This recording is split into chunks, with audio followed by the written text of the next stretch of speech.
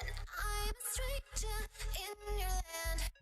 There are no signs and there's no plan, and I'm a stranger in your land. There are no signs and there's no plan, and I'm a stranger in your land. There are no signs and there's no plan, and I'm a stranger in your land.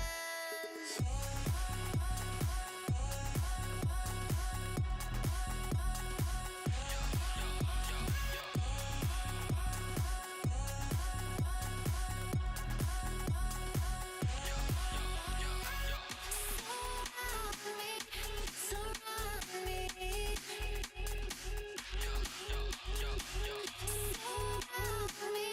surround me.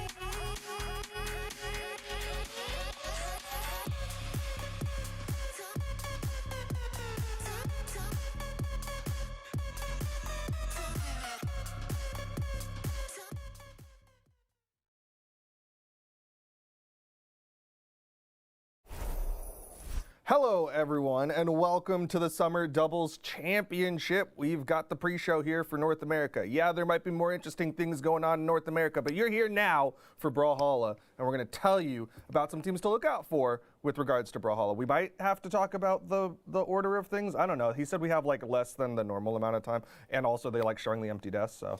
I personally think this World's is breaking. the most interesting thing going on in the North American region right now. There is not anywhere I would rather be looking at other than right here in the Summer Doubles Championship, a pre-show here. And I looked at the movie Twisters this morning, and I'm still more excited to be here than I was to watch that. Oh, you watched Twisters this morning? I did watch Twisters this morning. I have a surprise for you.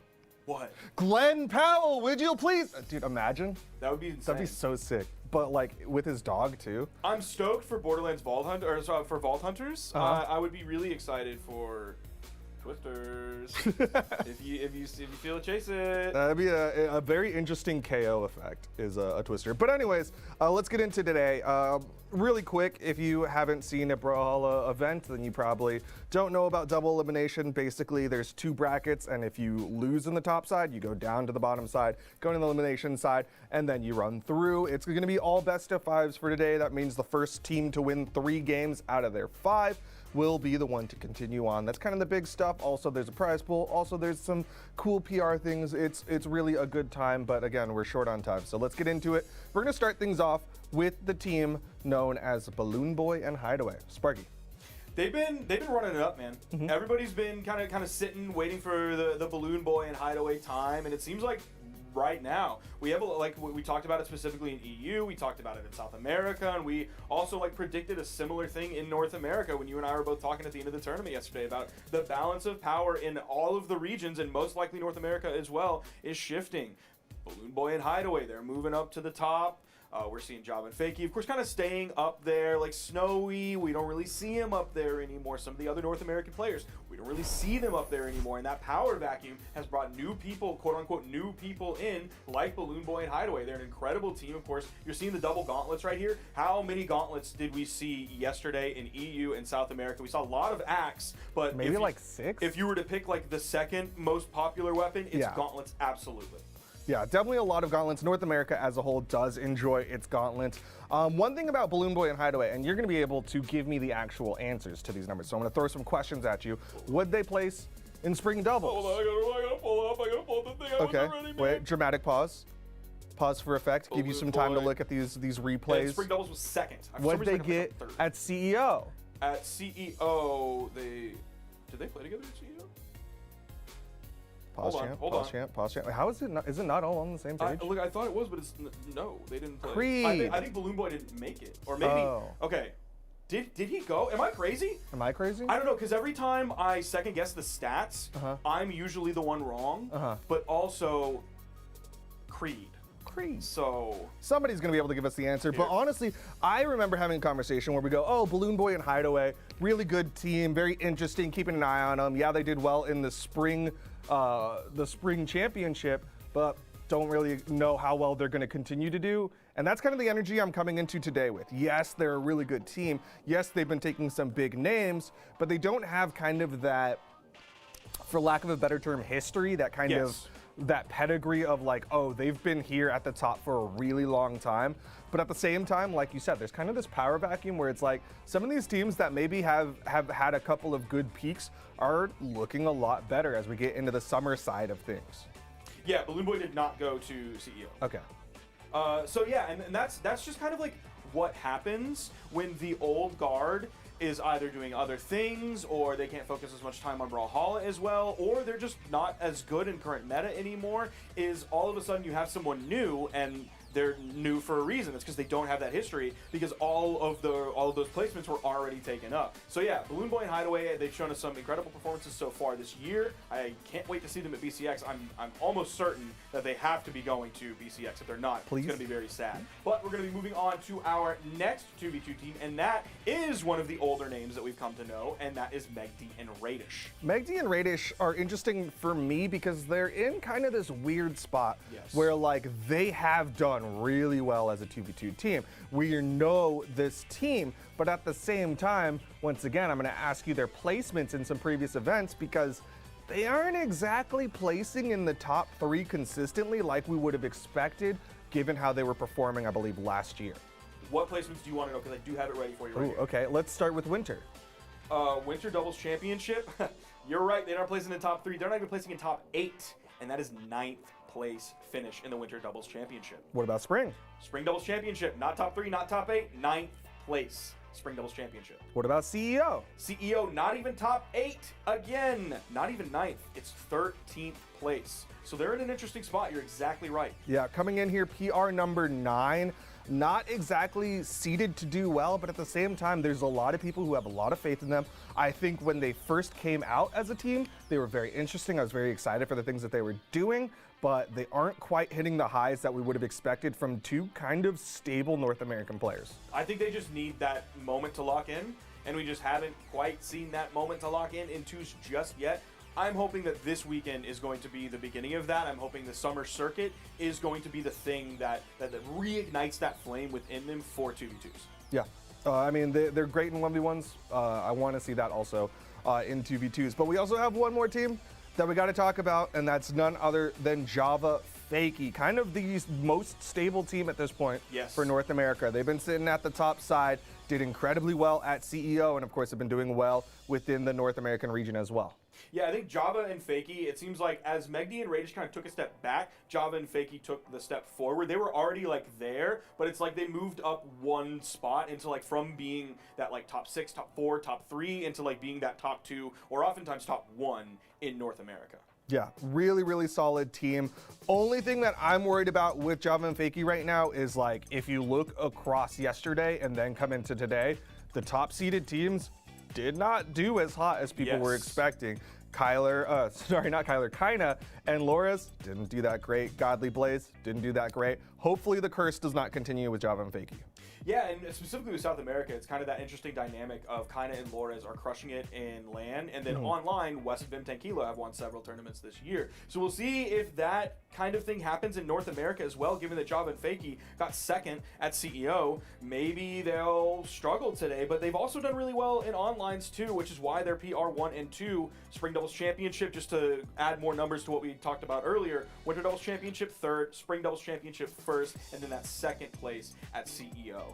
So they've been able to conquer both LAN and online. Maybe not always getting that gold medal every time, especially not at CEO, but still, they've been able to show themselves as a top 3 or a top 2 team globally now. Yeah, very solid team. One of the teams that I think most people are going to be looking at to do really well. If you aren't predicting them, you're either really biased or you've got some secret information. And I really want to know that information. I don't think they know that information. I think they're just guessing. Give me the deets. If Yipes and Tasty Steve talk about predictions being a guess, they know way more than I do. They know way more than any Brawlhalla player out there. They know way more than any Street Fighter player out there, any of the other games. If they said predictions are hard and are just an RNG guess, I believe them. You know what? I do too. But regardless of our beliefs in Yipes and Tasty Steve, we still have to give our predictions because it's fun. It's and a fun also game. We like y'all doing it as well. Participate if you can. Did I start yesterday? I don't remember, but I think you should start today. Okay, I'll start today. I'll start Anime today. and Dog in 3rd place. In 2nd place, I believe I put Balloon Boy and Hideaway. That's correct. In 1st place, I put none other than Java and Fakey. And I'm not going to be too much different than that whatsoever. In third place, I have Megi and Radish. In second place, I have Balloon Boy and Hideaway. And in first place, I have Java and Fakey. Yeah, and we talked about this yesterday. We got less than a minute to go, but I do want to put some final words and say, we both looked at Experience and Zen and we're like, every time we put faith in them, it doesn't work out. We know they're a team. We have to mention them. Experience will be very upset if we don't talk about them. But every time we've put faith in them, it has not quite panned out. Get ready for this to be the one. I know. They're going to do really well every today. single time. Yeah, it's like that. Cancel that. Prediction, first place, Experience is in. Yep. That's going to do it here for the pre-show. Thank you so much for tuning in. We're going to be getting to the games shortly. We'll be taking a momentary break. Make sure if you're on Twitch right now, !bracket in chat, you can pull that up. That'll give you a link to the start.gg bracket. Or if you're not on Twitch, you can go to start.gg/Brawlhalla and find the bracket there. That'll give you a link to the bracket where you can follow along to see where all of your favorite players are currently in the tournament, whether they're in, whether they're out, whether they're going to be on this stream, twitch.tv/Brawlhalla, or on the side stream, twitch.tv/ProBrawlhalla. Take us home. Bye.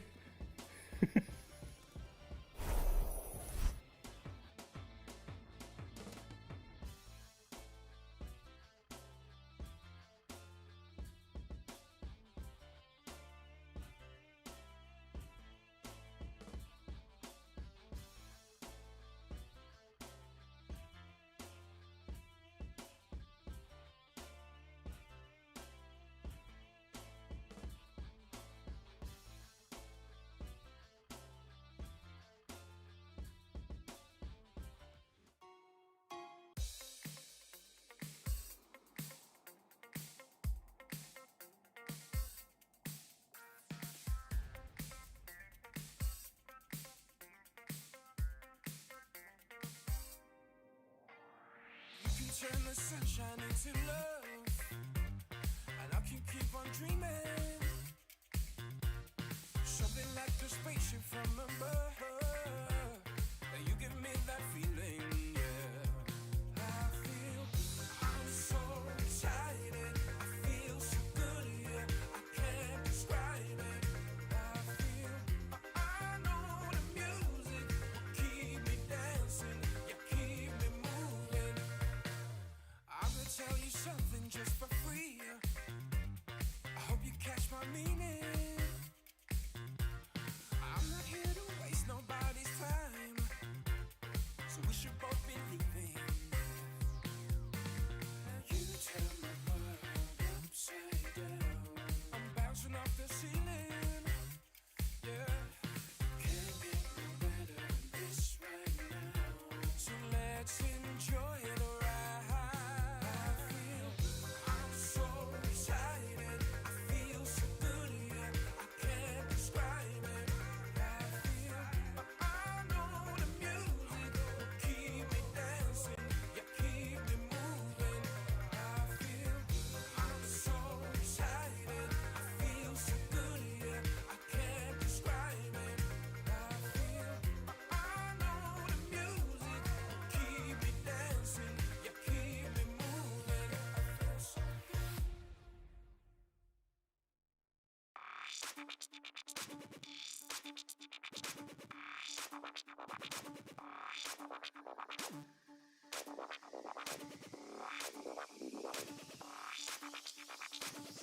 I'ma keep it real with you.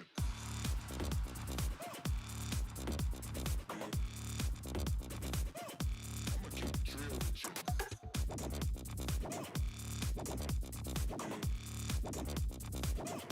I'ma keep it real with you.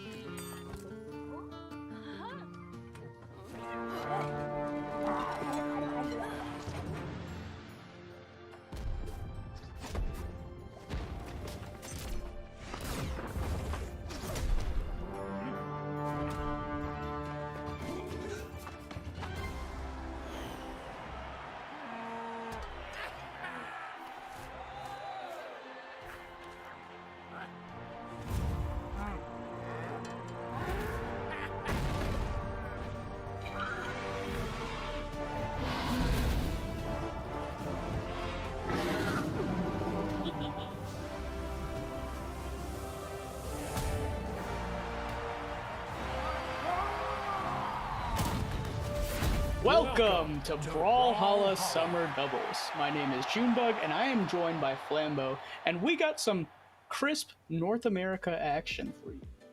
Flambo, how you feeling? I'm feeling pretty good, man. I mean, we got to go through, of course, South America yesterday, as well as EU, and now it's time to kind of end things back on the home soil here in North America. The 2v2 landscape, as we saw yesterday, a lot of Ulgrim is what we ended up seeing. A lot of Taros, right? Axe is definitely running rampant, and the doubles landscape is not a stranger to that. There always goes these waves of whether it's Axe or it's Gauntlets or both of them. They kind of just make their rounds. Mm-hmm. Yeah, such consistent weapons there, and this is the highest stakes of competition, so it makes sense that we're seeing like more consistent archetypes. We saw a cannon yesterday, which was fun. Yeah. A little mix up in the land of axe and lances, but yeah, I believe ultimately that team ended up losing. But yeah, no, it's been really fun. I mean, of course, first block of the day, we're hopping into things. We're sitting kind of on the top 128. We completed the top 120. We're in top 32 now, and we're going to be getting into some of these top 16 qualifiers and probably some of these top 8 qualifiers as well. Even taking a look at the bracket to see who's made it thus far. It looks like Java and Fakey have already gotten themselves a spot guaranteed in top 16. They're looking to play one more to get a top 8 qualifier. Same thing with Balloon Boy and Hideaway, Megi and Radish, and Guicho and Dadihito, which is all names I kind of more or less expect to make it this far. But then we still do have some things we're trying to figure out here. For example, Wubs and Jinx is going to be the team we see coming up against Simba and Lampy.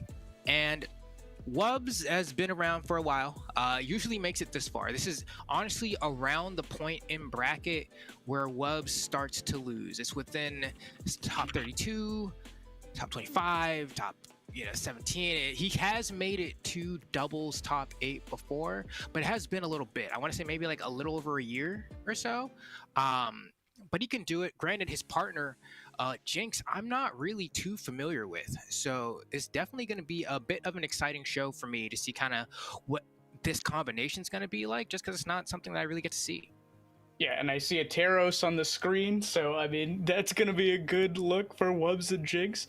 But of course, they're up against Zen and Experience, which is a seasoned veteran team, would you say? 100%. I feel like, honestly, the weird thing is, like, there was a period in time where if Zen and Experience were in the bracket, they'd be in our predictions pretty much every time. Like, yeah, these guys are going to win, or at least get, like, top 3. But they have had kind of a slump, I feel like, as of late. They haven't really been in those top 3s.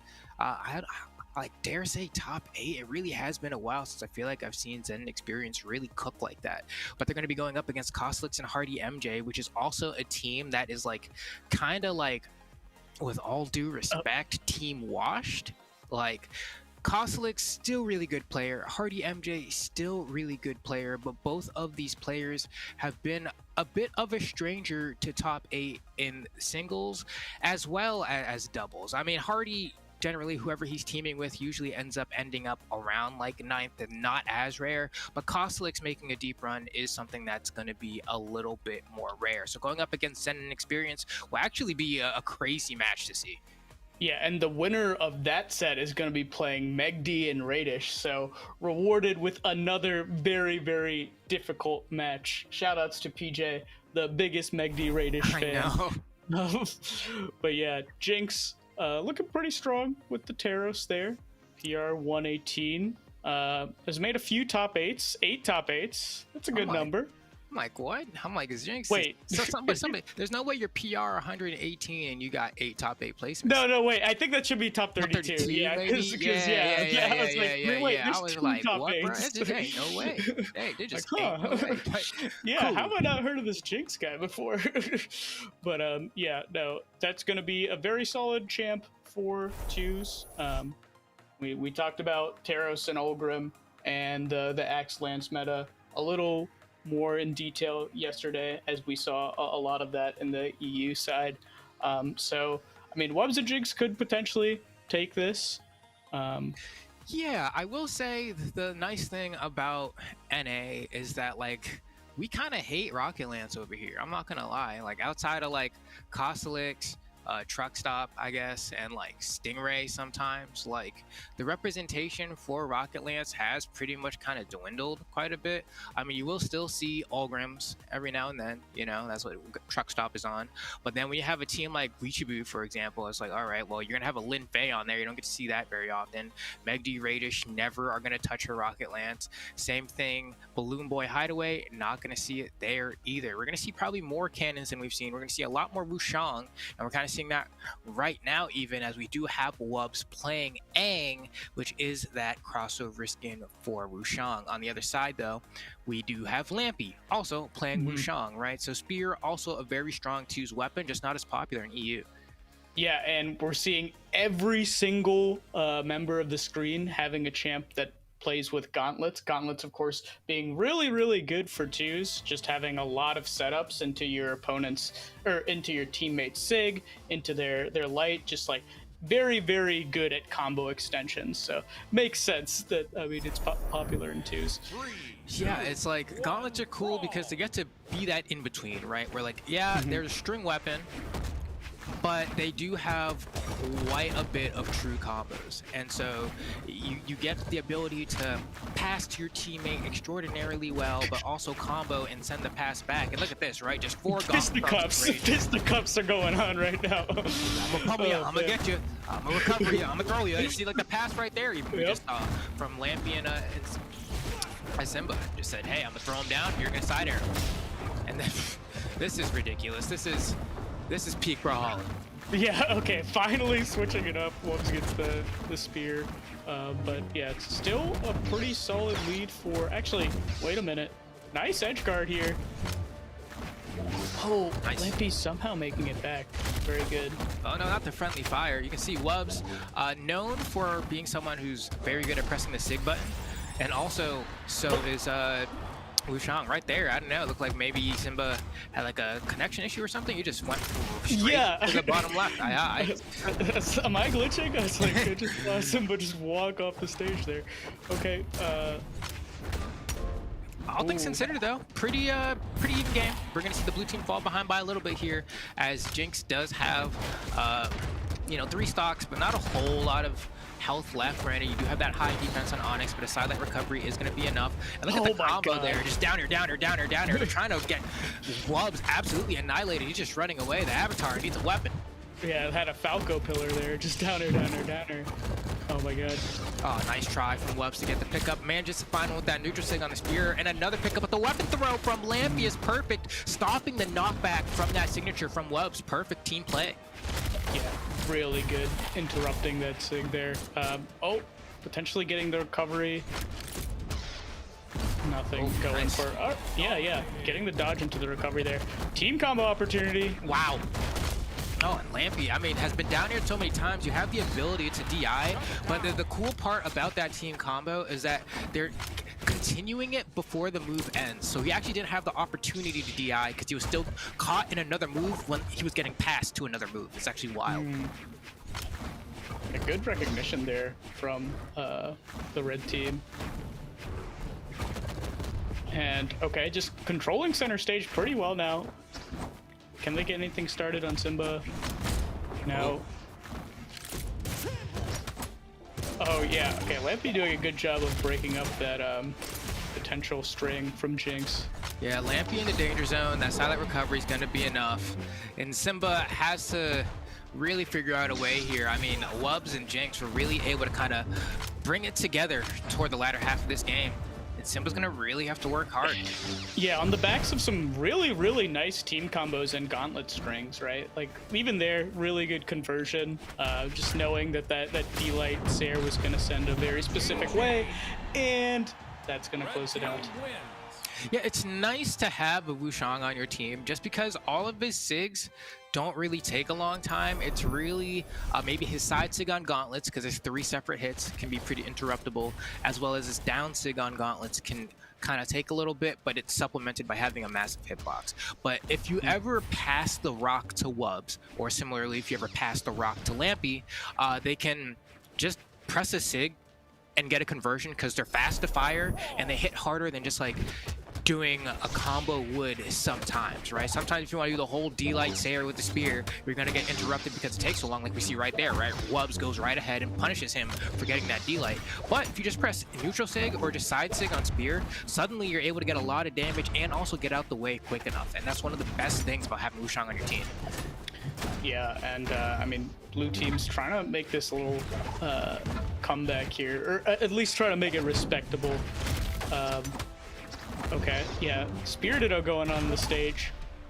Sidelight not finding anything. Nice. A lot of chaos and finding the signature anyway. Knowing that like both members of red team were coming down, just like, all right, I'm gonna cover this space.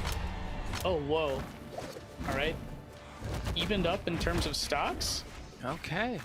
Yeah, and Wubs, I mean, sitting pretty scarily in the danger zone. He gets caught by like a side sig. Wow, and there it is. Manages to narrowly avoid that side sig from Lampy. But yeah, that's all it takes to take out Wubs right now. Ooh, I love the chase dodge up there. It avoids the spear recovery. Great picking from Wubs here. And you can see they're holding Simba in the corner as well. So it's just like really great stage presence. And Wubs playing super safe, taking that support role seriously. Now he's on spear, gonna have even more opportunity to play safe here with that longer range. Nice. Little pogo action. Ooh, side sig punish as well. And that could be a down sig on the side of Lampy. And another strong hit. Beautiful weapon throw from Wubs. Tries to get the final Sayer, gets the pogo. And that should be the stock. Yeah, it looks like Simba can't get down there to save Lampy in time. This is a massive lead for the red team. Yeah, trying to pick something up on Simba here as well. No, Wubs. Oh, the only person that can knock. Yeah, only person that can knock out Wubs right now. No teammate. Nice. Wow. I can't believe that end light hit into the stage there. You can see Wubs is trying to team combo from an awkward position, but ends up finally losing that first stock. Meanwhile, Simba is down to his final, but so is Jinx. Jinx, that side sig, actually sending Jinx down. But at this point, like, this is actually a closer game than it seems. So I'm collapsing on Simba if I'm the red team here. Get him out the picture, and then just do 2v1. Ooh, that was almost it right there. Almost it, just carrying him all the way to the top. Wubs going for a crazy recovery right there. Yeah, no, Jinx with center stage, trying to get a cannon string started. Let's see if they 2v1 on Simba. They do not. Simba actually taking a huge risk going all the way up stage 2. And then oh my god. Just holds the down sig and the pass comes. And just like that, I mean, the stock is taken. Luckily, one more on Lampy, but Simba one sig away from losing a stock. And that down sig was definitely meant to cover one member of the blue team, but the other member just happened to fall into his arms. Really, really lucky there for red team. And good awareness just being able to convert. Oh, nice. Yeah, and you can see immediately just does a dive kick into the blast zone. Lampy understanding like, yeah, we're not going to win this one. Maybe in game 3. At this point, down by 2 games. Having a bit of a rough go. Wubs and Jinx looking like they're... yeah, here's the moment. Oh my god, gosh. Starts the charge maybe covering Simba, but then ends up getting the pass from Jinx into the Lampy conversion. And it's such a Wushang thing to do, specifically with that down sig. I mean, they've nerfed the hitbox on it, but even then, it's still massive. And so, like, people will just hold it thinking either someone's going to come in to punish them, and then they let it go, and it's just like really hard to avoid. It's a weird, awkward move to punish, even after the nerf. It's still, now it's a little bit, you know, more easy to deal with, but still difficult. 3, 2, 1. Okay, getting into game 3 here, and we saw a lot of lights coming out from Jinx and a lot of sings coming out from Wubs, so both leading into their role pretty easily. And like Jinx is going to extend the strings and put out a lot of hitboxes, whereas Wubs is going to be looking for those enders. Yeah, I mean, kind of doing the little song and dance of who's going to control the stage at first, feeling each other out a little bit. Looks like the red team has gained control here, but for how long? Nice interrupt from Lampy to go ahead and sway the tide of battle. And now we see Lampy does the Wushang classic, but hits his teammate. All right, blue team getting these gauntlet strings started. Oh, nice sig, but not going for the edge guard, instead trying for the 2v1, and it's gonna end up working out. And there we go. They went for the double weapon throw, and then the pogo might be enough. We need another one. Nope. Yeah, the weapon throw just wasn't good enough. It didn't force a dodge. That was the biggest issue. But with that said, I mean, still in a decent position here. We're going to see Simba fall, but Wubs is also on his second stock, so things are pretty even. But as I say that, the ground pound from the cannon makes things a little bit more in the favor of the red team. Yeah, Simba doing a good job avoiding that 2v1 situation, getting back to stage. Now, blue team with a little stage control, but now they're getting juggled. Okay. Potential combo opportunity. All right, managing to clean up the stock on Jinx. Okay. Okay, a bit of friendly fire there. Yeah, you can tell they were really trying to get rid of Wubs there, but Wubs, it would be just sneaky enough to get through the cracks. Oh, almost gets a pass there to Jinx. If Jinx got that recovery out a little bit earlier, that might have been a stock. Simba trying to make the blasters work work well this game. I think we've seen mostly gauntlets from him this set, so this could be the switch up that they need. Yeah, blasters, you know, a bit more rare when we talk about the Chronics, right?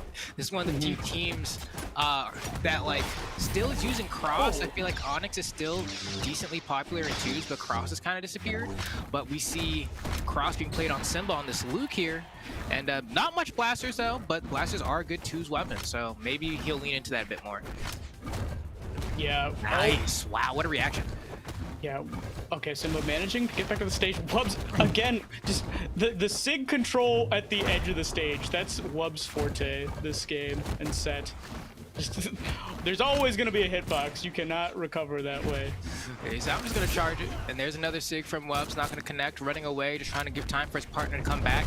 That's going to be a punish as well. No, he doesn't go for a SIG punish. He goes for a sidelight punish there. Maybe scared of the fact that Lampy is around. But makes sense. I mean, Wubs is in the orange. So is Lampy. They're both kind of having to play the back roll now because if they get hit, it could be their stocks being gone. Oh, Wubs drops the jump Sair in that D-Light Sair. All right. Red team with center stage. Blue team managing to get a cross under here. Okay. Can they get something started on Wubs? Careful. Nice recovery from Wubs, breaking up the space. Doesn't go for the D-Light Sair. He's too scared of getting punished, I guess, by Lampy. But I think right there, you just take the damage. I think Lampy's far enough away. Right there, he could have D-Lighted Simba as well, but he's kind of taking his time here. Looks like they do manage to get Lampy. Yeah, we saw both members of the other team hunting the one in red percent. We saw Lampy being hunted and Wubs being hunted, but ultimately Lampy's going to be going down first. And now there's a mountain to climb here. Missing the 2v1 conversion there. But yeah, this is all but this is okay, I think. Right? It's all right. If Simba punches Wubs in the face really hard, there's a chance. Okay. Cross does have the ability to explode, but he needs a weapon first. That's kind of the biggest problem right now. He's not gonna be able to do it unarmed. The double starve just so strong, and then yeah, sidelight recovery. That's gonna be the closer for the red team. Quick 3-0. Quick 3-0. Yeah, not much to say there on the side of Simba and Lampy. Simba, of course, I mean, you see, was rocking that Pro Series Champion 21 title. Simba has been historically a really strong twos player. Used to be the team of Simba and Santi, and then they kind of split. And you know, Santi makes an appearance over here and there, but hasn't really returned to that former glory in a while. I still consider this a pretty strong placing for them, and they still do have the elimination side of bracket as well, so they could do a deep run. But it is going to end up being Wubs and Jinx going up against a Balloon Boy and Hideaway, and I'm gonna have to take a look at this because I'm like, this is kind of where I think as far as seed goes, probably where they're expected to lose. Yeah. Oh yeah, Balloon Boy and Hideaway are the number 4 seed, and I don't think Jinx and Wubs are in the top 32 seeds. So just the fact that they were able to beat Simba and Lampy is a pretty good dub for them. Yeah, it's weird because they're a hard team to seed. You don't really, the placement of those two can be so far. Oh man, TCR almost made top 32. I'm sorry, but that's my goat. But yeah, no, they're a weird team to seed. They always have this like, oh, this is. Whoa! Yeah, Hey. how do I feel about this? I feel like I'm is it Zordon? Is that the dude from Mighty Morphin who like appears on the screen and he's like, Oh yeah. yeah. The guy who starts with Z. Oh my God, we're in the studio, guys. We're live from Atlanta. No, for real. We're really doing this thing. You know, granted, I could probably stand to have some more lights in my room. I'm kind of rocking a cool blue tone, but that's kind of just. Oh yeah, I got some daylight here. This is fine. This is great. Yeah. How do you like living in a screen, Flambeau? What's you it know, like over my there? entire life, it's been my goal to like be able to move out of this box that I live in. Mhm. But you know, it's cozy in a way. You know, the space that you have is the space that you have. So I'm kind of wrong with it. How about you? How do you feel being in the rectangular prison? You know, I'm getting used to it. It's a lot more space than I'm used to. Yeah, no, it is cool. I feel like it has just the correct amount of crop so that like you can't see how terrible my room is. You know, I'm with it. So Yeah, make sure I move my head in front of the camera. Start Speaking of moving in circles. cozy, we got Cosilix. Cosilix. Yeah. Cosilix. All right. I see. There we go. They're number one. It's a stretch, but you know, I'm Yeah. with it. Well, we'll try. We tried. Versus Zen Experience, who are a very solid team. I believe that is the number 2 seed versus the number 15 seed here. Yeah, and I mean, Hardy's just trying to get back onto the stage. That's going to be the stock. Nice. We see Cosilix does give him the save with the chase dodge, but a little bit too late. It's kind of a wash of the stock for Hardy, to be honest. Didn't really get to do much with it.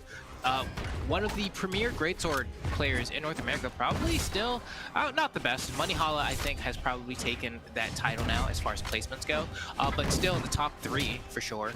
And greatsword, not a weapon I see too often in 2, so Yeah, I'm I think interested it to see sucks. what Hardy MJ can. Yeah. But we'll see. I really don't think it's great. It's hard to team combo with, but it Right. does take up a lot of space on the screen in a way that is like similar to Rocket Lance but grounded. And so if you're able to play around, oh my, Cosilix is getting cooked over here. God. Hardy cannot Wow. help him. Deleted. Oh, somehow Zen gets the knockout Yeah, there, or we'll gets take the knocked out trade. there. I guess. Okay. Yeah, at least someone Yeah. goes down. From Let's Hardy, do that in the I'd probably start replay. letting like a side sig rip or something just to try to get a stock, but he also is 1 hit away, so it's like, you know, it is what it is. They're having a really tough time getting their footing. I mean, Cosilix, also, you know, one of the leads of Team Neutralix. You know, the name is, you know, not one of my favorites, but educational content on YouTube if you guys care about that. But also has been saying a lot on social media that he's been suffering in a similar vein that like melee players do. A lot of wrist and hand pain, similar to Luna as well, had to take a break.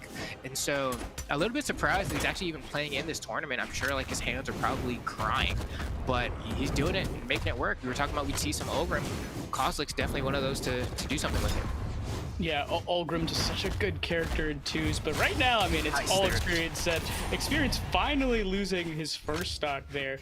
But yeah, Cosilix in the high red, Hardy MG in orange right now. This is going to be a mountain to climb. Yeah, Yeah. I'm interested to know what the stretching routine is looking like for Brawlhalla players, because, oh my god. Jeez. Oh, a little snipe to end it too. Oh, that was swag. The That was Experience stylish. Classic. Yeah, it definitely has the ability to pop off like that. But to answer your former question, I recommend every Melee and Brawlhalla player the same video. Dr. Levi's forearm and wrist exercises on YouTube. Just look it up, bro. And Shout just outs to Taza. Taza change shared my... that video. I had today. hand pain. Who cured me? Taza. I'm the Taza. only person that listened, bro. I'm telling you. I'm the only one. My hands feeling great. Funky fresh. Fine. Just lift some weights. They don't gotta be like crazy race. Just do some. It's a weird concept in theory, right? But if you want bigger biceps, what do? You lift the weights with your biceps. All right. Well, if you want more swole wrists, lift weights with your wrist muscles. It's not rocket science, but you know, people that the stretching only does so much. It's honestly the weightlifting that does so much. You have to build the muscle. Who cares if it's stretched out if you don't have any strength there? You have to build strength. But Yeah. with that said, going into game 2. Shout outs to grip strength. Everybody should work on their wrist strength in general. Shout outs to J. Cole. It's grippy. But It do be grippy back with that. Yeah, no. So this is interesting. I think they're trying to really play Nooch in a way that I think is more conducive to the blue team. Like, they got sword, they got great sword, they got lance, they got axe. I love that punish we saw from Hardy there. His teammate was getting comboed. He just let it happen, waited for where the pass was going to be, and was able to get like an N-sig. That was pretty cool. Koslix holding on to the stock though. Koslix and Experience tanking a little. Experience taking point. That's so aggressive. Oh my god. You're right about Experience just going in, and I mean kind of gets reversal for going in there, but Zen might be able to clean this up. Wow, great punish from Experience. Hardy doesn't have resources, gets to dodge back just in time to avoid that neutral sig. But yeah, I think that's a great shout. Experience and Zen kind of occupy similar like to Acno and Blaze in terms of the way that they kind of approach the game. And so similar to Acno, Experience is always just kind of running in there going crazy, and then there's the pass, and then Zen will just always be there to receive it, just like that. Experience just so aggressive on this cannon and like willing to pick up on any string. Almost got something on Hardy and Jay, but just like goes back to center stage, continues the string on Koslix, and now it's just like on the other side on Hardy and Jay, like he is boosting, he is moving. And there it is, side sig. Somehow Zen gets out. I love the cleanup from Koslix there.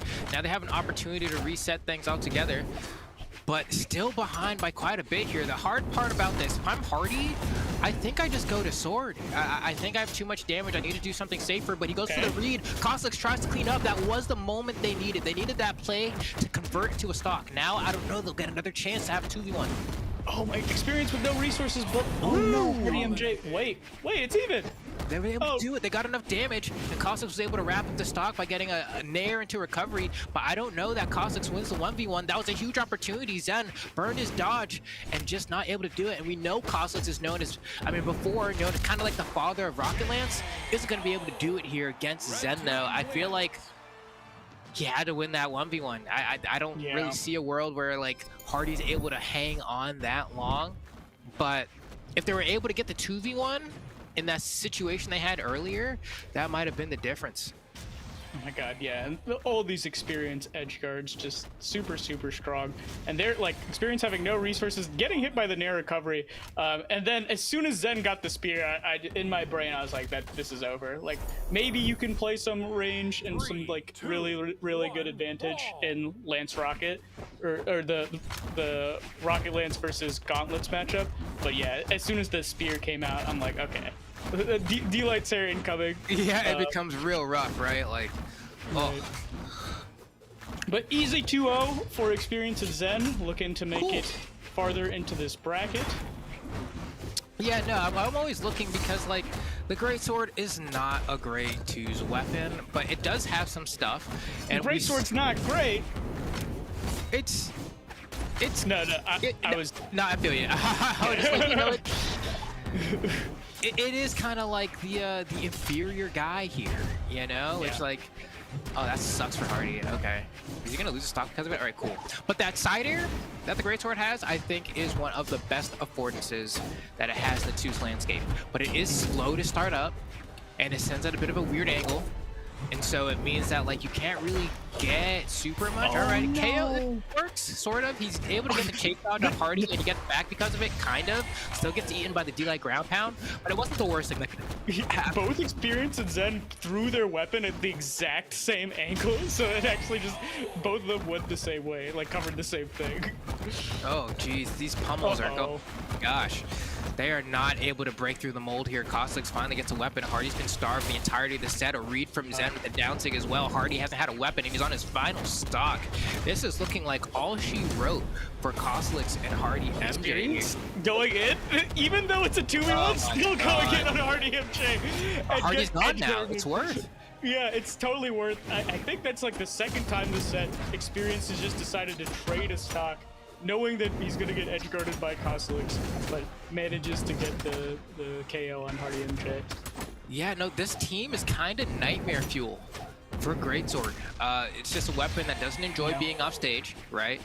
And especially against something like Gauntlets, all the moves in the aerials just come out way too slow. So we're gonna watch Koslix slowly but surely become more and more decrepit as he eventually crumbles into dust, because there is no way on earth he's gonna make this happen. Okay. Wow. Little combo. Nice. and a flashy way to end it. 4-stack for the second seed in Experience, and they're going to be moving on in this winner's bracket. Yeah, honestly, brutal. Oh yeah. Definitely the third game being the roughest. That second game wasn't too bad. They were able to keep it really close. But I mean, Kha'Zix almost takes it Did back you see here. the double recovery there? I know. Or like the double item toss. And it was like, let me yeet it. And then Yeah. Hardy gets kind of cooked here, scooped, ground pounded. Yeah, Experience avoiding Costelix, still going so ham on Hardy. And like Kha'Zix is like, I'm gonna help you, and then like can't figure out a way. And then this team combo is cool because the pass here on the side light is like what I think really ties it together. Because Spear can't do anything true off a side light, right? And so that means Experience has to go in there with the side light of his own off of the Spear side light, passes it back, then the D light comes out, then we do the Sayer, and then the End Sig, and it's just beautiful, right? And that's why this team comp is so good. Hardy, MJ, and Costelix, though, still have a shot in the elimination side of bracket, but they're gonna have to go up against the winner. Oh, actually, we know who they're gonna have to go up against. They have to go up against, it looks like, Soul and Anime.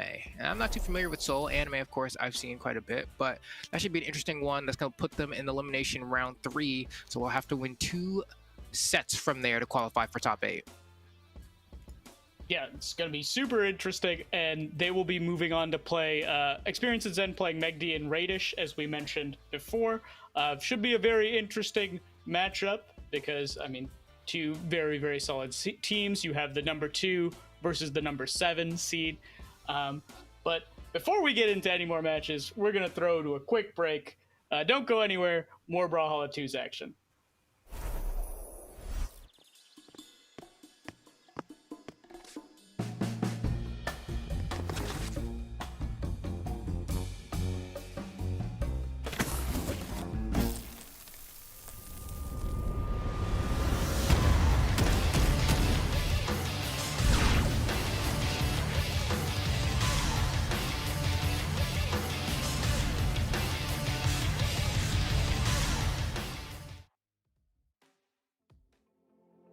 Auto signs and there's no plan, and I'm a stranger in your land.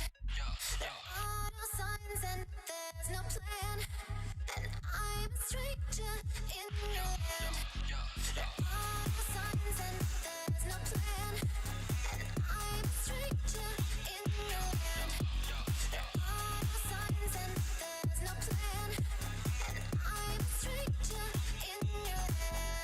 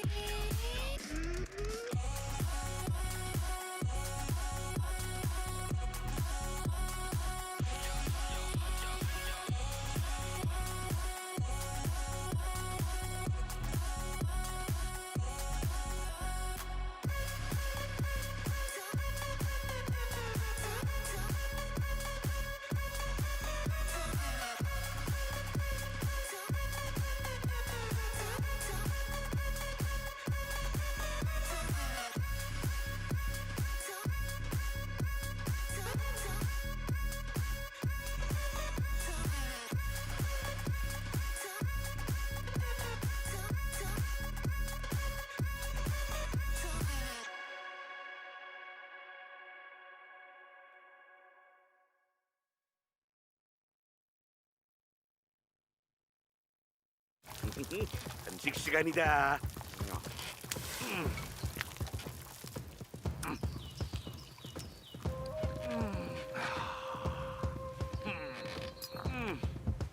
문어 좀 먹을래? 아프소.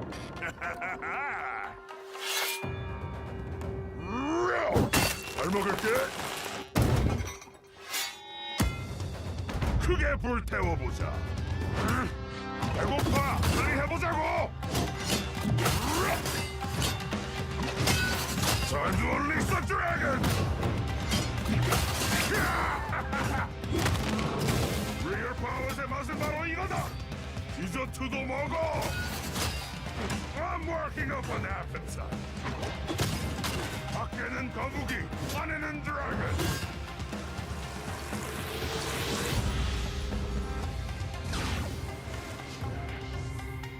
이기는 건 디저트만큼 달콤한 거야. 뭐 거의. Welcome to Brawlhalla. And we are back with more of the Summer Championship for doubles in North America. I'm Flambeau, joined by June, and we are going to hop into some more matches. I mean, granted, earlier we did get to see, we just saw Experience and Zen take out Cossack's and Hardy MJ, and then we also got to see Jinx and Wubs taking over Simba and Lampy. But now we do have all 4 of our top 8 qualifying matches. The first we're going to be hopping into is going to be Pugsy and Walshy versus Fakey and Java. And this is, you know, June, when I talk about teams that like are a little bit more unorthodox, Java and Fakey are one of those teams. You know, Kaya is a little bit more orthodox, but Java playing Jala now is actually a little bit weird, just because Pugsy is known for being a Jala player in the past, but recently has found his home in Jae-yun on the Great Sword and the Sword as well. Another Great Sword. This is going to be interesting because we were just talking about how Great Swords can struggle into. So let's see if Pugsy can make any important adaptations here. But I mean, this is the #1 seed of the tournament in Java and Fakey. They are definitely going to want to qualify for this top 8. Yeah, Java and Fakey, I always bring up, were able to defeat Chronix without using it. And so that was a tournament of all Chronix in top 8 aside from them. They ran like Hattori and like, I don't know, I forget who the other character was, but it was crazy. Granted, this time around, I'm curious to see what Pugsy can do because one thing you are going to notice is, you know, we talk about how Greatsword isn't that great in the twos landscape, but you'll always notice that when we do see it, it's going to be Jae-yun, right? And it's because he has that sword to go ahead and do the team combo-y things. If you need like a better neutral-based weapon, you can always swap onto it. And then if you need more KO power, yeah, okay, maybe we'll use that Greatsword a little bit. But Pugsy has been known to win twos tournaments with sword, and so this is the perfect character for him. I think we will see a Mugi in the twos landscape once he is legal. He's not legal for this tournament, but will be for the next. But we'll see. Yeah, and I think they're taking a slight lead. Blue team is Nice. That's pretty huge. 4 stocks to 3 right now. I was noticing Java and Fakey are playing like very, very aggressive. Which, I mean, maybe they need to chill out a little bit, but I mean, they're getting the KO here. Can they get the KO on Pugsy? They do. And now they're gonna have a lead. Yeah, you got to collapse on Java here. But first, both members of the blue team are unarmed. It looks like Walshy manages to pick up a spear. Gonna be pretty good. Pugsy has a sword as well, so if he gets a D-Light, he can pass it over to Walshy. They can confirm that into a team combo. Walshy probably gonna be looking for these stray recoveries, maybe a D-Light even. But this is really bad. Walshy's gone. We need a save, and you see Pugsy get smacked. He throws the weapon. It's actually great because it gives Walshy an extra jump, and then he gets hit by the Nair to get the chase dodge. But despite all that immaculate team play, Walshy cannot hang on. So Pugsy has to do the 2v1 here. It's really rough. Luckily, Jae-yun does have the KO power to take out Java. If he gets one side sig, Java will just explode. See, I was thinking about a grounded side sig, but also not from the opposite side of the stage. So now he has to get another one, but it's a little bit rougher. Okay. Nice. Wow. The chase dodge through, avoiding the first follow-up, but not the second, as Java and Fakey close out that game 1. Honestly, pretty cool. Yeah, that was super smart. And yeah, I think there is potential here for the Pugsy on Greatsword. He was doing some stuff, but we did see a lot more sword usage from Pugsy, which I think is super important as well. Oh yeah, that was sick, but unfortunately getting punished there. Yeah, Java goes for the D-Light into neutral sig, which there was a period in time where that was a true combo on Jala, which is wild. There still are, to this day, some true conversions into signatures, but I do not believe that D-Light and sig is on Jala anymore. But still, very small window, maybe like 2-frame dodge window or something like that. So you don't have like a whole lot of time. If they don't have a dodge, you can go ahead and use it as a true combo effectively. So great stuff. Look at this team combo as well. I don't really know how Pugsy falls out of that one. I'm gonna keep it a buck, but like Walshy had to eat the full brunt of it. Yeah, so much damage starting out for the red team here. Oof. And they're both on some solid neutral weapons. Oh my god. It's gonna be a stock. Ooh, not quite. Yeah. Java doesn't get the recovery there. If he did a Sayer, that probably would have worked, but doesn't matter. Pugsy goes down. Walshy once again left all by himself, trying to avoid a team combo from happening in the time. And it doesn't matter. That's Jala, man. Just hits like a truck. That's why we get 4 defense. Yeah, Walshy getting out of the fray and then jumping back in, like Java like baiting him. I What guess. the hell? What? Java went all the way down for that sig. That's impressive. That was wild. Okay. Okay. I don't know what you do here if you're Pugsy and Walshy. It just looks like the team you're up against right now is just a cut above. But they're gonna try. D-Light Sayer. Can they get this edge guard on Another Fakey? down air. Oh, Pugsy doesn't line it up. God. The recovery here, or I mean the offstage No play. punish from Walshy there on the. Oh my gosh, yeah, they are missing opportunities here, and they don't have the luxury of doing so. And so we'll see if they can like. Java is who I target. If I'm the blue team, he has the lowest defense by a lot, and also has the most damage. And so if we can convert that into a 2v1, that should be a stock. Pogo? Yeah, got one. that's We good have for to Java. do another. You have to collapse in Java again. You can 2v1 for the time that you have, but once Java's back, switch focus. Nice, Okay. they're doing exactly that. Yeah, Flambar, are you talking to these people right now? It seems like their strategy is exactly what you mentioned. Java managing to get back on stage, and they're so stacked. They're playing really safe right now. Yeah, oh, if I'm Pugsy, I need to get like an N-Light or a D-Light Sayer and send it to Walshy, but it's just so hard to find that right now. Oh, there it is. There's the pass. Oh, but it gets interrupted. You see what they were cooking, but just like that, they turn it around in the blink of an eye. What a 2v2 combo. So good. That's good twos. Oh, and this is going to be real rough. Ooh, missed from Java there. Good break for Walsh. He needs to get this weapon. Has a spear now. And still winnable, albeit extremely difficult. But you hit Java one more time and you sig him and he's gone. Yeah, a quick KO on Fakey into a sig on Java. there? That could be the win condition here for Walshy. All right. Game? But, yeah. Damn. Java having so much time to just dash through Fakey there and just set up the Sayer after the D-Light Sayer coming out from Spear.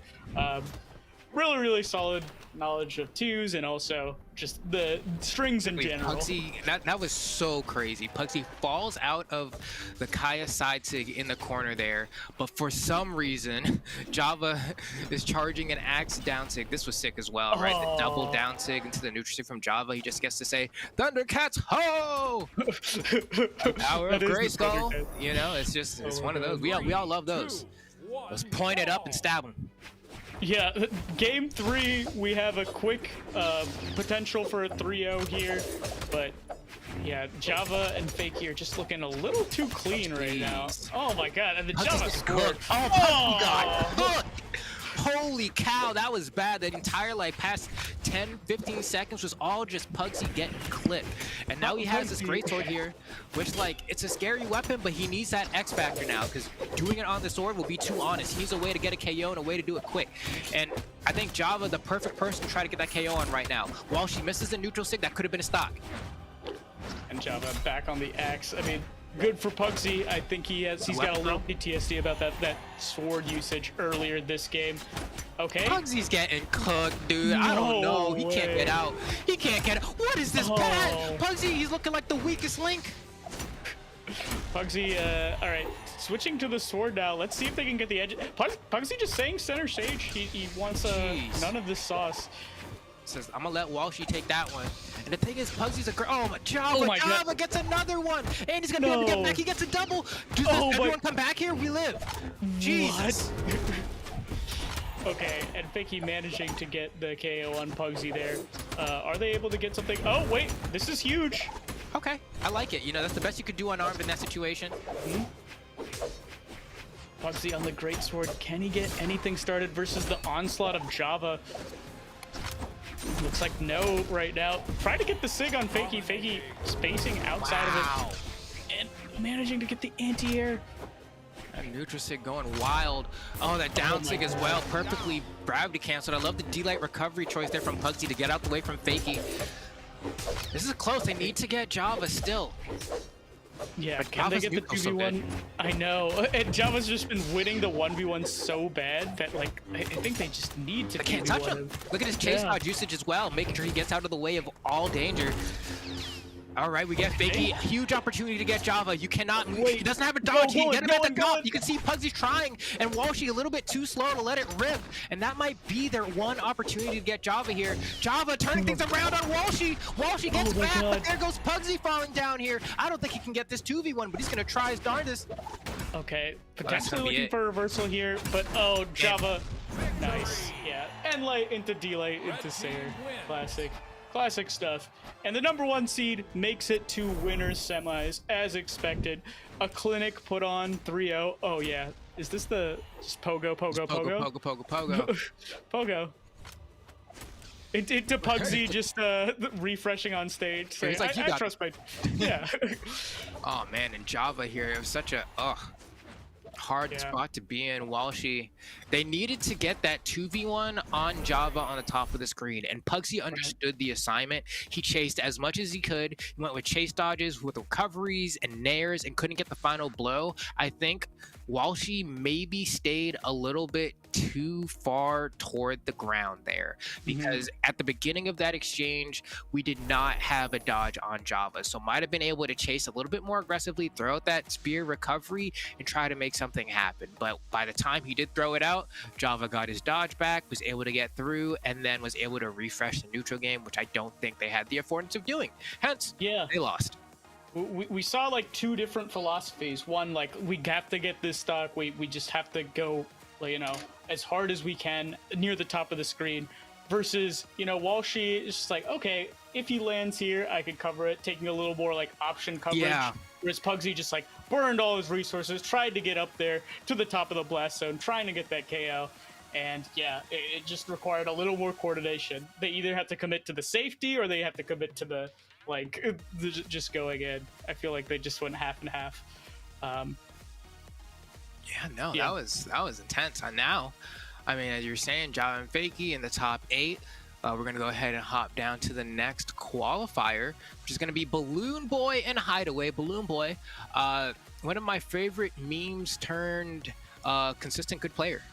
There's always kind of like that, I don't know, this happens in Brawlhalla a lot, where like there will be a player, honestly, Walshy, who we just saw teaming with Pugsy, was also kind of one of those players where it was like, the community would kind of meme on them a bit in terms of like, yeah, they're going to break out, they're the best, blah, blah, blah, blah, blah. And then they would get like 33rd, 65th, 33rd, 33rd, which like also really good placements, by the way. But, you know, kind of in every competitive game scene, there are those players that everyone knows is good, but then just get stuck at the same placement for a while, and sometimes you wonder if they're ever going to be able to break out of that, or if they are just destined to be a 17th and 25th and 33rd warrior for the entirety of their career. I think Zinker is one of those players who has proven time and time again that he can break it, and so I'm always happy to see when Zinker makes the top 8, but you know, they're kind of sporadic. I think on the other side of things, the same applies for Balloon Boy. Everyone was like, Balloon Boy, watch up, rise up, Balloon Boy's gonna do it. And everyone was like, yeah, haha, okay. And then suddenly, next tournament, Balloon Boy cooked everybody, right? And so now he's back, and he's here with Hideaway, who has proven to be one of the best twos players in North America. I am so excited to see how they do here against Jinx and Wubs. Oh, we got dittos. We got straight up yeah. dittos going on. Also, I didn't know we had the technology. Jinx used to be known as Toast for Prez. Yes, that makes a lot more fans. sense now. Okay, cool, because I do know Toast for Prez. Been around for a while. Kind of similar to Wubs, honestly. It's kind of fitting that they're on the same team. Definitely Wubs has had higher peaks, but Toast for Prez definitely can cook, right? And that kind of explains the top 32 placements there. Kind of one of those warriors. Would you say this is like the new sauce versus the veteran team a little bit, or? A little bit, yeah, I would say so. I think Hideaway probably has the most tenure out of the people here, but Okay. actually that's a lie. It's definitely Wubs by far. But I guess as far as like newer people go, Wubs able to cook. Balloon Boy also has been around for a while. God. I will say, you know, I don't know what my head-to-head against Balloon Boy is in rank. Nice side take for Balloon Boy. But you know, he's definitely been on the block for years. It's just a matter of being newer to this part of the bracket. Oh my God! And Hideaway just kind of going in right now. Alright. You know it's good when your cannon player gets to cook, and right now Jinx has not been able to. Oh, almost killing or knocking out Nice. Balloon Boy there. Okay. Goes for the ground pound. Chase dodge is up as well. Balloon Boy, I like it. Goes for the chase dodge through Nair, but gets caught by a punish recovery from Jinx. And yeah, I mean, I guess get rid of Chronix and put in the, what would I call this? I guess Woo Shonix? I don't know. Shonix, that's Woo good. Shonix. All right, we'll I take like it. that. Yeah. Yeah, no, I mean, it seems very. Oh my God! We're at the top of the blast zone there. And blue team with a slight disadvantage here, but nothing they can't make up. Yeah, I mean, the shell for this team seems kind of solid. You have the cannon just going ham. You have Wushan controlling a lot of space with his SIGs, with that spear. And both of them have gauntlets, which just set up really well my for God. team combo. So, okay. Watch me But right whip. now, yeah. Watch me whip again. Yeah, He just- yeah, unfortunately. he's- yeah. Yeah, he knows. Oh, okay. It was having a little bit of fun, but they already know they lost that one. It's gonna be easy game one for Hideaway and Balloon Boy. Kind of clocking in, saying light work. You already know what it is. Yeah, I really like that Sayer into the like curve part of the stage. It seemed really, really hard to recover from that. Almost getting like semi-spiked there. That was a bit of a rough game one. You know, just Oh yeah. but it happens like that sometimes. I mean, hey. Hey, this is top 32, and that is the team that's seeded to win. You know, it's always like, you know, in anime, you're like, oh, if I believe in myself, anything is possible. We could beat the number. What seed are they? Balloon Boy and Hideaway are the number 4 seed. So Wubs and Jinx are like, we could be the number 4 seed.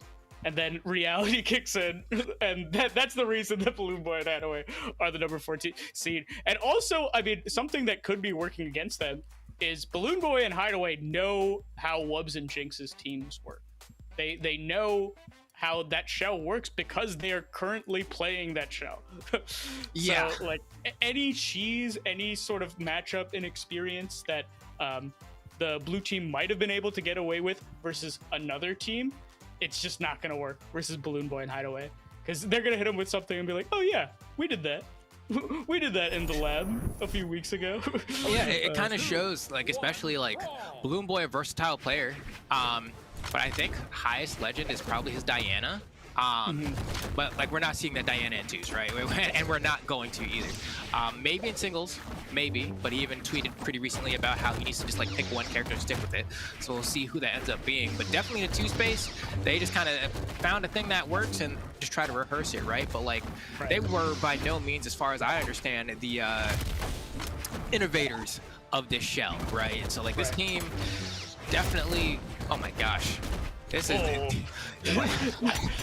what do I even say? It's just like, Oh my so god, much yeah. you know, there is so Wubs much is getting happening. bodied there, but also like the little pogo extension, that was real cute. That was real Wow. cute. Oh, and that was almost a pass to Wubs there. Recovery, gonna be a pass almost to the top. I thought we might see a recovery from Hideaway there on the unarmed recovery, but a lot of just give and take, right? You hit once, my teammate hits and interrupts, and then my other teammate hits, and then it's just like they go back and forth so much in terms of just like who is on the current end of getting punished, and they just take turns. And so it's really about who's missing a beat here. Yeah, and we see the Onyxes both living forever here. Oh my god. Still no KO. It's lots of neutral A. And Wubs just mashing recovery. Just kind of trying to play as patient as he can, dodging away, recovering up, throwing out exhausted recoveries, even that spear weapon throw downward. Always an extremely safe option to defend yourself, and then eventually lets that neutral sig rip. Yeah, Wubs doing a really good job of avoiding that 2v1 situation. Okay, let's see. Just a lot of scrapping going on. Missing the confirm there. Are they able to get something? No. Okay. Oh, nice try. Not enough damage. Yeah, both teams like getting some scraps, but not necessarily finishing their food. Oh, okay. All right. Let's see. This is getting a mini combo. Kind of scary now, right? This N6 not going to be enough, but now every member is pretty much SIG susceptible. Balloon Boy should have been able to kind of cash that one in there, but that's going to be okay. Gets back to the stage. That's going to be Wubs dying maybe here. No, it's not going to be a knockout quite yet. Is Balloon Boy going to go for the pogo on Wubs? No. Oh, but okay, finally getting the KO on Balloon Boy, but Hideaway managing to get a KO on Wubs there. All okay. Right, side air. Looking rough. Okay. Double gauntlets for the blue team, and that's going to be a KO on Hideaway. Immediately answering back. The name of the game is stock tanking if you're Wubs. So I think this is smart. Just playing the edge. Gosh. Yeah. Like, Neutral Light City here is everyone just presses the button. There we go again, and then it gets interrupted, and then we get a SIG, and then, you know, the pass here. What a sneaky conversion from Balloon Boy and Hideaway there to actually get that team combo in the middle of all that. But maybe a weapon throw? No, double weapon throw. You can see Hideaway just trying down SIGs. They're trying to cover low and high. Hideaway does a down SIG, and then Balloon Boy covers with the neutral SIG, but it's not able to catch anyone. They're patient. Oh, nice try there as well. Balloon Boy got that N SIG. That would have been a stock. And this is very close to KO. I mean, this is KO percent for the blue team, and potentially KO percent for the red team as well. Is that SIG gonna do it? No. That Sarah should get one. This isn't that bad for Jinx if they can close out one. Need a weapon. Need a weapon. Can they get it? Oh, big. Oh, that's a good game. Nice. Converts the N light into the neutral SIG. But yeah, it was an extremely closer game than it maybe looked there, right? It was a 2v1. And I was a little bit scared as well when we saw Jinx go for that unarmed neutral air, just because it's one of those moves that, like, one of the affordances of it is that it's active for so long. It's very active. I too thought he was gonna get whip punished. But yeah. You should probably lose your stock for this, you know, is what I'm thinking. But was able to get out just in the nick of time. So another reason I always say that, like, if you want to throw a 2v1, hit one member of the enemy team. Oh yeah, the crazy drift there from Jinx. That was wild. Yeah, I cannot believe he wasn't hit there. But yeah, a 2-0 lead.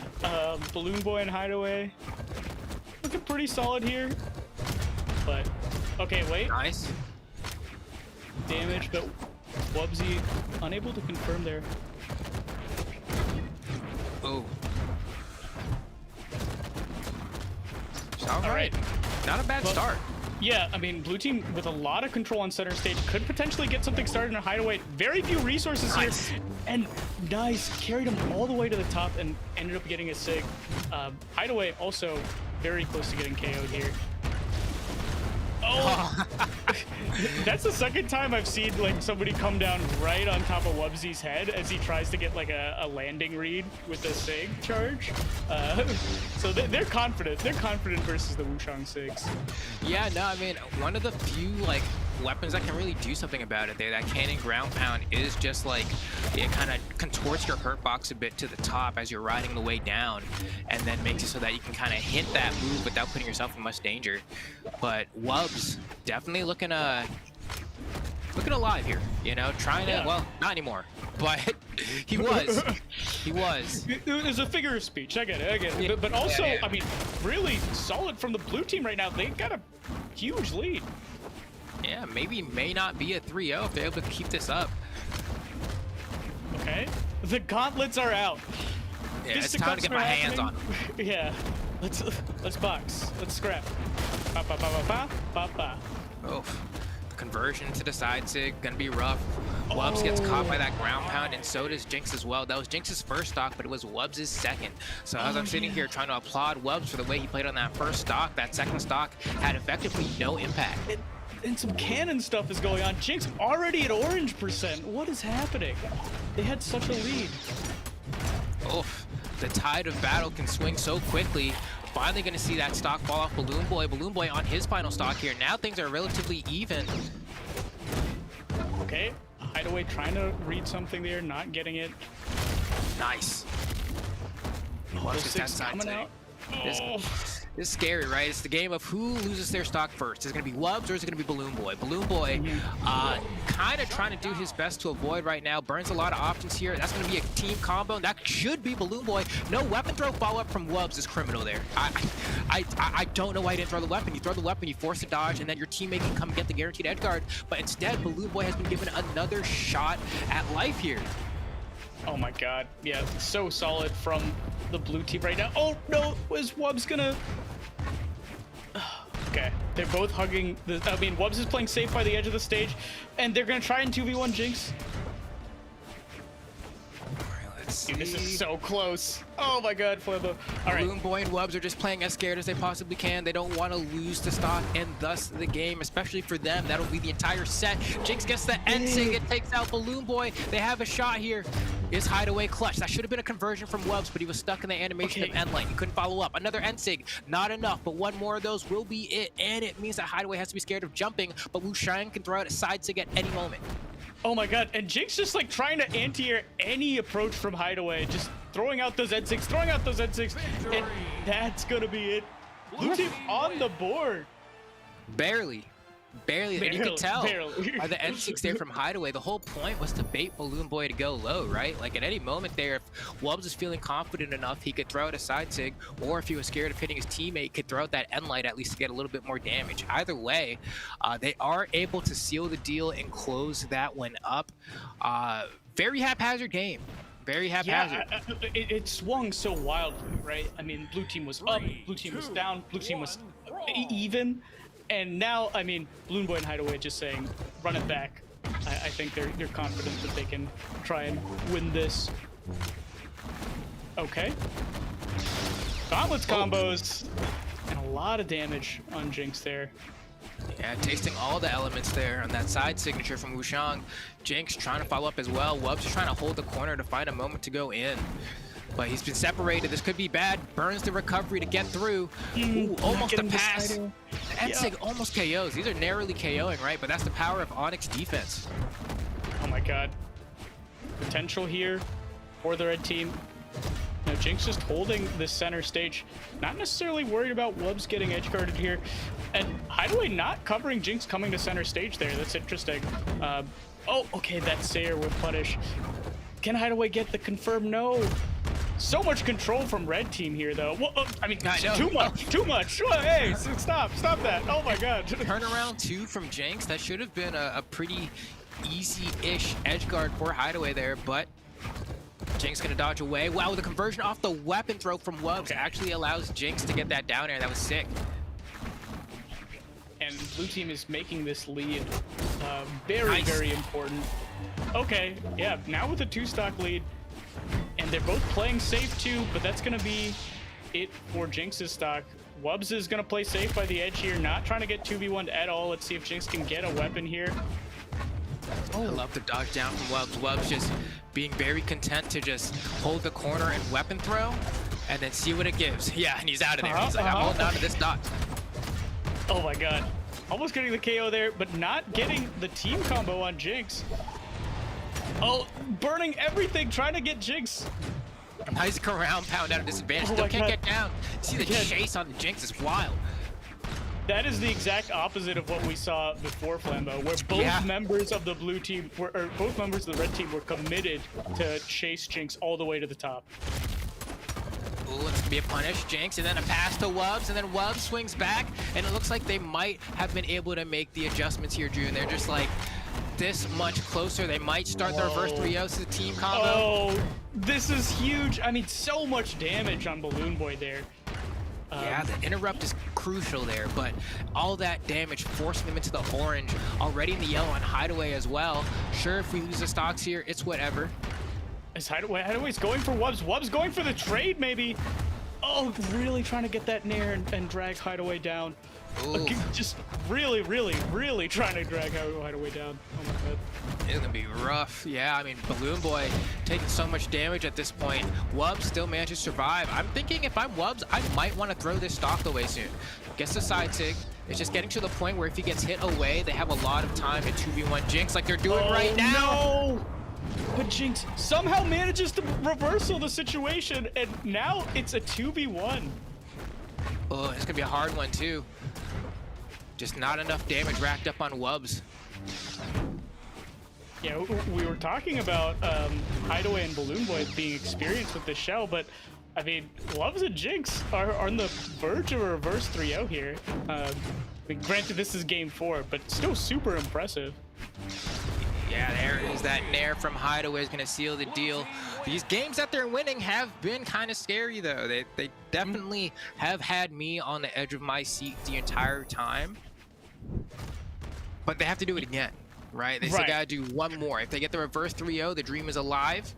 And it will be the first time in a minute that Wubs would have made it to top 8. In doubles, and so maybe, especially on the winner's side too, that's like a little bit like, ooh, we could have a real deep run here, maybe even an entire win. But I don't want to speak too largely from my britches just yet, because we've seen what teams like Zen and Experience can do. We do have, you know, just some wild players still left in this bracket. So let's see if they can even get to the top 8, because Hideaway and Balloon Boy are still looking extremely strong. Yeah, let's see. Okay, there's a lot of damage on Wubs right now, and Hideaway just trying to do cannon stuff. This is kind of what he was doing in game 1, where he's just very, very aggressive and just hitting everything when he needed to. And now with this slight lead, red team might play a little more confident. And speaking of confident, Sig read. No, this is gonna be rough. I mean, D-Light Sair gets caught on the dodge. And now we have like a pretty disastrous situation for Jinx and Wubs. I mean, Hideaway and Balloon Boy are only like kind of the middle of the way through their first stocks, and Jinx is already being sent down to yellow. Yeah, and I mean, we saw what Jinx and Wubs could do with a lead, and now we have to see if they can make the comeback. Okay. Oh, Hideaway maybe trying to save there? Yeah, a little bit weird. That weapon throw looked like it could have been a bit haphazardous just because of how much time, you know, in Brawlhalla, the longer weapon is kind of just like in motion, the more knockback it's going to have when it finally connects. And so that was kind of a long weapon throw there, but it's gonna be okay here. Okay. Nice end sig from Balloon Boy, able to close that stock. Jinx down to the final stock. How do Wubs and Jinx turn this around, dude? I don't know. Yeah, and Jinx was their stock tank too. This is gonna be really, really rough. Okay, cannon stuff is getting started though. It's definitely something. All right. All right. I mean, not that bad now. Not that bad. 4-3. Still a little rough, but they're working with it, right? Yeah. It's just like, I feel like Jinx has such explosive potential, but being the person with the final stock really kind of neuters their ability to like go ham, right? And so like they're trying to find their openings and they're getting punished off of hitting people. That's the worst feeling in fighting games, when you hit someone and you get punished for it, but that is what twos is all about. And so Jinx gonna be saying goodbye. Wubs has to do the Lord quad stock here alone. It's likely not going to happen. It's doable. I've seen it happen in my dreams. It has happened before, in Brawlhalla history even. But really, at this point, it's probably been years. Ever since Dash has been implemented, I don't even know that like we've seen it come back. Oh my god. Oh wait, hold on, turn around. That's gonna be a stock. Hold on. Oh, he's gone. Gone. Yeah, Snare's gonna do it. Loves those two. I mean, a decisive game 5. A little scary for Balloon Boy and Hideaway, but ultimately making it to winner side top 8. Right. Yeah, and that was the confident sig from Hideaway. Yeah. Little pogo there, little pogo action, and as soon as the lead blew open like that, I feel like it was done. And then there's the counter hit we talked about. The Right. reversal. It's like, oh man, I hit this person. Now my stock is gone. It's like, oh, and really all that you can do to stop that from happening is hope that your teammate recognizes that it's going to happen and just throws a weapon to break it up before the final knockback hit makes its connection. So definitely good stuff to Wubs and Jinx. The seeds do kind of, you know, play out the way that they're expected to, but much closer than I think a lot of people would have imagined. There's several moments throughout that set as well where I was like, oh wait, Wubs and Jinx might make it to winner's side top 8. And I still think they'll likely make it to the top 8 side, but they do have some people to defeat down in the elimination bracket. Taking a look there now, let me see who do they have to get through. Oh gosh. And shout outs to them. I mean, their run is incredible, having not being in the top 32 seeds to begin with. So, like, just the fact that they're this far in bracket, guaranteed, I believe it's 9th place. That's a dub for them. Of course, you want to get that top 8. But yeah, impressive run so far, I'll say. And now they got to get through Marky Moo and Super Y, which I'm curious who ended up taking them out. Marky Moo, kind of the hot goss right now, as far as the new truth of NA is what I've seen. Specifically in singles though, but I do not know how much prowess he has in the double spear. And Super Y I've seen before, but also not an extremely common competitor that we end up running into here. And so just taking a look at that, it looks like they've been doing it through the elimination side of bracket all the way up to the top 8 qualifier. Yeah, they had to get through TC Arc, Donnie and Cass. So they had a extremely deep run. Wow. But that's cool. That's cool. So we'll hopefully maybe see more of them later. But we do still have more winners qualifiers for top 8 to get through first as well. Yeah, but before that, we are going to be throwing to a quick break. And then I believe we might be getting the last winner. Oh, no, we have 2 more winner side qualifiers for top 8. So we'll get through one of them. And it's going to be some good action, folks. So stay tuned.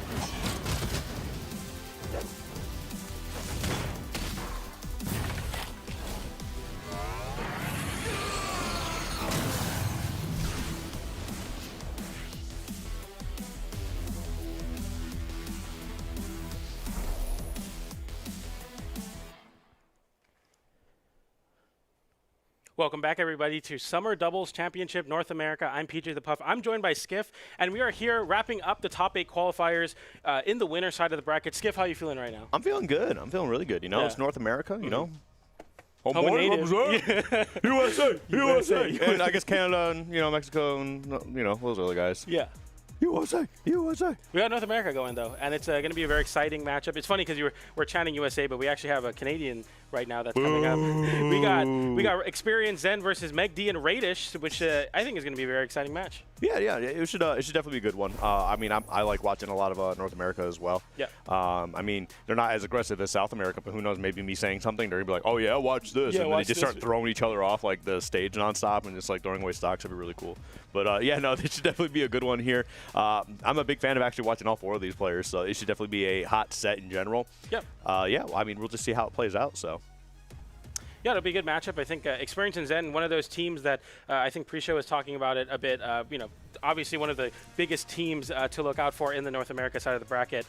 They did get 9th at CEO, though, so, you know, kind of in that maybe a little bit of a slump coming into this at midseason. Megi and Radish also getting 13th at CEO as well, and 9th at both the Winter and Spring Double Championship. So 2 teams that are very, you know, popular and always in our minds, but maybe not always on the podium. So we'll see if they can make it here today. We got Experience Zen, Megi, Radish. Look at that. You're talking about band for band. This is a big flex matchup between the 2 Experience Zen, very experienced players, no pun intended, and Megi and Radish looking to make this happen. They've been getting upset relatively early on in the brackets, and this is about the stage where they get sent to elimination side. So it's going to be big on them to see if they can make it into winners for this bracket here. We got the Summers Double Championship. We're kicking off our block with one this guy's at level 100. Point and lab. Oh man. Oh wow. Hey, remember you were playing before the game, before we got on? Yeah. Shout outs to KXV, by the way. You beat my boy PJ. He did beat me. Shout out. He was playing Ember. I got rolled. If you're watching for rewards, shout outs, man. I knew that's why you asked me. Of course I was going to bring it up. Yeah, you can beat a caster. Did you know that? PJ's playing before we get started. I will be queuing if you're in Golden anyway. But Fortress on the Lions here. Fortress of the Lions, not Fortress on the line. Well, technically it is on the line if you look at the background. It's on some sort of line, yeah. It's like a mountain lion. Technically, I get it. that's a real thing. We'll bring it back together here as Megi and Radish show off their well, that's Radish losing the stock there, unfortunately, with Megi on the Chun-Li. You got Radish on the Red Raptor, so a slightly unconventional team comp. Of course, Chun-Li very played, and Zen and Experience, of course, on that Wushang and the Cannon in the Onyx on Experience's side. So, I mean, so far looking pretty good for the red team here as Radish gets forced in the corner. Megi gets sent off stage, and yeah, the name of the game, splitting the 2, as there's quite a damage differential between the 2. Isolate those 2v1s. Onyx, Wushang have some of the most lethal 2v1 combos in the game. Nice recovery to unarm Megi. Megi getting caught with that nair. Radish in a terrible spot on that soft platform. Avoids with the recovery, but they are looking quite worse for wear as they're both down to stock. And as you can see right now, things definitely not looking too great for the blue team, especially because these red team, man, they are just holding on to these stocks. Megi just barely missing out on that conversion on Zen to close out that stock. And they're hitting each other a little bit in the process. That's not something we want to see here. There we go. Yep, gets a little bit of that pounding action going on there. Just not going to be able to get a stock out of that. These 2 teams are definitely looking for ways to set each other up.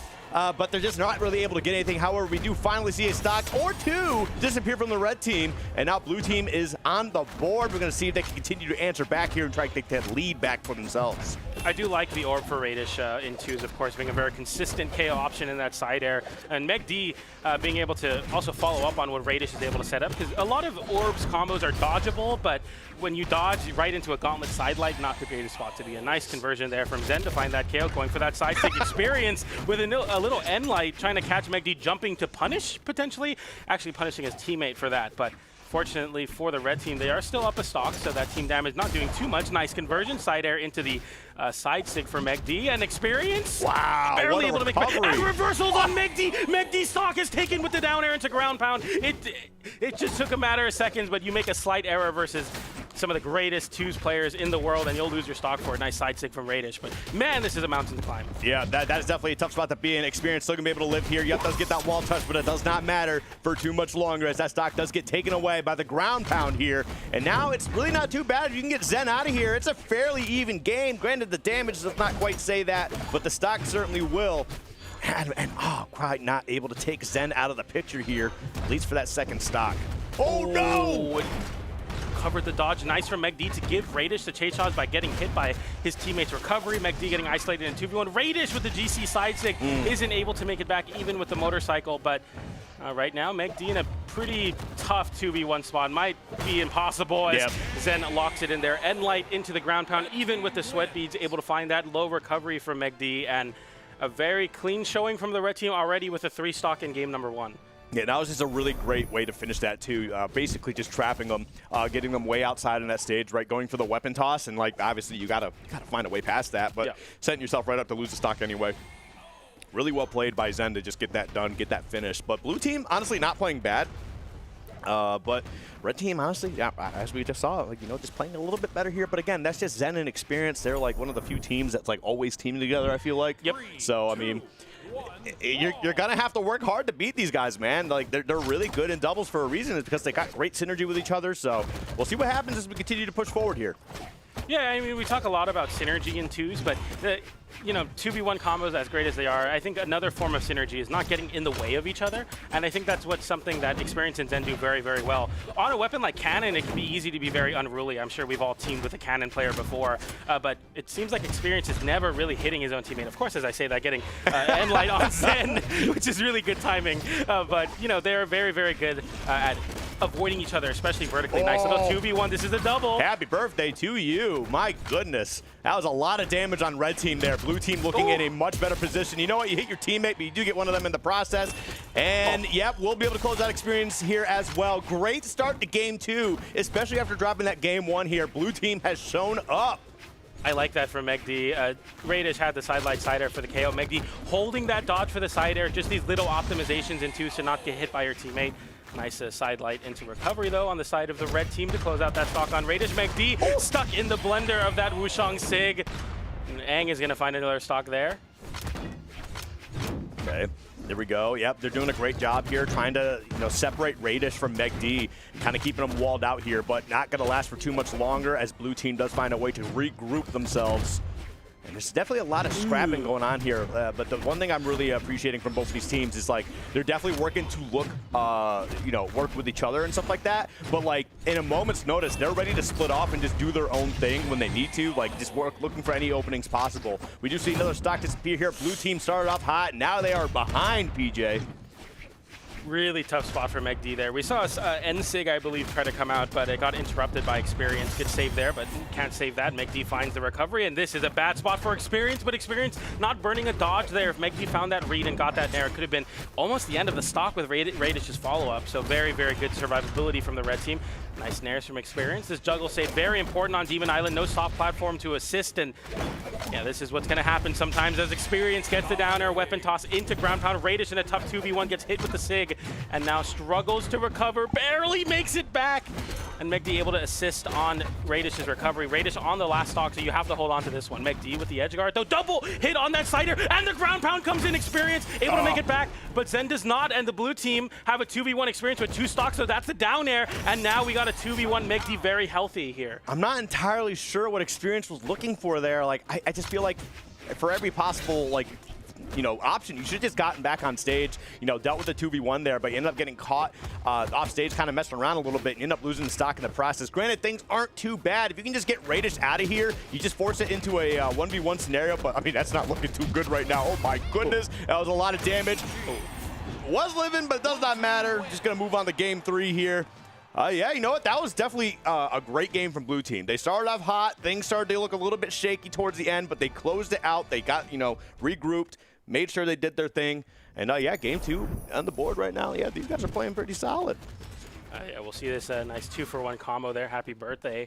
A lot of damage there, and the team combos being very tight for the blue team. They even cycled to the appropriate weapons. This start was very, very good, but yeah, just a classic boots and gauntlets team combo into the double sig, and Experience just decides to go to the next game. I think one of the most notable spots was that last stock where everyone had 1 stock apiece, and Megi found a side air, and Radish was able to send Zen in the side air as well. So Megi got double credit for that.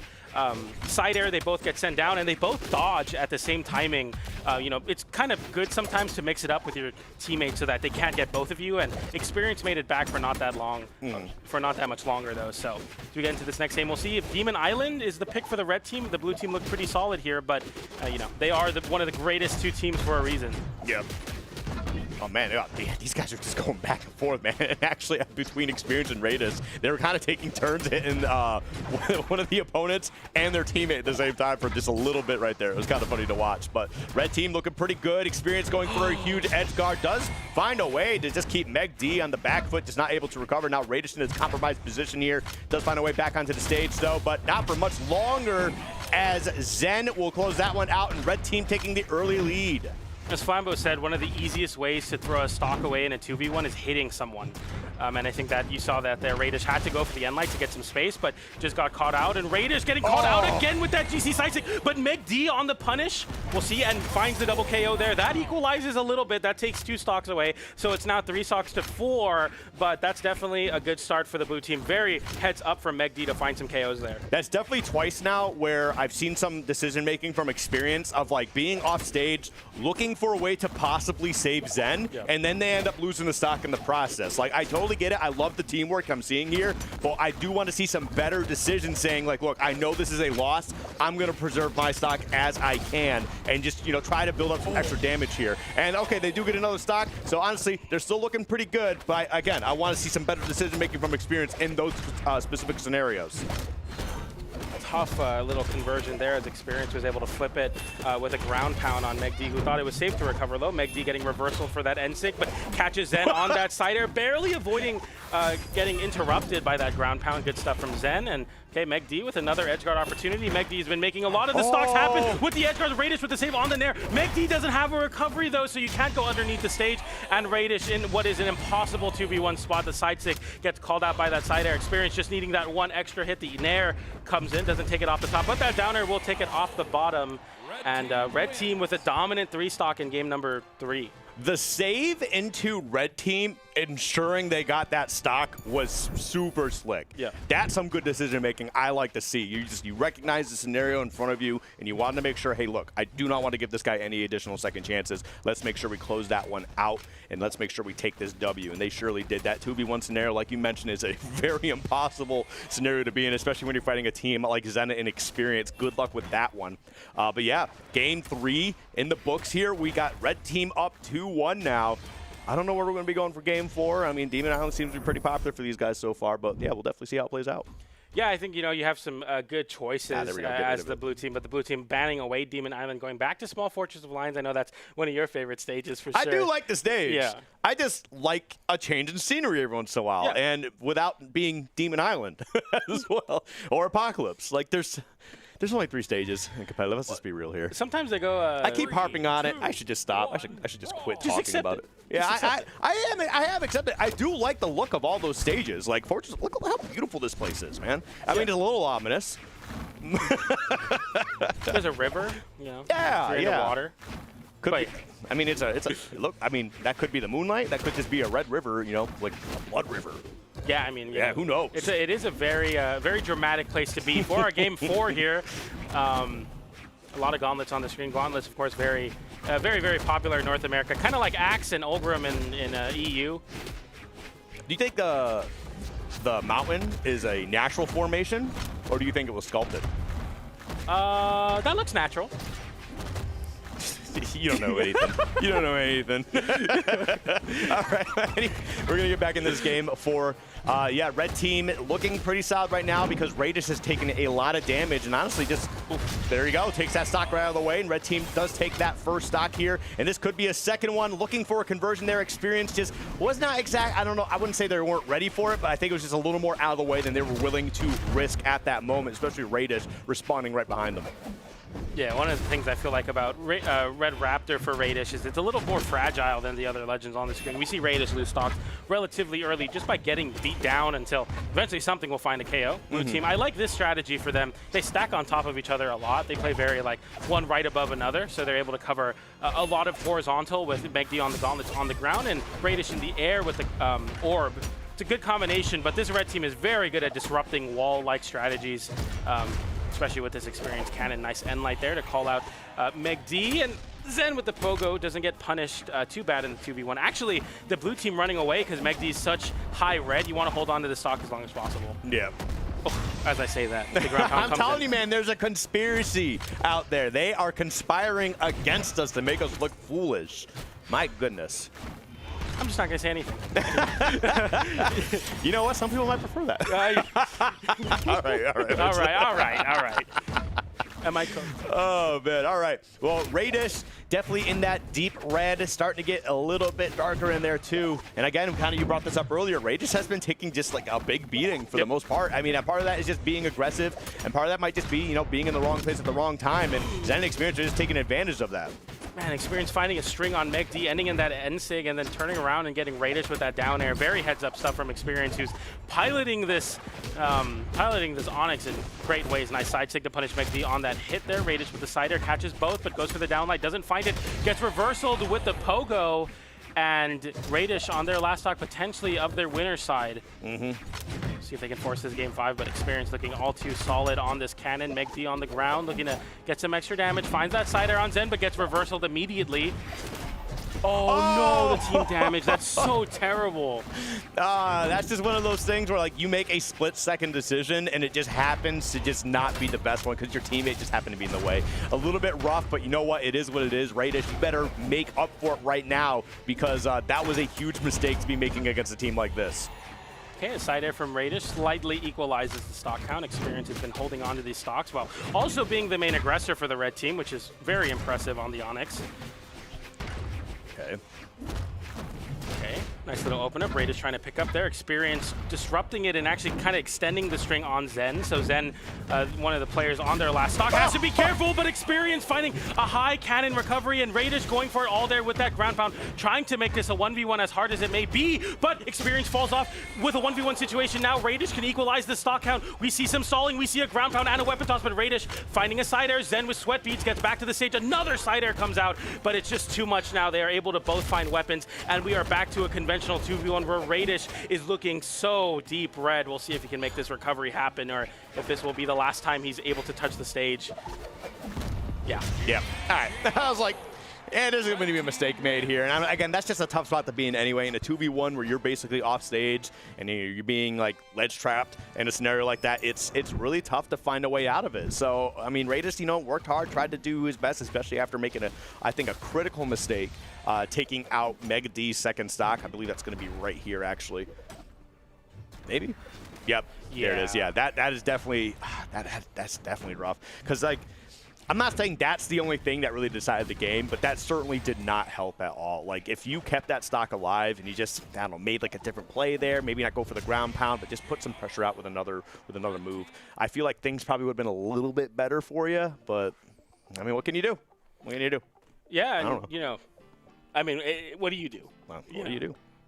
It's a tough spot to be in, but Experience and Zen will be moving into top 8 winner side. I think Sparky predicted Megi Radish at second. That prediction looking a lot harder to accomplish, but we'll see if that team will be able to make it in through the elimination side, which is still going on Pro Brawlhalla. Make sure to check that out. Exclamation point bracket to follow along to see what we are streaming.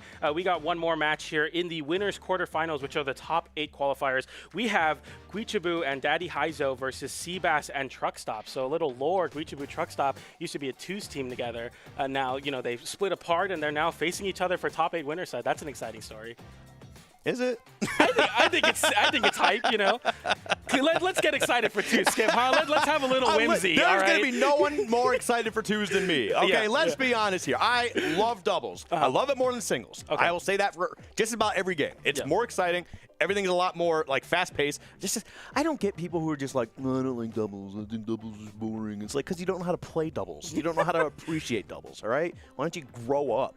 God, grow up. People hate team sport. Do you hate team sports too? Oh, good. I don't like 5v5. That's basketball, baby. Shut up. You done? Yeah, that's how this works. I say something, I pass to you. All right. Oh, my God. I do want to note a couple interesting things. We have Seabass, Truck Stop. The only time they've played together, at least what it says on my stat tool, is in a Volley Brawl Fall Championship in 2023. So I saw that. I have peripheral vision. And then we have Guicho, Daddy Heizo playing a couple times in 2023 as well. So two teams that I'm sure have played together quite a bit. We do have PR 11 and 13 on the side of Seabass and Truck Stop. But we'll see if they're able to bring that synergy. I think a lot of times we expect like, oh, if you don't have any tournaments together, you're not going to be synergized. But if you're this far in the bracket, you probably have a pretty good team on your hands. Mm-hmm. Yeah, no, I would definitely say so. And I'm like, even if like your cohesion isn't great, like I mean, sometimes your synergy doesn't need to be like the absolute best. If you're just two very good players, like you'll work it out, right? Now, granted, like you will be at a bit of a disadvantage when it comes to certain scenarios, but like honestly, if you're a team that's good enough, you could literally just 1v1 on two different sides of the stage your whole way through the bracket. But unfortunately, for a game like this, that's really not going to be cut. Like it'll get you far, but it's not going to win you anything, right? No. It's not going to win you the whole thing. But as we get started here, there's another player who is level 100. Look at him. Oh goodness. Poor Seabass on the Taros, but we have quite an interesting match between the two, as we got two Olgrims, both on each team, Truckstop and Daddy Heizo, and Guicho on the very tried and true Sakura, which is the Lin Fei crossover. High Dex Guitars and Cannon, which was once in the good graces of the meta. Now we don't really see it quite as much, as Guicho hasn't been as active, but I'm excited to see Guicho and Daddy Heizo. I think I've commentated them before, so it should be a good matchup. Okay. Okay, that's a GC taunt from Seabass. I do believe Seabass is West Coast, so maybe that having a He got caged by not being having the gold name. That's what it was. Yeah. He recognized his place, and his place is in the top blast zone right now. I don't know what happened there. I don't know if he was just mashing or if he's trying to be a little bit goofy, but that is a tough spot to put yourself into. That's one of the longer. I don't know if taunts have the same time, but it seems like that taunt lasted quite a bit too, so very unfortunate. But nonetheless, the red team capitalizing in a big way. I really like that you're able to assist. Ooh, getting the slide off Sig. I was going to say assisting Guicho's Lin Fei and getting some big open ups there, and that's a pretty crazy start. Oh, man, yeah, this is definitely a rough one for blue team right now. I mean, red team just continues to dominate. They're doing a great job of actually separating these two and then getting some quick little 2v1 combos, not going for anything super crazy, but like they'll extend it. If you're not coming in to save your teammate, they will keep going. Something to note, I think Guicho playing quite fearless, even on the high damage, just really holding forward and getting things going for the red team, getting the dodge caught with that recovery from Truckstop, though, as the weapon toss comes up as well to continue this juggle on Heizo, but Heizo's able to land. Okay. Ooh. Oh, wow. Okay, wow. Being able to pick that up, that was some great stuff from Guicho there. Now, granted, on the cannon, that's definitely not where they want to be. They want those guitars in hand. That is where their specialty lies. But yeah, right now, Seabass actually looking worse for wear, potentially going to be losing this last stock here if they're not careful.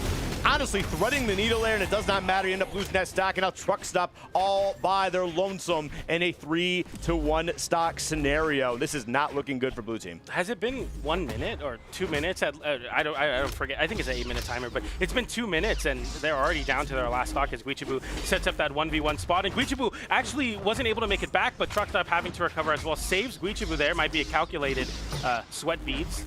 Guicho catching his own teammate. That would have been the end of the game, but that headlight into the recovery surely will be the GC side stick for a little bit of flair to close out that one. And Guicho, Heizo, I think the most interesting moment being when Heizo was on Lance and Guicho was on Guitars, and Guicho was able to get so much damage and also pick up on random side airs in neutral. That becomes so difficult to avoid when you have somebody taking so much space on the ground and a Lance flying around with side airs. What an interesting team combination. It's working out really well. Yeah, no, definitely very, very good stuff so far. And that's the thing, man. Macho Man, I mean, Algrim in general is just so popular, I feel like, in doubles. Like, we've seen so much Algrim and Macho Man this weekend. We usually always do in doubles weekends, so. But yeah, there's a big reason why. They provide a lot of damage. They cover a lot of space. Then we'll see what happens as we get into our next game here. Blue team getting both of the first weapon spawns, but not too bad as Guicho is able to pick up a cannon. As you were talking about, Guicho known mostly for the high dex guitars on Lin Fei, but I mean, cannon very strong in twos, of course. We do get a legend swap from Seabass off of the Taros into the Kaya, so maybe the bow to try to contend with the grounded space that Guicho is taking up, or maybe just wanting those Kaya 6 to help out in closing out those KOs as Guicho takes Seabass for a ride there. Not a lethal string, but a lot of damage for sure. And we got some Ogrims flying on top too. What nice scenery. Yep. Okay. Wow. Okay, there we go. Not quite able to take that stock out of it, but does get that one. I love the horns. But yeah, honestly, this is great. This is exactly what I want to see, especially coming into a game 2 scenario, right? You kind of just got bodied in that game 1, but you come in taking that first stock, taking the first 2 stocks now. Yeah, blue team's definitely answering back here in a huge way. Nice downline recovery from Guicho, who's doing a very good job at giving Heizo some time to find some footing on the center of the stage. It's tough. Like I feel like the Olgrim ditto. Hasn't been working out as well for Heizo. Guicho having to get involved with that landing side air. Nice dodge from Truckstop to avoid that weapon toss. That could have been the end of the stock, so very heads-up defensive game. Nice end light, but Olgrim high defense is still going to live that. The end sig is not survivable, and that recovery isn't either. As the stocks equalize, you have Guicho about 100 damage, Heizo a little bit less, but still, we'll see if blue team can capitalize on this damage lead. Looking to find a stock on Heizo. Guicho on the other side takes Seabass for a trip, who can't find a weapon. It's definitely looking a little bit rough here for the red team. Actually, okay, all right, never mind. They lost another stock. Yeah, continues to look a little bit rough. They're not in a bad spot, honestly. Like, they can find a way to turn this around. It's just that blue team has definitely made some good adaptations to their game plan in general. But right there, Truckstop does find a way to knock one of them way off here. All right, 2v1 scenario on Guicho. Nope, not gonna go for that. Hey, Seabass, you gonna help? What are you doing? Help me! Oh, unfortunate clashing there as Guicho punishes Heizo's recovery. Heizo going for a deep ground pound. Guicho goes for one as well and finds the connection. Heizo with the slide off sig. Oh, that's huge. And that's going to be red team with a slight stock advantage. Of course, Guicho being on the last stock and high damage is a tough spot to be in. Heizo looking to lose the stock soon as well. That end light not quite enough, but Seabass going for the big read. Nice wait from Guicho to bait it out. All right, now let's see if we can get some of that high damage coming out here from Guicho. We kind of certainly need to get something going here. However, you do have to be careful in that red. Could lose your final stock. And Heizo, man, they're going to war. They're doing their thing. Wow, actually great initiation from Guicho there to, you know, start getting some damage and disrupt that combo. Does lose a stock in the process. Now we're in a 2v1, and it's 2 stocks, 2-1. However, you are Olgrim. It's not the worst case scenario, but I mean, it's definitely not a great spot to be in. I believe Heizo has a Lance incoming, which might be good at disrupting this 2v1 situation. But, you know, an open up like that, maybe with Truckstop being a little bit more hands on the wheel, can definitely convert into a 2v1 combo. We'll see right now as Heizo flies around with this Lance, looking to find some disruption with these side airs and down airs, but nice little open to get some big damage. And the next combo should be able to find a KO on Heizo. Nice catch with the down sig. Charge and the weapon toss comes in, and blue team taking game number 2 with a 2 stock. So very, very good stuff. The counter pick definitely working out. I feel like we saw Seabass's Kaya find a lot of signature connections. Yeah, definitely some great stuff. I don't really know what adaptations you may go in the game. Don't go back to Demon Island. Yeah, don't go back to Demon Island, that's for sure. But for red team, like, he's gotta change it up just a little bit, right? I think they kind of kept a little too aggressive here. They probably could have dialed it back in a few spots. But I mean, it's easy for me to just look at it and just be like, hey, you should have just done this, right? Just win next time. Yeah, I mean, hit him more just and don't get better. hit as much. Yeah, you know. But you might be right about that as we see some stats behind us. We got 264 damage on the spear there for Kaya. So the spear definitely working out at keeping Guicho away. I think that's a very important thing. Look at this production value, by the way. I love it. As we get into game number 3, we're on APOC, my favorite stage. Very excited for this one. No legend swap from the red team, so you were talking about adaptation. The adaptation not being in the legends, which I think makes I didn't sense. expect them to change their legends at all. Yeah. I just expect them to kind of just, hey, take some notes about what happened there, right? Make those adjustments going into the game 3 and just, you know, try to, you know, be better, you know? Just stop Hit being them bad. more and get hit less. Right now, dude, they were chasing down Heizo to the other side. All right, there we go. Separating off into those 2 sides of the stage. Okay, nice little open up there from Seabass on Heizo, but Heizo's able to reverse. So as I say that, Truckstop getting a big side air and baiting Guicho to assist and going for the recovery. Guicho able to react and dodge through that recovery.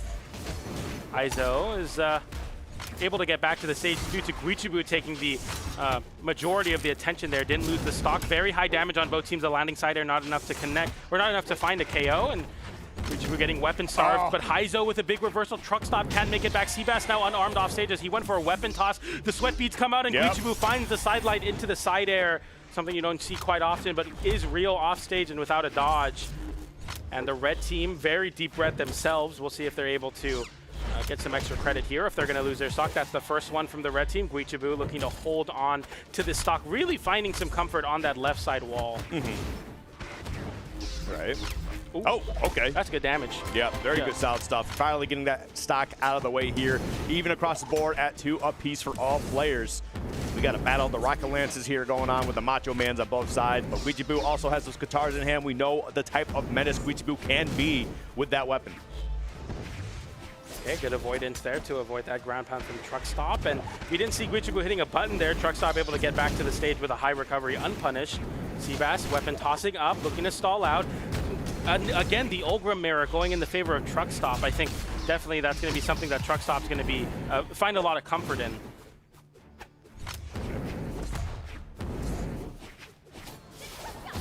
Oh, okay. That was definitely a brave option there. Tried to go for a pretty strong call out. Ends up getting punished in the process. Tries to go for it again. And Seabass kind of punishing you twice in a row. Certainly you won't do it a third time. Hey, but that, 80% of Lin Fei main stops side-sticking before it hits. So you gotta keep going for it. Keep That's true. That's true. Get it twisted. I mean, Lin Fei literally got it twisted with the spin, but finding a KO on Seabass there. Nice side air to unarm Guicho. Guicho, yeah, isn't able to find any reprieve from the pressure. The down sig comes in to catch. Nice pogo from Seabass. Heizo still able to live as the recovery doesn't find a KO, but does unarm, and this looks like the blue team's game to lose here, or also win. Whoa, okay. Kind of traced them down back to the stage and just didn't do anything when you could. Heizo taking that free damage, but loses that stock in the process. Oh, wow, this is a 2v. I wasn't paying attention for like 2 seconds. It's a 2v1 and 3 stocks to 1. That's crazy.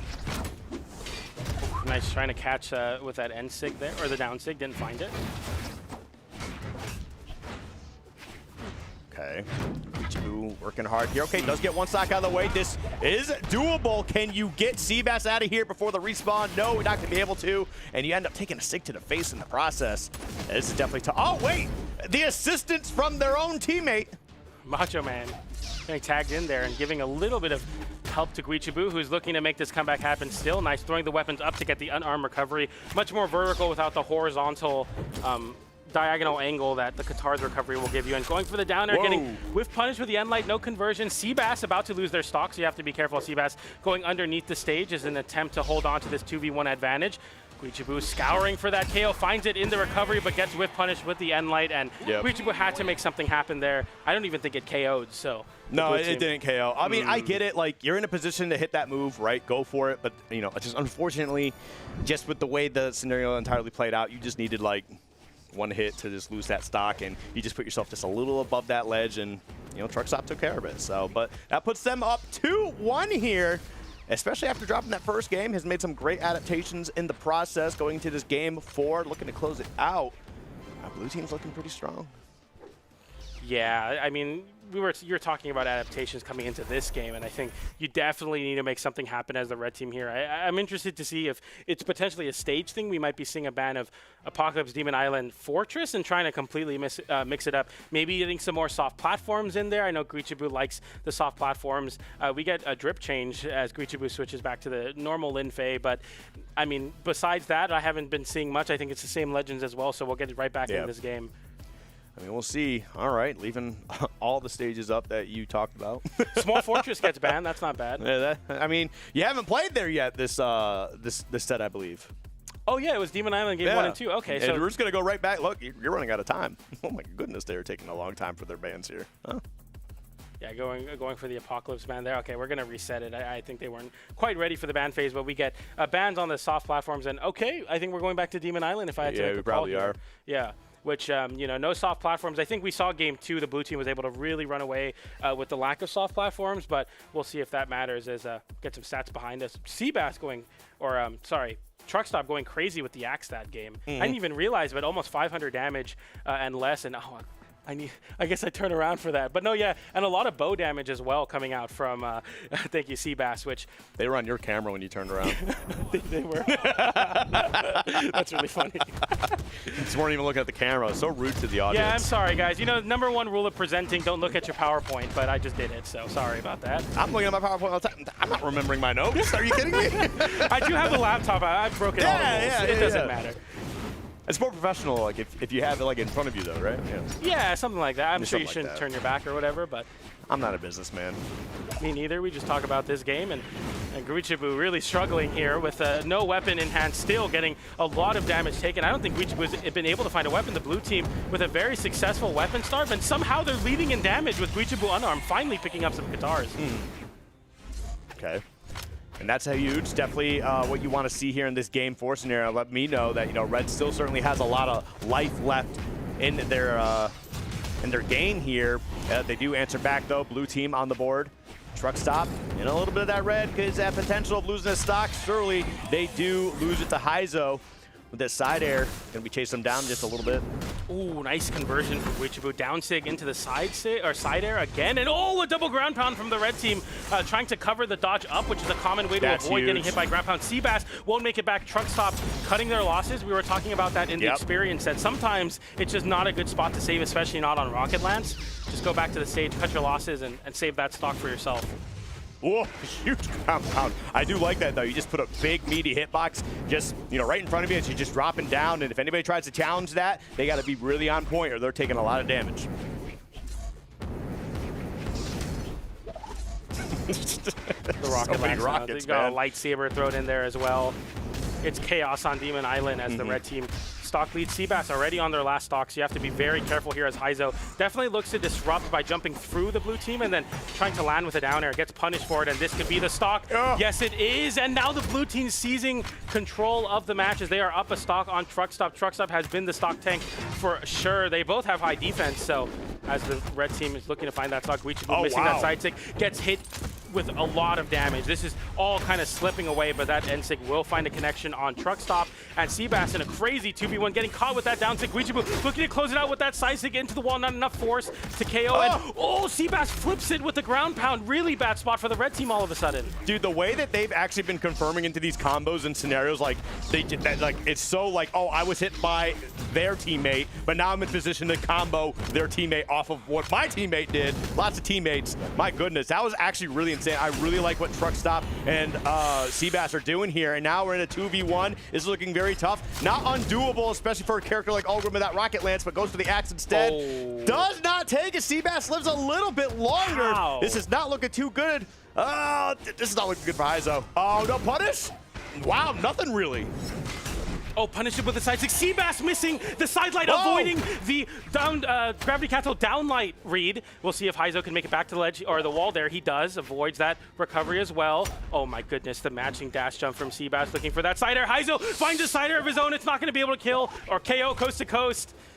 Oh, this is the position I do not want to be in. Rocket Lance just covers so much space. You can't be making mistakes because you lose a stock like that. We're going into a game 5 here. Heizo clutching it out for his team.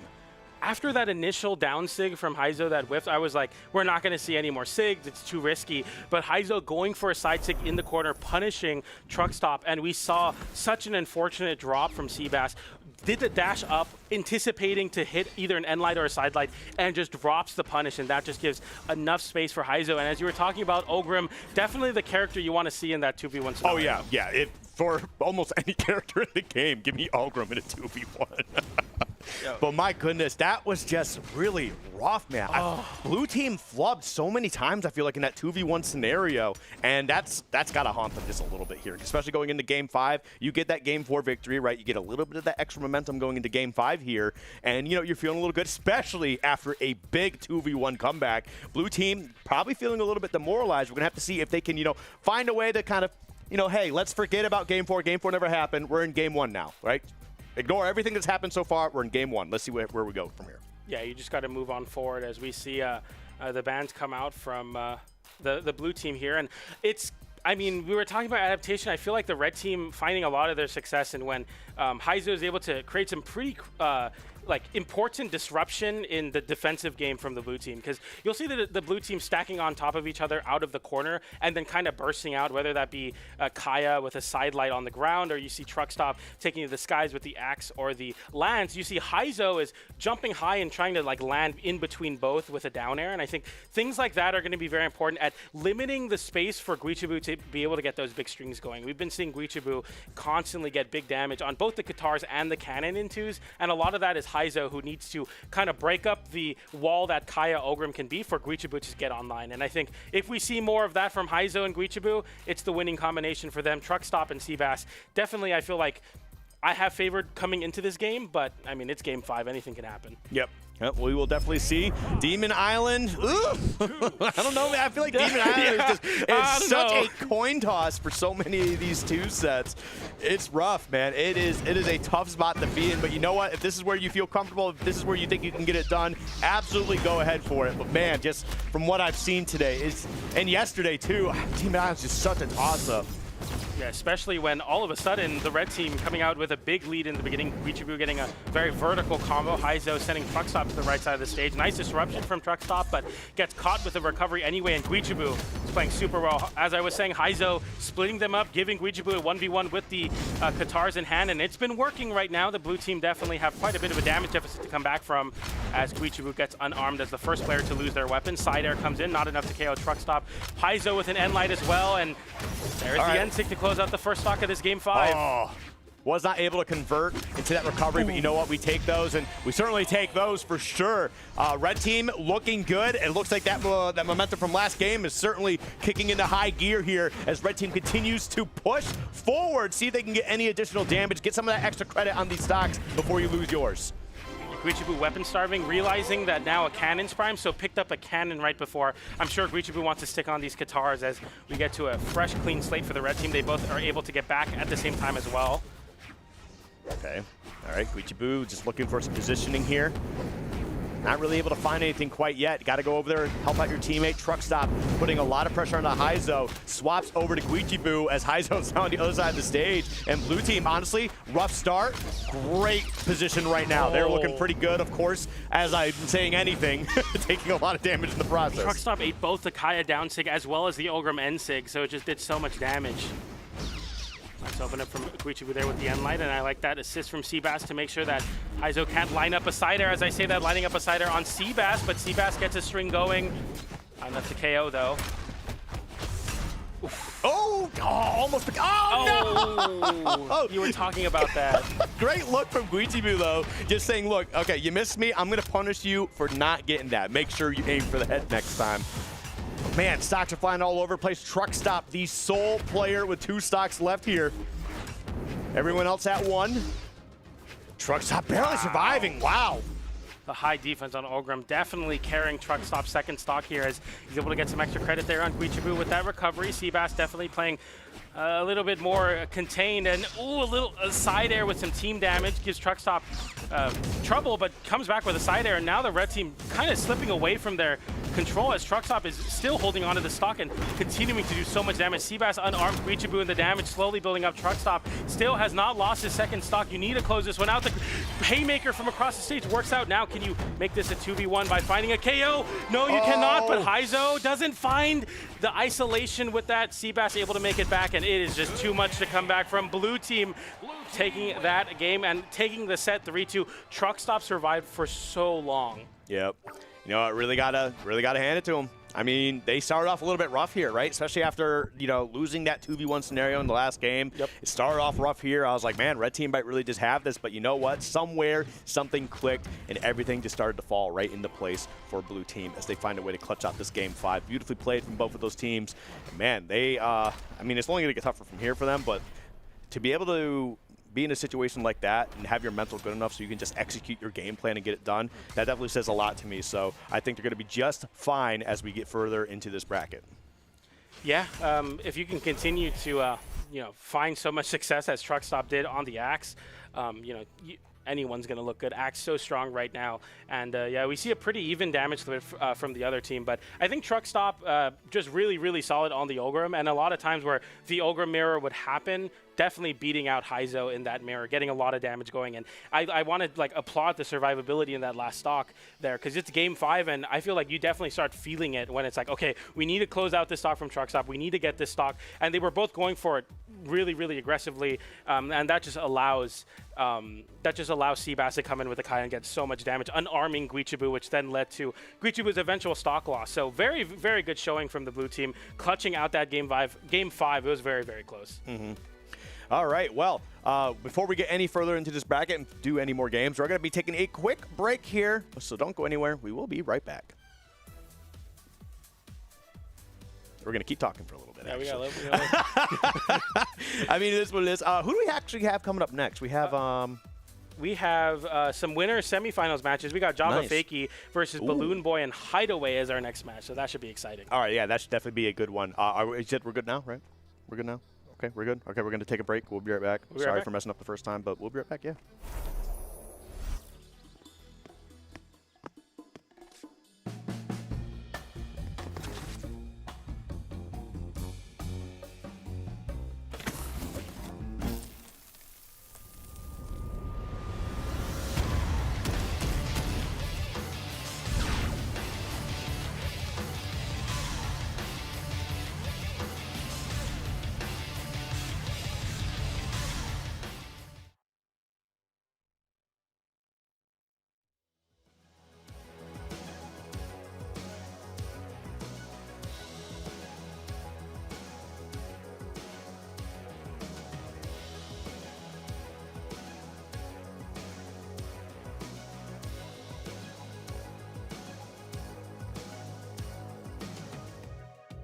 You and me, so good together. All we need is a little bit of space now. Can't you see that we are better, better than before? It's you that I love. It's you that I love. It's you that I love. It's you that I love. Time will try to separate us. All we need is a little bit of focus. Make sure we respect each other. I swear to God, it's you that I love. It's you that I love. It's you that I love. It's you that I love.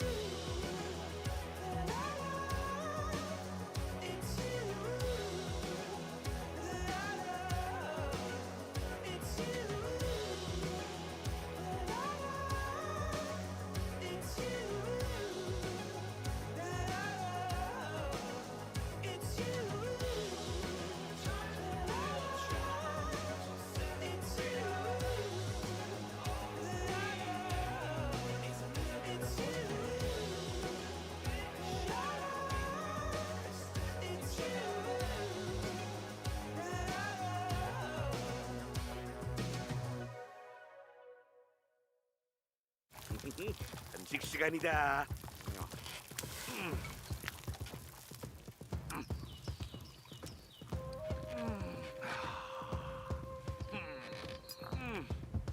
문어 좀 먹을래? 아프소.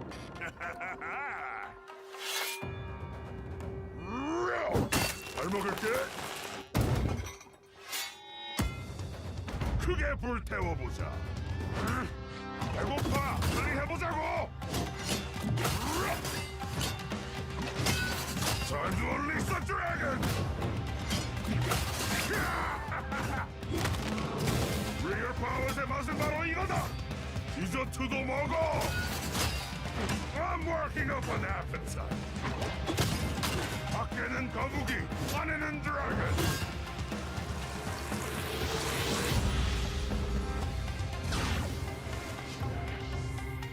이기는 건 디저트만큼 달콤한 거야. 거의. Welcome to Brawlhalla. Welcome back, everybody. We are here for North America's 2v2s, the doubles, the great players making some great plays, and my favorite action in Brawlhalla. I love this stuff. I love it. So good. But anyway, welcome back here. We actually have something to talk to you guys about. Do you guys know about this really cool event coming up called BCX? Did you know? Did you know about it? I did know about it. Oh, my God. There's another one. There's another one. BCX.live, by the way. If you sign up before the end of the month, you will get a cool personalized shirt with your gamer tag on it, but it's only for competitors. You can check out more information at bcx.live. That is bcx.live. That is bcx.live. That is bcx.live. Sign up now! Now! Now! Sign up. Now. You gotta match my energy, dude. Brother. What? I wasn't prepared. All right.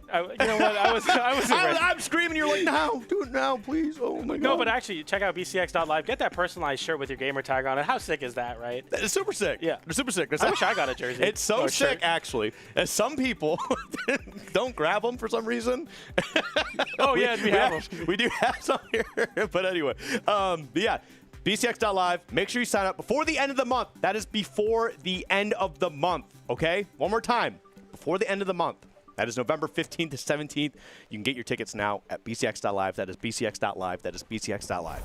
All right. I'm pretty sure I said all the information that you guys need to hear, and if for some reason you show up at BCX. I don't want to see on Twitter. I didn't know about that. I didn't know about that. How do you get that personalized shirt?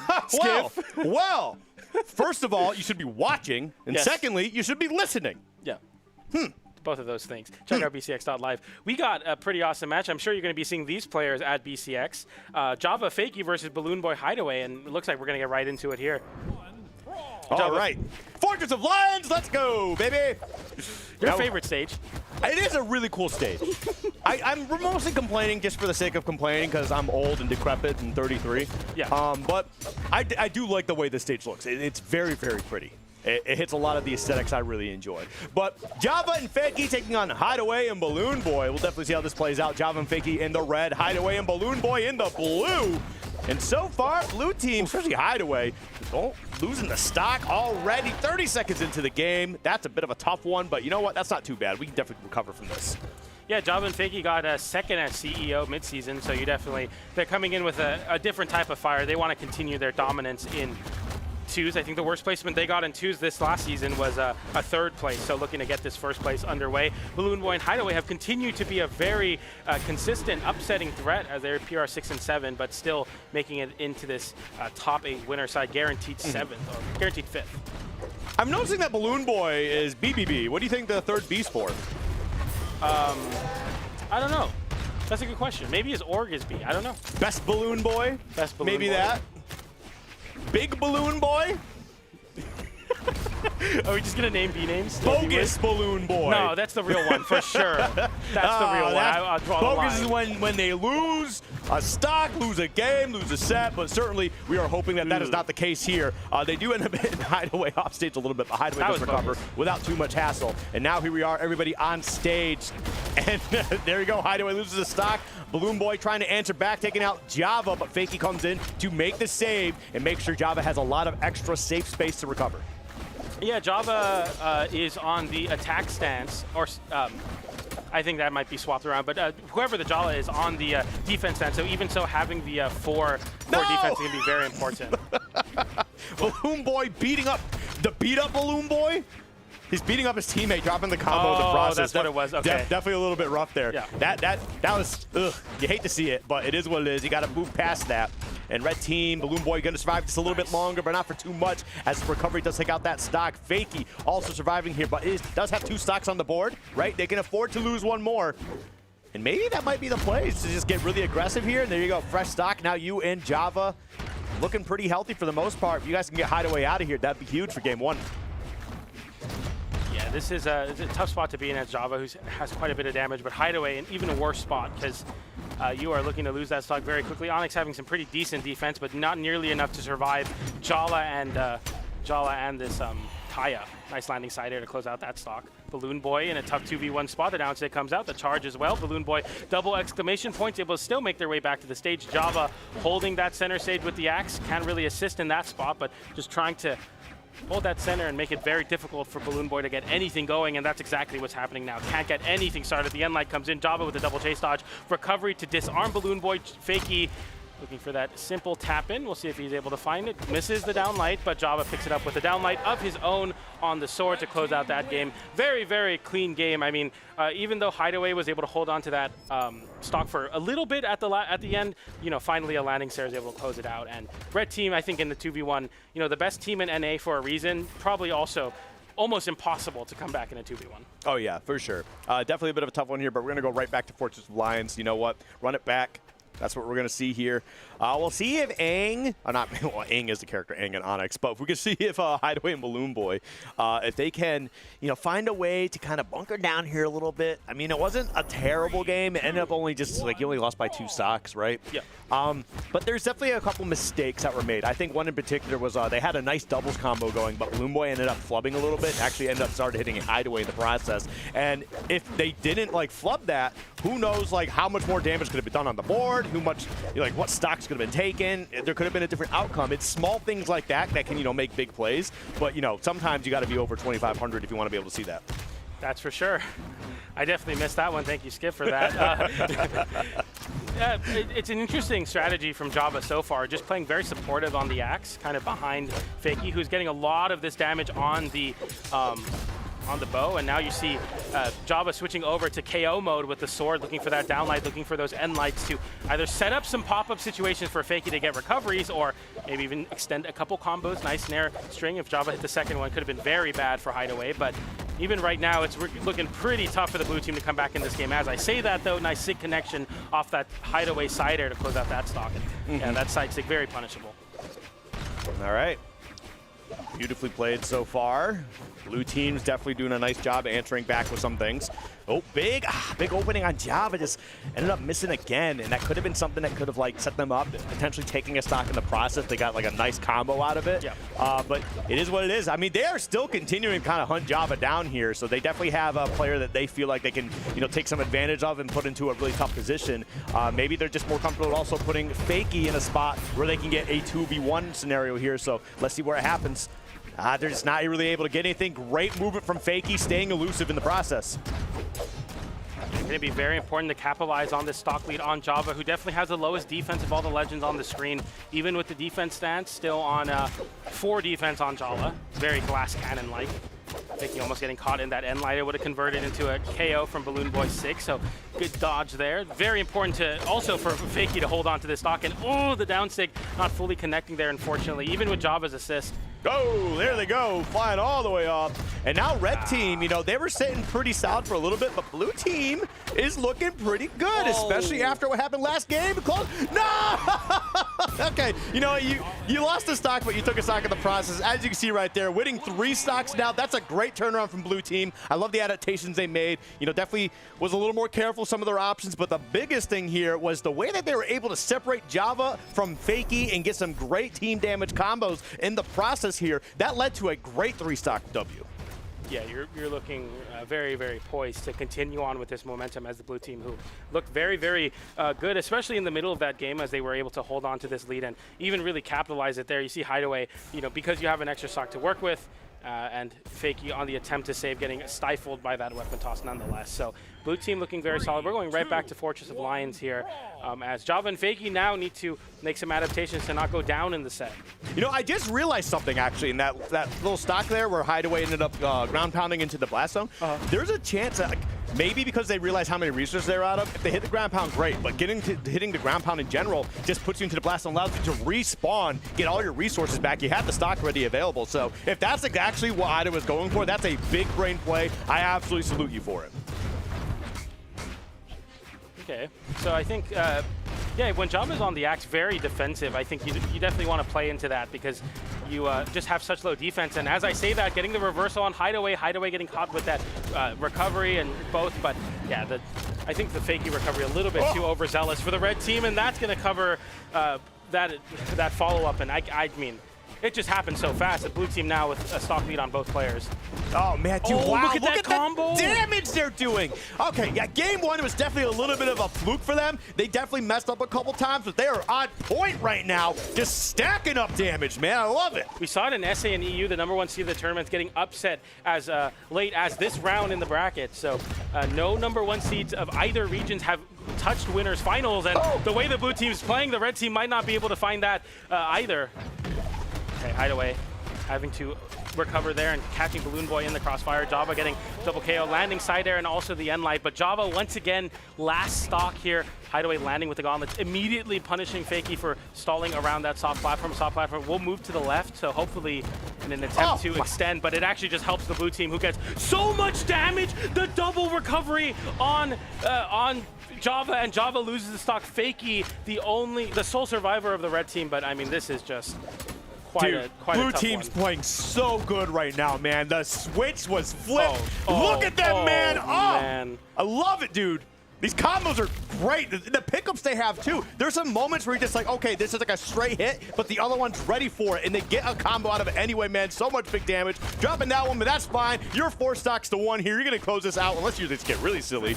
But they get it done there. Game 3 down, man. If I'm red team, I am feeling a certain way. We got to find a way to turn things around here, huh? I mean, Java and Fakey, they just got second at CEO mid-season. Like, they are the team to take this bracket. And once again, as the curse continues now seemingly into North America, the blue team 1 set away from sending the #1 seed of the tournament into elimination side in the first round of top 8. So this would be exactly the same as we saw with Kaina and Lores in South America. So we'll see if they're able to rally here, or if it's going to be another big upset. As all the regions have been, we might have cursed them this weekend. There's a conspiracy. Maybe the true conspiracy was against the 1 seeds of these tournaments. Good. Good. We need some new winners, but no. I mean, obviously, that's not happening. Yeah. There's no conspiracy against players. The TOs are doing their jobs properly, I promise. And us as casters, I think we're doing a pretty fair job at the casters. I love to lie, but I'm not lying about that. That's true. I've told you a lot of lies this weekend, I know. actually, yeah. I don't know who you are.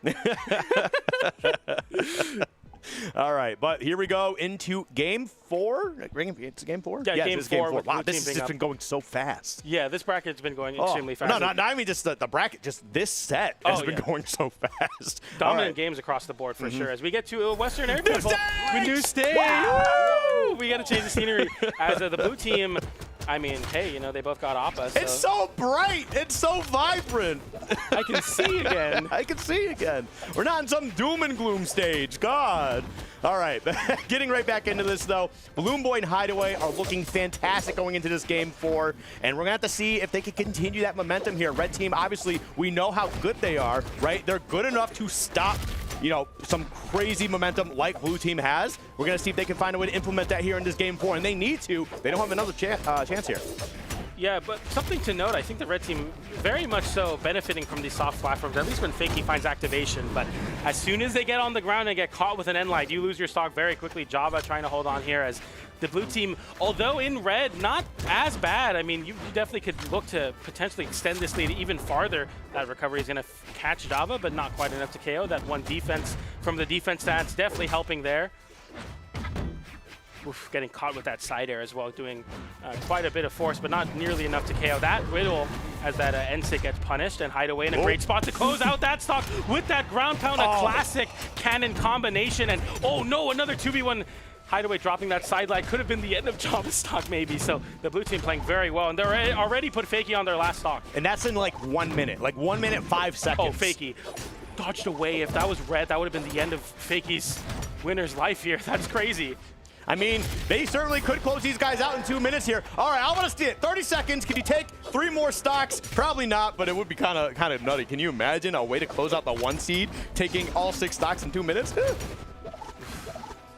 See Balloon Boy as deep red as red can get, and I mean, it is looking really, really tough for the red team to even get back in this game, closing out another stock. So they're up 4 stocks to 2, but we've seen this before where teams are able to very quickly close out stocks. But look at that from Hideaway running across the stage to capitalize, getting caught with the SIG as well.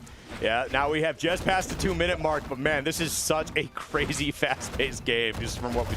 Look at that. See, that's what I'm talking about. It's going to happen again. One of them gets a hit, just it's opens gonna things happen. up. It happened Wow. again. The 1 seed is in elimination side in the first round. Balloon Boy and Hideaway upsetting Java and Fakey 3-1. It's happened again. Wow. 2 minutes, 10 seconds. 2 minutes and 10 seconds is all it took. What a dominant game for the blue team. These guys are sick. They look I really listen. When you're gonna show me like doubles combos, I think if you are playing a character with gauntlets in general, you're gonna have some of the sickest combos. Yeah. The sounds are good, the animations are good. Oh man, it makes me happy, man. I love to see stuff like that. But wow, what a dominant performance from Balloon Boy and Hideaway. Again, against the 1 seed here with Java and Fakey. That's crazy, dude. That's say something. That's a big win for sure. I'm just looking for any way to just like throw you into the Yeah, bus. no, you're good. I mean, something to note, Balloon Boy and Hideaway only took 1 set off of Java and Fakey in the past. So they did beat them before, but now making it 3-2 lifetime. So they're slowly clawing their way back. But once again, Java and Fakey, the 1 seed of a tournament here, falling into the elimination side, which I believe they are now projected to play against the winner of TBD and TBD. So we don't know exactly what teams are going to be playing into them, but they will be sitting in elimination side quarterfinals. I so believe if you want to see who's going to be playing them, you actually go to Pro Brawlhalla and actually check out on the side stream there and see who's playing on that side. So sorry, I didn't mean to cut you off. I just wanted the people at home to know.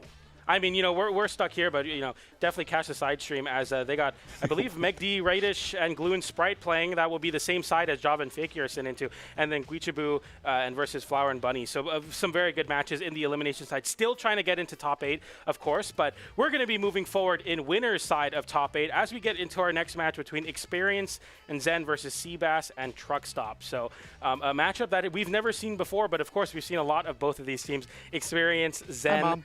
We just saw them win. They were very, very good. And Seabass and Truckstop beating Guicho's team, so should be a good match. Yeah, it should be. For our next match here, though, how are you feeling looking at these two teams?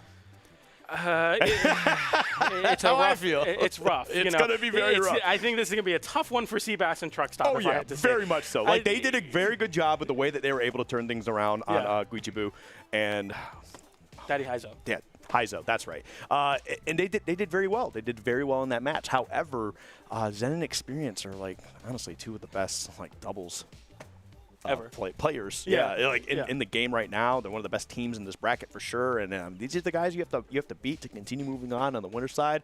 That's a tough ask. But you know what? I'm gonna be honest here. Okay. I'm gonna be absolutely honest. Zen and Experience got this. Yeah. If they don't, I will apologize. Live. And I never apologize. This is the 2 seed of the tournament in Zen Experience. PR number 3 and 4 in doubles. Yep. So, Truckstop and Seabass having quite a bit of a challenge ahead of them, a mountain, a lion mountain, as we were talking about earlier. But we got Truckstop on the Rayman instead of the Ulgrim, which is quite interesting. Maybe, using a lot of these SIGs to start off. It could be a good change. I love that SIG. He just winds up and whack. Gives him the what for. All right, but here we are. He's hit a lot of them. Yeah. It's good. I don't know. It's been working in a pretty big way. Nice round, man, dude, I'm eating my words right now. Oh, my goodness. This is going to be the greatest caster curse of all time. Wow. And just like that, they are up a stock apiece. So this is looking pretty rough for the red teams. And in Experience, of course, coming in to see the tournament, but still looking very, very good here. All right. Right now, Zen Experience, continuing to play here, trying to find a way to answer back after those first 2 stocks being taken away here. And Seabass almost taking out Truckstop in the process, but almost got another stock off Zen. Getting popped up there into that side SIG, unfortunately. And Seabass isn't able to make it back with that Nair in an attempt to stall out, get a little bit more drift. Truckstop on the unarmed, but it actually works out well. I feel like unarmed, definitely underrated weapon, or lack of weapon, especially in this format. Nice catch with that N-SIG. Yo, they are actually playing really hot right now. Really got to hand it to him. Experience. Not able to make it back. That's unfortunate for him. See that from Zen, getting a hit and then immediately chase dodging up to get away from a potential 2v1 combo, and Experience waiting out to pick up the weapon to continue that invincibility through that end light. Very, very clean stuff defensively from the red team, but it might be a little too late. Yeah, it's definitely looking a little bit rough. I mean, it's definitely still doable if you're able to get these stocks out of here right now, but Truck Stop really doing an amazing job of capitalizing on every possible situation off stage. They do end up losing the stock, but that's after being really, really aggressive. Oh, no, Zen, can you make it back? No, you cannot. Yep. All right, you know what? That's one of those situations with the Experience. They kind of recognize the situation they're in. They're like, look, this is a rough game one. They got it. Let's move on. You know, some people give up on the election. Some people give up on game one. It is what it is. All right, we move forward. Yeah, you just have to sometimes reset mental. I think it's a very important it's a very important skill. I'm just imagine Biden. I got to reset my mental. Yeah.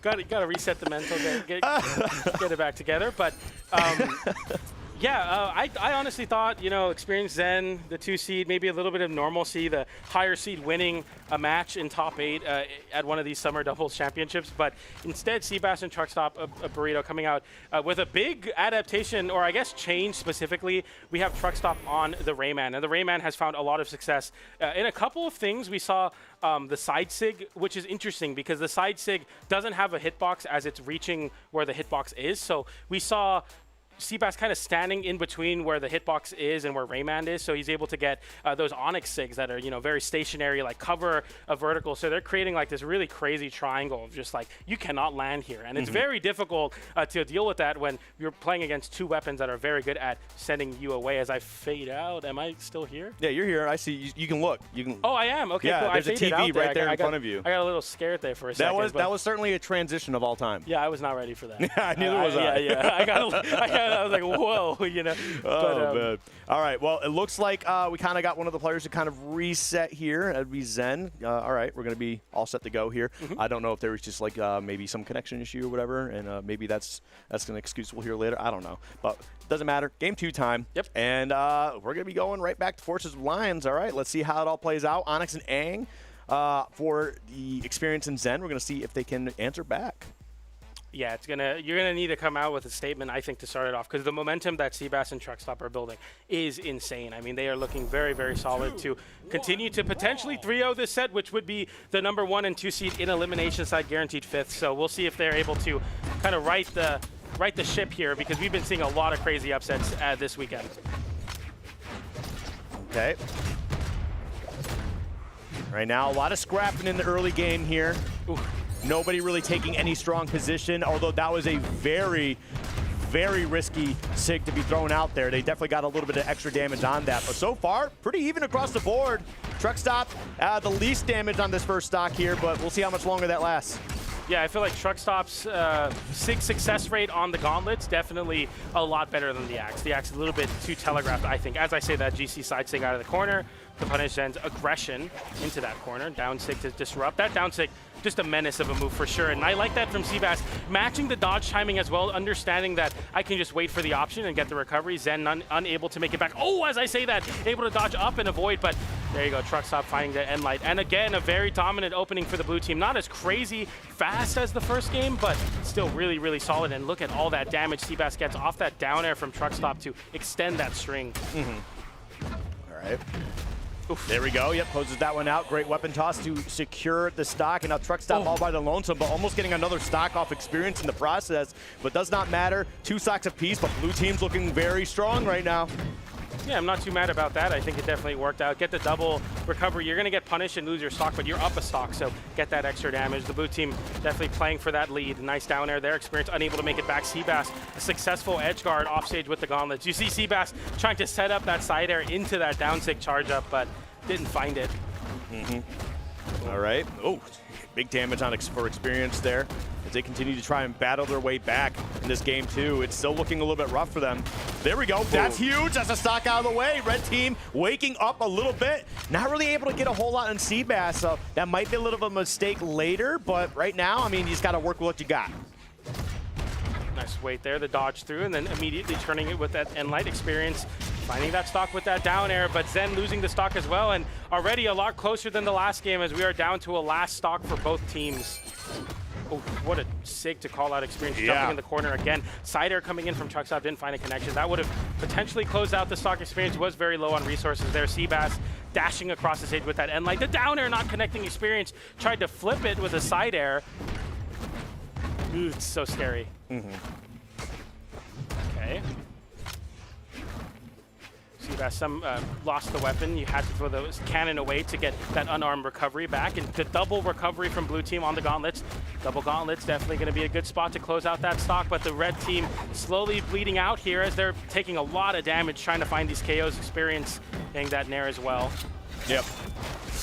Oof. The double chase dodge away to avoid that side stick whip punish. And that's the recovery from Seabass to close out that stock on experience. Zen playing very shifty here, just trying to avoid this last hit. Can't really sig here. There's a little bit too much of end lag even on connection. Okay, that's a side light, but no recovery. The down sig comes in from Truckstop. They're both just trying to find Zen. Zen getting disrupted by that weapon toss, but a Nair team damage. Seabass actually using that to get that GC positioning on that side light, and there it is, the reversal.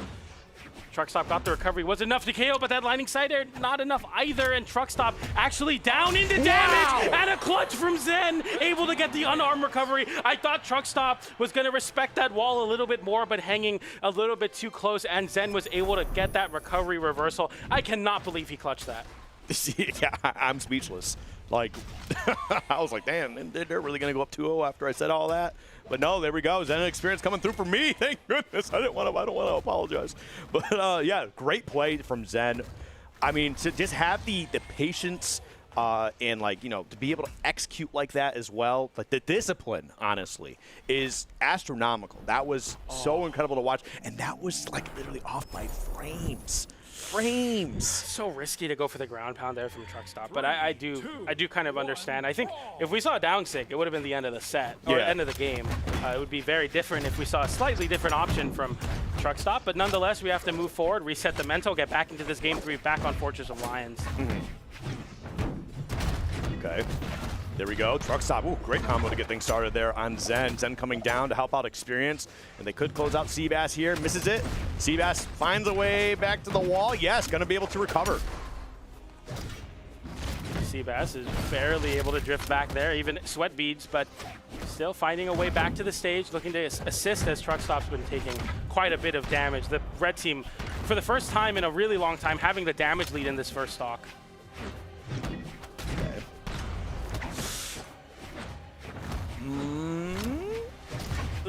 Really tough spot for both teams to find any sort of footing. They're both trading, jumping around, and playing on that ground. Truckstop finding the first stock with that down tick. The weapon toss to disrupt experience, going for that D-light into the Nair. Truckstop following up, gets the slide charge side sig as well to get some extra damage. Zen just respecting Truckstop because, you know, going to play the weapon starve. Instead of trying to edge guard Truckstop, make it hard for Seabass to get in this game. See the weapon starve come out. Still no, Seabass got the weapon, but Truckstop got hit by the side air anyway to lose that stock. Yeah, but here we go. Experience still going to be able to survive here a little bit. All right, a little bit of a doubles combo, nothing super crazy. Just, man, that's really rough. Truckstop just was not ready to be able to capitalize on that. Definitely a little bit rough here. This is a huge doubles combo. Going to be getting a lot of damage on both of them right now. And Experience really hanging on to this first stock here, too. That's huge. Yeah, I mean, if you just have the ability to hold on to the stock, and then it enables you to play a little risky as well in that combo game. So look out for Experience to go for a big read coming up here. Maybe we'll find a sig or just a little bit of an open up. But right now, Zen playing forward and Truckstop finding a side air on Zen. That's gonna, or Experience. That's gonna close out that first stock from Experience. Truckstop looking to lose his second stock though. Oof, good save from Seabass to go for that down air to keep Truckstop in the game. That recovery surely would have KO'd. Nice down sig, unarmed, but gets whiff punish, trying to dash back to center. Yep. Oh, man, that's huge. Oh, missed it. I don't know if they just ended up pressing the wrong direction or if there was just a miscommunication on just like where they were going. But either way, still a good amount of damage on Seabass' second stock here. I mean, 4 stocks to 3. That's like definitely a position you want to be in. Zen was trying to get a nice little bit of damage onto Truckstop, but we had Seabass come in as disruptor and honestly, just party ruiner. Nice. Nice reversal from Seabass. That's going to put Experience on his last stop. Same with last stock, same with Truckstop. Oh, Zen finding the edge guard, getting the downer, covering the jump back with the ground pound, and now a 2v1 situation once again for the blue team as Seabass doesn't have much, so he's just looking to stall out. Okay, that's a big reversal, maybe? No. Gets pogoed anyway. Zen even saving experience there. And experience on his last stock, but very healthy. Zen, kind of the sunset of the stock, but we'll see if he's able to close out that stock, because I mean, this red team just needs one open up. Getting the Nair to extend into the side stick, that closes out the game. And red team up 2-1 now. It's crazy. You think, oh, surely Cannon can't find a way to get that vertical with the combo, but even so, still able to close out that stock. Yeah, it was definitely a much more dominant. It took a little while to get there, but once they kind of got that engine running, red team just kind of like just said, hey, pedal to the metal, we go. Yeah. And go they did. They certainly are going right to game 4 up 2-1. It's definitely going to be a tough one, I think, for Truck Stop. And, oh, God, I am really just dropping Seabass. Seabass. Man, 33's rough. Don't get old. I'll try my best. But yeah, it is definitely a little bit rough for them. They are certainly struggling just a little bit. I think it's once like Zen and Experience, and we talked about Zen and Experience. They're very experienced working together, right? Yep. They will find a way to get things turning around. I mean, when you're doubles partners for so long, right? It's not only do you know, like, you can pick up on each other's habits, but your communication becomes, like, much more fluid, right? Because, like, if you and I work well together and I say something to you, you're going to most likely know what I'm talking about, right? And you're going to receive it better. But if we don't work together too often, I say something to you, you're going to be like, what is this guy? Who is he talking to me? This old man is outside That's the how I feel right now, home. actually. Yeah. You see, that's what I'm talking about. But if we got to know each other more, maybe you feel a little more comfortable with the things I'm saying, like when I'm yelling at you. But as we get into a potential final game here. Seabass with a swap onto the Mordex. Welcome's addition, the Scythe making an appearance into top 8. Yep.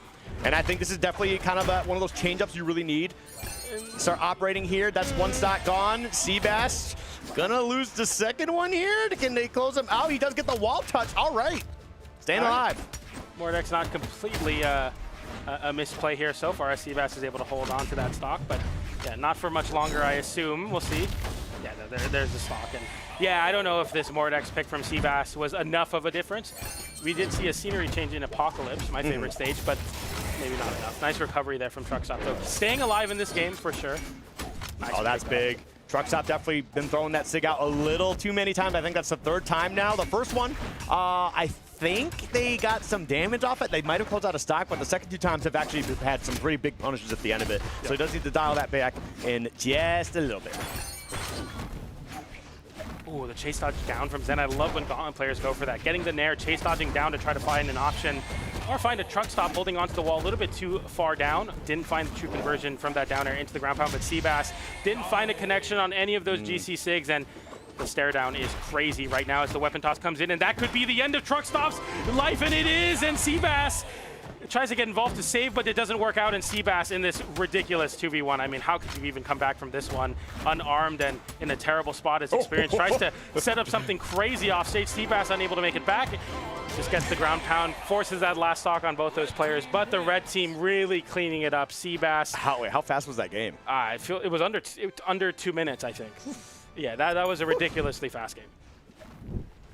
We'll see some replays here to verify the time, but yeah, this was crazy. GC and Light getting punished immediately by the ground pound. They were both playing so well on the gauntlets, and even though they both whiffed the ground pound, they were still able to avoid that SIG. And you know, right under 2 minutes, I think. Yeah, right under 2 minutes. Yeah, nice pickup here. We were talking about 2 minutes, 10 seconds earlier, but this, oh man. And I think it's just red team. They just, they really felt confident going into this game forward to like, we got this. We're just going to sauce on them a little bit, and they're just not going to be able to get things done. Look at that, man. Ugh, minute 50. Ugh. Minute 50 to close out that game. And a top 8. That's a top 8 winner semis match. So Seabass and Truck Stop will be now sent into the elimination side of the bracket, awaiting the winner of Walshy and Pugsy versus Jinx and Wubs. So that's going to be a tough matchup for them coming in as well, but Experience and Zen salvaging some semblance of control in the seeding, as they are the 2 seed of the tournament, PR number 3 and 4, moving forward into winners finals. So it's not all upsets in top 8 of summer doubles here, but some really great matches nonetheless. That was a very good showing from Experience and Zen. You like to see that, right? The reset into just like coming back and like showing, hey, we're here for a reason. Yeah. We're not going to get ran over. We're seated above you for a reason. Yeah, and they really did show it, especially at the end there. So we'll see if Seabass and Truck Stop can continue their run in the elimination side. But Experience and Zen confirmed 3rd place in Winners Finals right now. So we'll see if they're able to make that Grand Finals appearance. Yeah, I mean, it's going to be a tough one, too. Yeah. Because their opponents obviously are no slouches either. So, but I'm really excited to see that. I think we're about to swap off. That means we're going to be going over to our lounge area, and we're going to get to watch Duke and Sparky talk about it instead. So I'm ready for some good spectator action on my end. So we are going to be swapping over to those casters right here, right now. But don't go anywhere because we got more doubles action coming at you in just a little bit.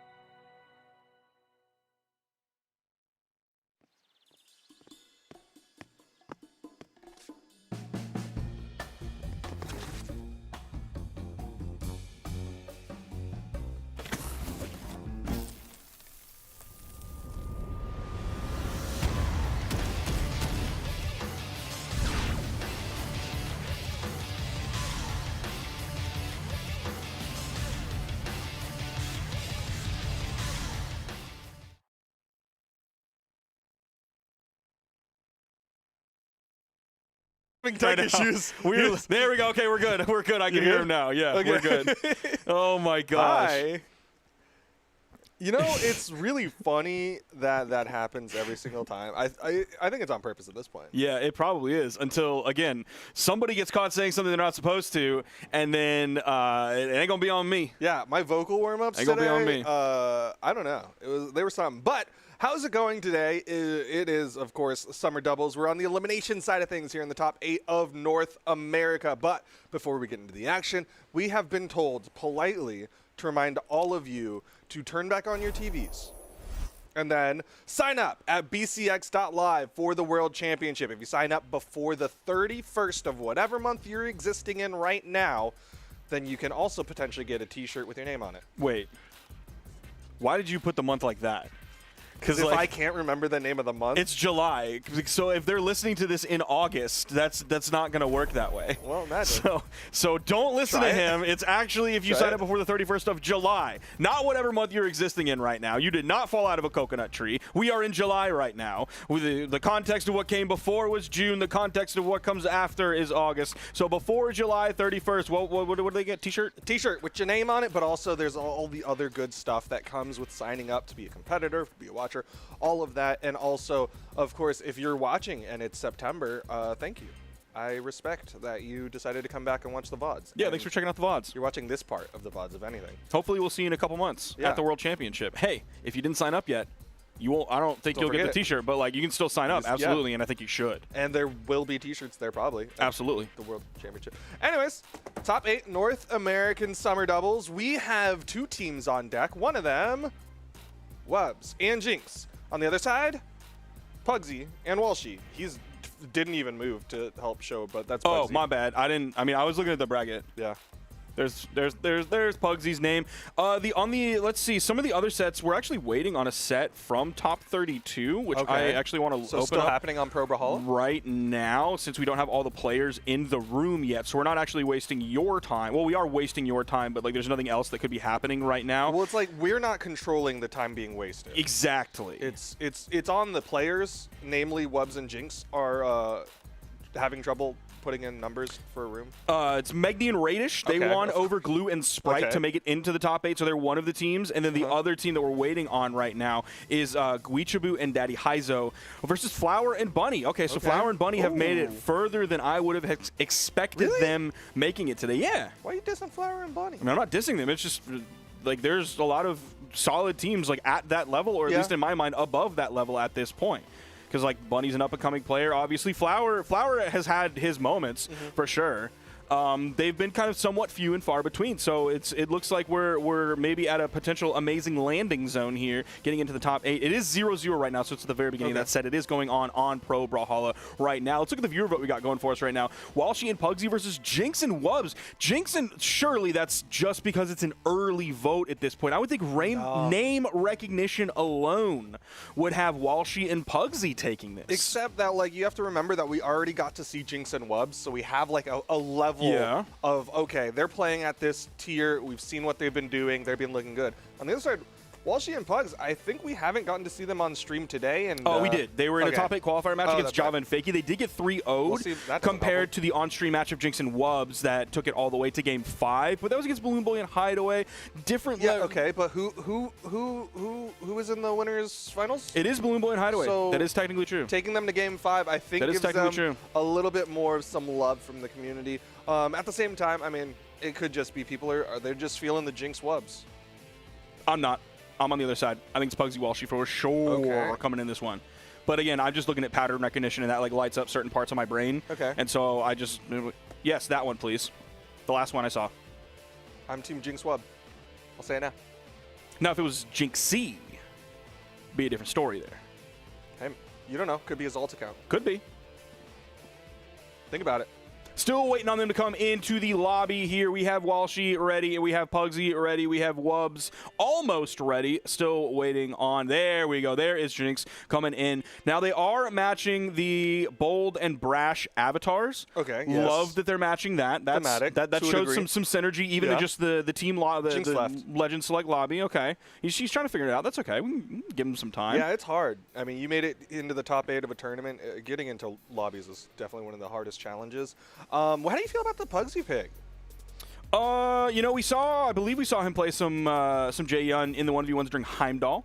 He did pretty well with that. I think it's a solid pick. I think if there is somebody who can go into Greatsword and find the good parts of it to exploit and use very well, I think Pugsy is someone who can absolutely do that. I think you add a normal sword in there, take away like all the variables of Great Sword and all the plates you got to keep spinning and things you got to think about with that, and you just add an easy sword into that. Pugsy's got a great sword. We've seen that for how many years now? It's a lot of years, more than I can count. Well, not on 2 hands, but more than I can probably count on 1 hand. So yeah, I think it's a good pick. I think Jae-Yun's a fantastic legend. The fact that like Pugsy is picking this legend as a like very support player, as we've seen him through all of his 2v2 career, he has that like support mindset. So when I see him picking the Jae-Yun, I don't see that as like a selfish pick. As like, ooh, I want to play this, and I'm going to do what I want, regardless of what is best for this team or what is best for my opponent or my teammate. So I think that there is some communication between these 2 players with this team comp and specifically this Jae-Yun pick that leads me to be very okay with this. Okay, that's very interesting, very insightful. I mean, like, okay, so on my side, my gut reaction was just like, ew, Greatsword in 2v2s. It's not like what we're used to seeing. It's not exactly like the team combo heavy stuff that like we kind of expect from like the side of Jinx and Wubs, where there's a lot of very clear-cut team combo routes. But at the same time, like the more we're seeing Greatsword in 2s, the more I'm liking it, especially alongside this Kaya, because Kaya's really, really good at baiting out a dodge. You hit a side light and your opponent is 9 times out of 10 going to do some sort of dodge. Yeah. And then Greatsword gets to go wild. So okay, so you're looking at it from the legend point of view. I'm looking at it from the player point of view. And we bring that together and you have the full suite of Brawlhalla gameplay. Well, we'll see how well it does as we get into game number 1 here.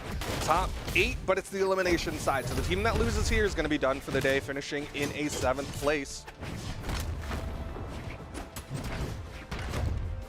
Okay, Pugsy on the right side just hits a dare and then ends up whipping that weapon toss and trying to disengage. Wubs with the down stick takes a lot of people to the right side, but it's Walshy with the side air to take the first stock. Now, Wubs is reasonably healthy here. He's doing a great job of staying on that soft platform, staying away from both members of the red team, who are just maintaining that stage control, so then when Jinxie spawns back in, if Wubs is not there to help, he can put the pressure on. Almost got that for the double KO. Oh, another drop from this blue team. They did get 1 stock, trading it 1-for-1, and because Wubs is so healthy, they're technically in the lead at this moment. Still can't knock out Walshy just yet. A little over a minute into this game, just barely overspacing that down signature. Okay, yeah. Pugsy now kind of caught in the middle. Is he going to get caught in this combo? Yes, almost immediately. That neutral air didn't quite make it before the dodge came out from Pugsy. I mean, like, Wubs and Jinx are definitely in a very good spot, but that's like at least 3 times where Wubs has just been slightly off the mark in his follow-up. And if it kind of continues like that, it could get bad, but also if they clean it up, could see blue team run away with this one. Nice falling nair there. There's a weapon spawn, but neither blue team member able to pick up just yet. Now they've got weapons. It's a 1-piece follow-up from Pugsy.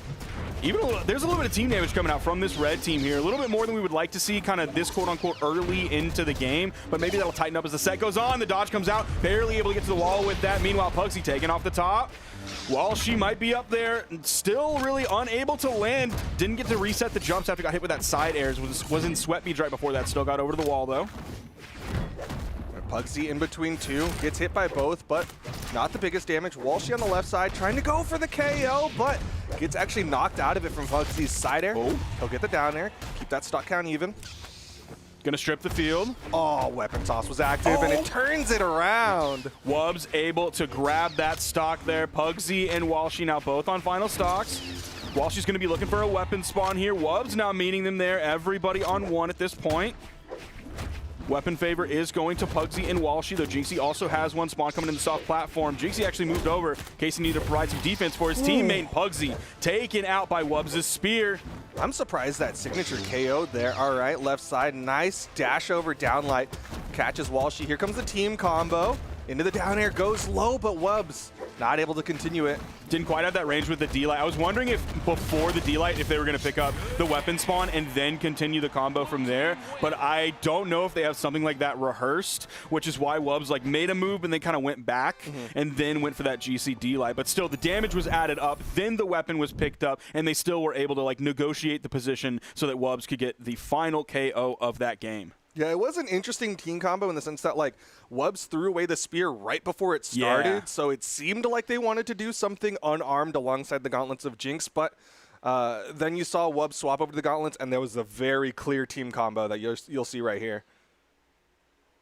D-Light there, into the side air, there's that signature. Yeah. Side sig right over. Classic Wu Shang business. We're going to see a lot of it today. We've already seen a lot of it today. This is the meta that North America likes to play, which is the meta that North America has been liking to play for a very long time, similar to how we have so much Axe in EU, specifically a lot of the Olgrim coming in, the Olgrim and the Taros. So even though a lot of people love Taros in North America as well, it still really hasn't had that market penetration into the way people want to play twos. Same thing with the Olgrim pick, aside from like the handful of people who want to pick up a Lance like Kostelix out there. Yeah. My question for the North Americans is, like, is it an ego thing?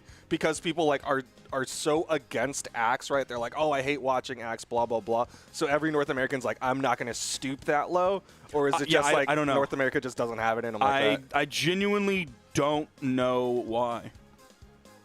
I think that's a question for like a lot of different people. Yeah. I think to answer, they'll each have their own answer. Yeah, I sure. don't know if they would all have the same answer in that one. But we're getting into game 2 here on.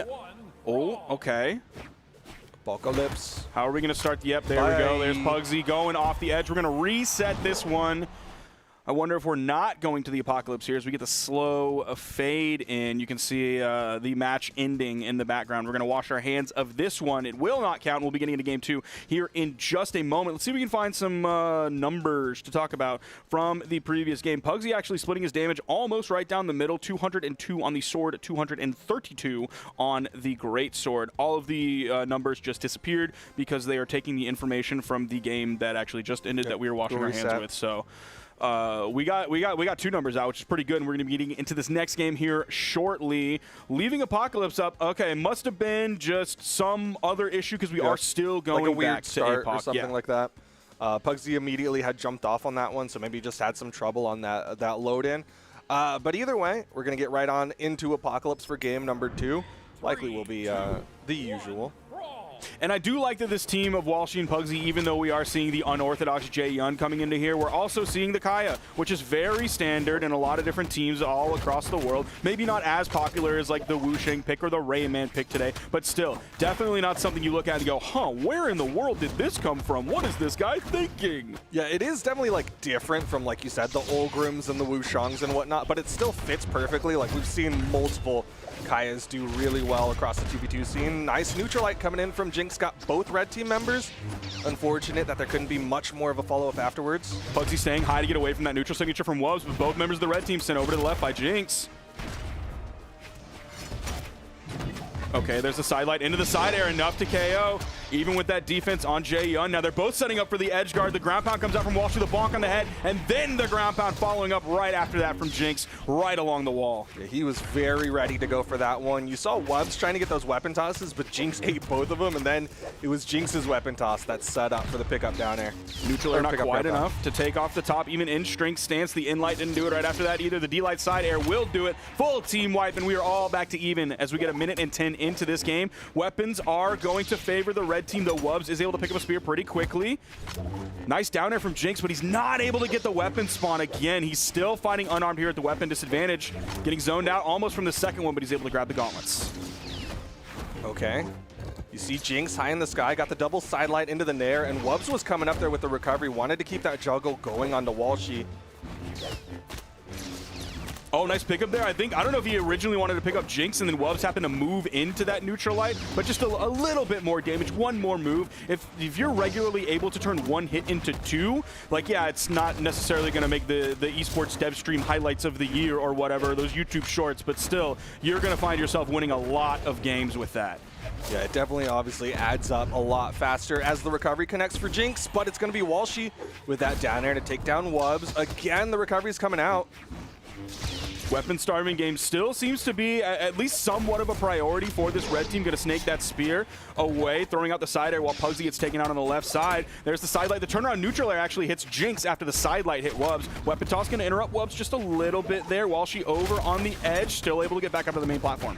I really like Pugsy's positioning there after Walshy ate that side air. Tried to get right in the way so that the blue team couldn't continue and potentially take down Walshy. Pugsy trying to play that support role, keep that teammate alive. I've been looking more at Walshy this game, so I'm going to be curious to see Pugsy's damage numbers by the time all things are said and done, right as he picks up that recovery KO off the top, getting that spot dodge to stay up above that juicy side stick from Wubs. Yeah, that was a big read attempt from Wubs. He was just hoping that Pugsy was going to dodge down. Pugsy gets disarmed on the left side. He's taking a decent amount of damage here. And that's going to KO. It's all left to Walshy.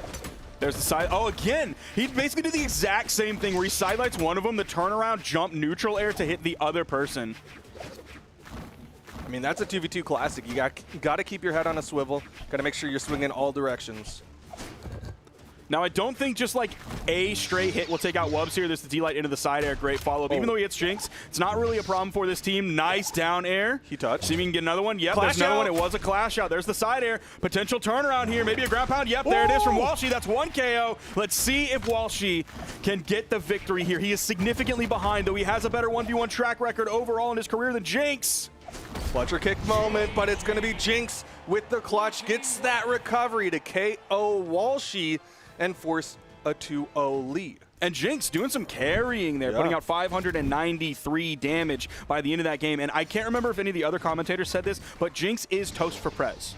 Whose name you're certainly familiar with, I'm certainly familiar with. So this is a big deal. Beyond just like a person making it this deep who we haven't really known about before, is like we know about toast for Prez. So this is big. 3, 2, 1. Well, here we go. Game number 3, Wubs and Jinx on the cusp of knocking out Pugsy and Walshy 3-0.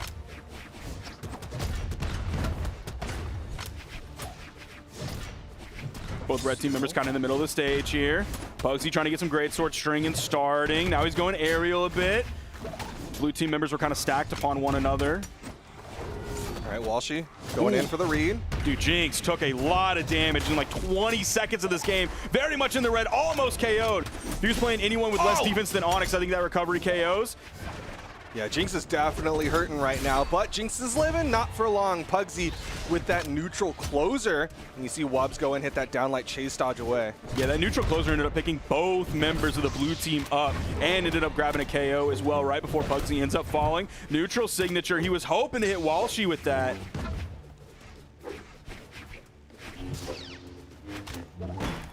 Oh, Wubs eating a weapon toss as he tries to go for that recovery. Starting to throw out a lot of SIGs, but instead he's going to get knocked out by Pugsy. This could be really scary for Jinx's second stock. He's able to at least get over the wall and touch and hit the D-Light dare, and then Wubs comes in with the in-light and the GCD SIG. Meanwhile, Jinx on the right side sent on a final stock.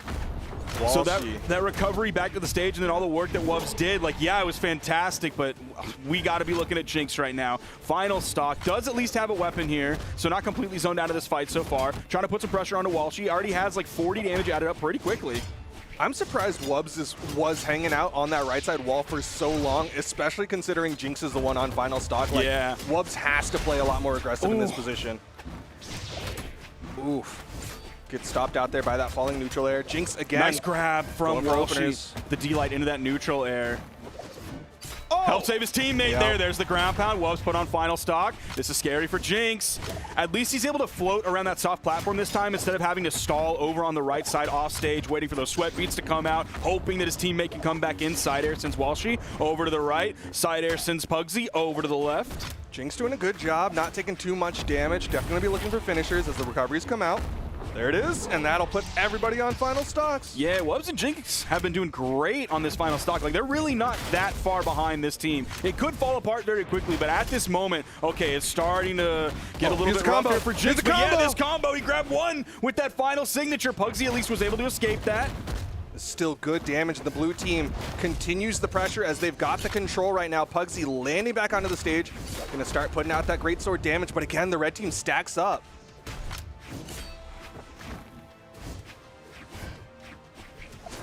The split and Wubs with the unsig. That insync covered like right along that platform where Pugsy was standing. He got caught. They end up clutching it out in the end when they were behind. And that is a 3-0 for Jinx and Wubs. Jinx and Wubs playing so incredibly well, 3-0ing. Looks like the community was a little more right because it was in favor of them. They just guessed. It's just a guess. Hey, but I also, it's just a I guess. guessed them too. Again, it's a 50% chance. It's just a guess. It's like, oh yeah, you called the coin flip right. Yeah, congratulations, brother. You hit the RNG 50-50. Yeah. Somebody does that every football game. Like, good for you. It's awesome. It's real satisfying. Congratulations. Yeah, I should be congratulated. You know who also should be congratulated, though? Who? Is none other than Jinx. Because looking at that graph, if we can get that up on screen, he was living on his third stock. Wait, they hold don't on. have it, but we have it. Look at Sparky's screen. Hold on, let me. I'll crank up the brightness. Okay, he's gonna brighten it up. Do we have polarization, or are we gonna get some banding on this one? I don't know. We'll find out. Ooh, ooh, look at that. Look at that on the bottom side. Look how vivid that is. Wow, what is this? Hey, HP. I don't know. Get at us. He's saying HP. I don't know. Look at that. It looks like it's on the dang screen right now for real, man. That's technology. Anyways, Jinx is the person I'm pointing out. He's the one on the third row with that final stock that lasts so stinking long. And that was one of the biggest reasons why they were able to clutch it out in the end. Yeah, they could have gone to game 4, game 5, whatever, but they didn't have to because Jinx managed to keep that stock going. Hey, oh, they just screenshot it while it was up. Oh, look at that. There you go. You can see it right there. Yeah, that huge wedge that he was talking about. Now, one thing I would love, we're never going to get this, is to know like where those peaks are. Because obviously those peaks are all relative. So like if Wubs' first peak in terms of the damage he took on his first stock, like it seems like, oh, he took a Gorillion damage, but he also could have just like taken no damage on his other stocks. And so the graph is gonna scale that way. I see what you're saying. So that was my first thought, was like, whoa, Wubs' first stock, oh my goodness. But yeah, it's ultimately all relative within their other stocks, not even the other people above them, but just the other stocks like within themselves. The peak damage across all the stocks could be put like it up 500. there, man. Look at this NA production. People say NA production in a bad way. Chat, let's say NA production in a good way this time. Well, hold on. They still need to make sure they know how to count us in. That's true. We're not going to give them too much just yet. That's not because they're bad at their jobs. That's because they're evil. Okay, well. That's a conscious choice in a way, to that do is that. being bad at your job.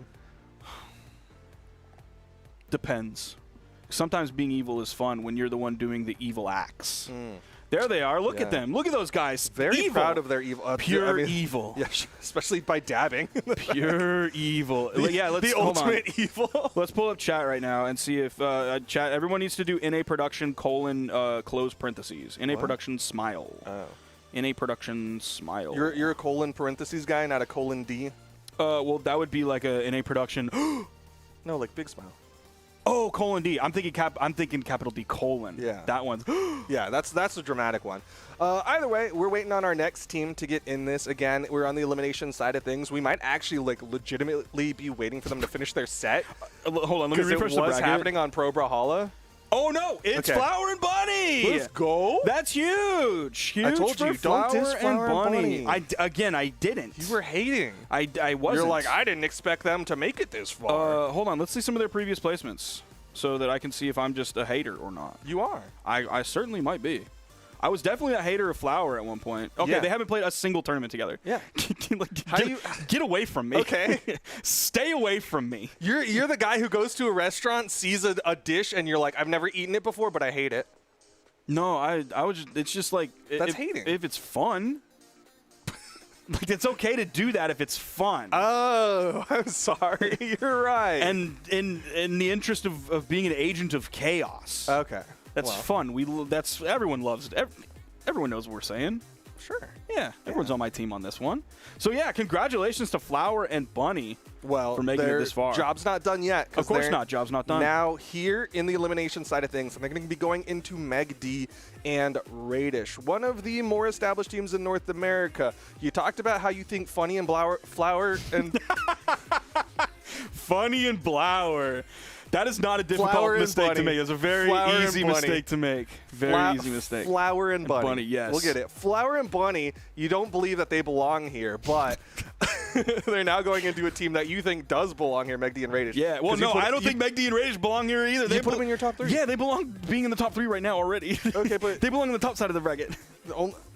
Only 2 people can already be there. That's true. That's true. So, okay, well, you're the Flower and Bunny believer, so yeah. Okay. Let's get the viewer vote up. Sticking with it. Show me the vote. Show me the Flower polls. Bunny. I believe in them. Bunny, for the people at home who are just like, why are they just like, they're just hyping up these people or hating on these people? I don't actually know anything about these people because maybe you're not the biggest NA head. Flower, of course, had some pop-offs. He's one of those guys who's been in the scene for a while. He's come out to the BCXs. He's generally done pretty well in 1v1s when he does have those pop-offs. Not exactly a known 2v2 player. On the other side, Bunny, 2v2 player, has had some insane moments in the 2v2 space. Hasn't had quite the high peaks in the 2v2 scene. Yeah, that's why I believed what I believed.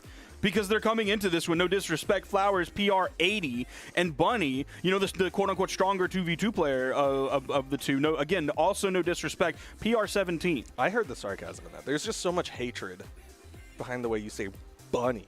The real ones know.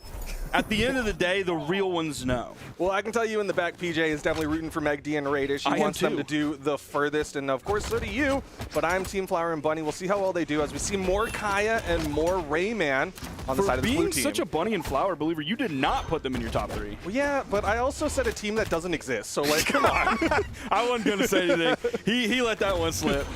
It happens, you know. It's tough to look through Start GG and see 450 teams and scroll through every single one when there's really no way to look at it very well. But here we are. Okay, I was looking at a potential edge guard over on the right side. That's where we were loving some Bunny gameplay before. Was seeing her Rayman in those edge guard situations with the axe and with the gauntlets, deleting stocks.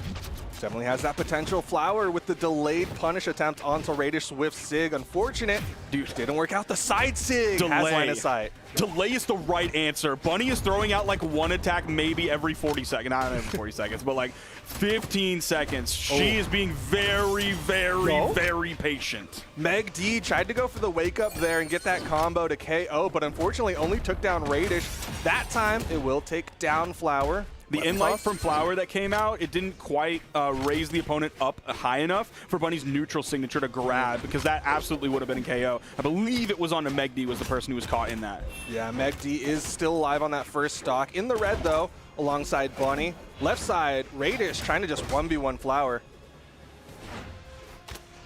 Yeah, Radish was stuck over there on the wall for a while. Now he's able to get back on the main platform. He was then over on the corner, and now they're kind of chasing Flower through the air, hoping to get some juggle game going. Megi with the neutral air, then the ground pound following, hoping to fade as far as he could in the air, drift as far as he could to get the KO. There's the side air from Radish. Bunny acting as a wall.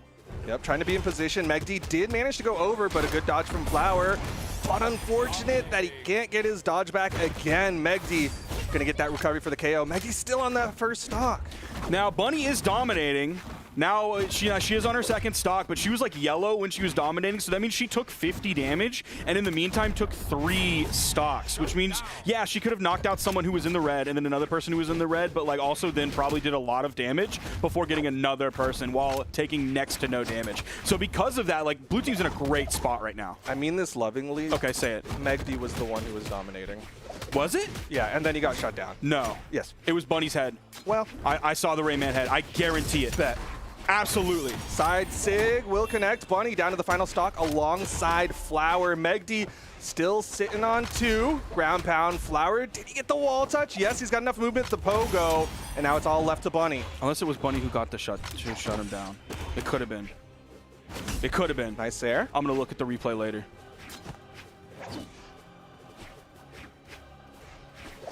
Oh, yeah. Lots of dashing and jumping. Yeah. Yes, sir. It's a Megi Radish set, baby. I mean, I can't fault Bunny. In the 1v2, there's 3 stocks left on the red team. Bunny has to be very specific on choosing when to attack. Yeah, I'm not gonna fault any of them for it.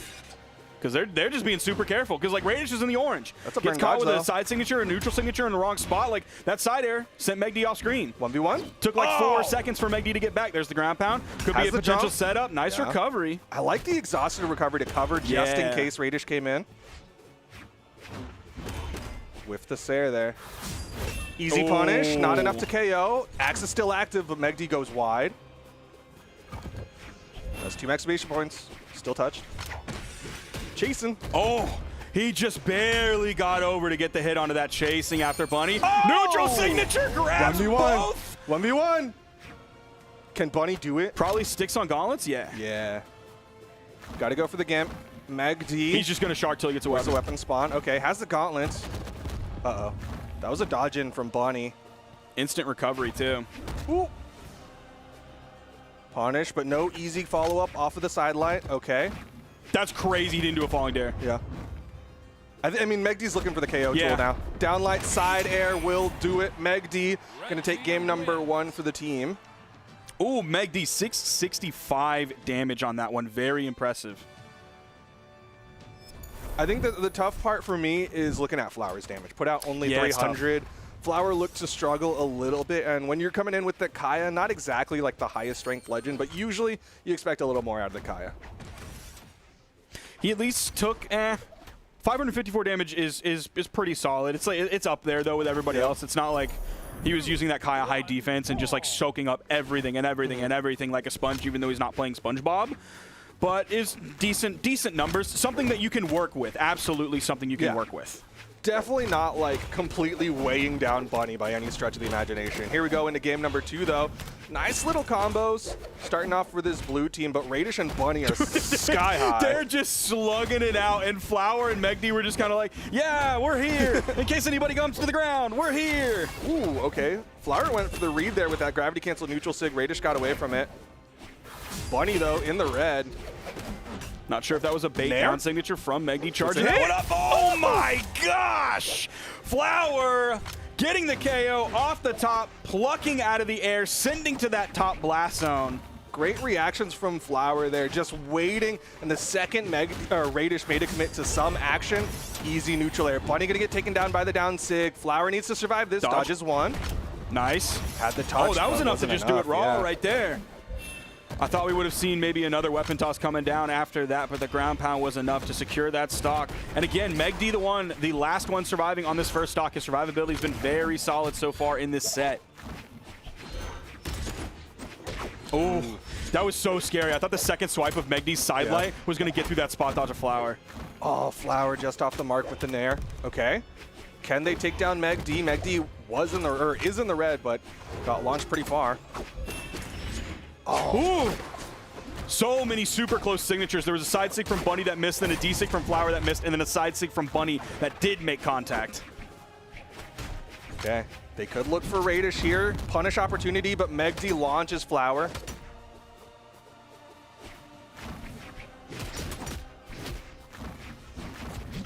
N-Sig will connect. Radish gonna take Flower down to his final stock, and a nice handoff over to Megi. Bunny, not enough movement here. Oh! Almost. I feel like Ninja at New Year's Eve, man. I wasn't seeing enough movement there towards the end. It just ran out. That's so tough. Bunny on final stock. Flower also on final stock. Radish might be there, but again, the Megi survivability as he's weaving through ends up getting hit by the motorcycle of Radish. Radish gets taken out. Almost ate that crowd. That down sig. Oh, the side air was too slow. Yeah, Bunny just not in position. Maybe thinking a little bit there, because I've seen definitely Raymans go for like gravity cancel and Sig as the follow-up, but Bunny just not able to get a hit. All right, Neutralite breaking things up there. Flower knows he's the most damaged. He's sitting in the back. N-Sig as Megi comes over, not enough to KO. Dude, Flower's just been sitting on that corner, and a red team member keeps coming over and getting hit by his moves. First, it was that GC Insig as he walked off the stage. Yeah, he just keeps moving off the stage anytime anyone gets close because he's trying to play very, very defensively, very safely as well. Ooh, got caught there, and yeah, Megi gonna punish that dodge down with the recovery. Not sure if Flower did enough on that survival because Bunny's still deep red against two people who aren't even red. Yeah, this is a very tough 2v1 to face, especially with gauntlets in your hand, and it's going to be over just like that. That's why Bunny was spending so much time on the wall, because the second she came back up onto the main platform, she got punished. That's why Flower was hugging over on that corner. Anytime someone pushes over, go over to the wall, because that's your safe space. When you're on that platform, you're likely to get caught by the likes of Megi or Radish. Megi and Radish looking so solid. Currently up 2-0 over Flower and Bunny. You think we're going back to Fortress of Alliance? Kind of doubt. Oh, really? I think we are. I mean, like, it wouldn't be that surprising, but I would hope that, like, I don't know. I am the type of person who I'm like, if I lost twice on a map, try something different. Okay. Fair assessment. Looking at some of these numbers to see if there's anything that, like, jumps out at me. Not really. Oh, Flower doing not the most damage. Again, kind of in that low 300 range compared to, like, I think it was like 337 that we called out earlier. At least this time it started with, like, an early KO off the top. So that's helpful. That's damage that he doesn't have to do because he's finding that KO off the top. Well, here we go into game number 3. We'll see if Flower can do more damage. Flower did take a moment there before going into game number 3, so it was kind of just reassessing the strategy a little bit. We are, of course, going back to Fortress of Lions here, as everybody can see. So, at least in the minds of Flower and Bunny, that's a tough way to start things off. Flower, again, getting hurt a lot, eats the ground pound. That's going to lead to a stock. Now Bunny over on the edge. Radish was trying to peek over that corner with the D-Light. Radish goes in, hits that neutral sig on the Bunny. Flower tried to punish from behind, but just couldn't find the hit. And again, the juggles back and forth, the passes from Radish and Megi. Oh, missed the punish and again! Oh my gosh, got the stock on Bunny, but also picked up Flower. Might get it here. Yep, that's going to confirm it for sure. Didn't even need a signature in that moment. You saw the sweat beads on Flower. The blue team is falling apart here. I mean, you heard of nails in a coffin, but this is someone bringing a nail gun to put those things in. They are just launching the stocks of the blue team into the KO zone. Miss the punish, miss the follow-up. Bunny will take one. Okay, they'll deny the 6 stock. Coming in 4 stocks, 2-3 here. So not a gigantic lead, not anything that you can't come back from, but it's going to take a lot, and I feel like we just haven't seen enough from Bunny and Flower yet for me to feel very confident that it's there just yet. Doesn't mean it can't happen, as Bunny taking more damage now, pushed into the orange on second stock. Megi, okay. That's a quick, like, probably 45-ish damage onto Megi. Yeah, I like that Flower came in, did just enough, and then immediate chase dodge up, try to get out of dodge. Flower recognizes the situation. He is on that final stock way ahead of everyone else, but again, the handoff. They're so fast with those 2-piece handoffs. That simple bounce pass, and they're going to take out Flower like that. Maybe they saw Twisters today because they felt it, and then they chased it, both of them, right after Flower. All left to Bunny, 1 versus 4. Here's the team combo into the neutral sig. Not quite enough. Bunny with the wake up gravity cancel down sig using it's got to be over here. Yep. She knows the writing is on the wall, trying to buy as much time as she possibly can, and it is over for the blue team. Curtains for them, but congratulations to Megi and Radish, who are going to be moving on with a 3-0 over Bunny and Flower. I hate it when the haters are proven right. I'm not being a hater. I'm looking at the numbers and doing an analysis, a critical analysis, which is my job. You know what? Still a hater. Okay, whatever. You can't win. No. There are just some battles you can't win. But apparently for Megi and Radish, this was not one of them, because they won that battle for sure quite decisively. 3-0. There's the down air.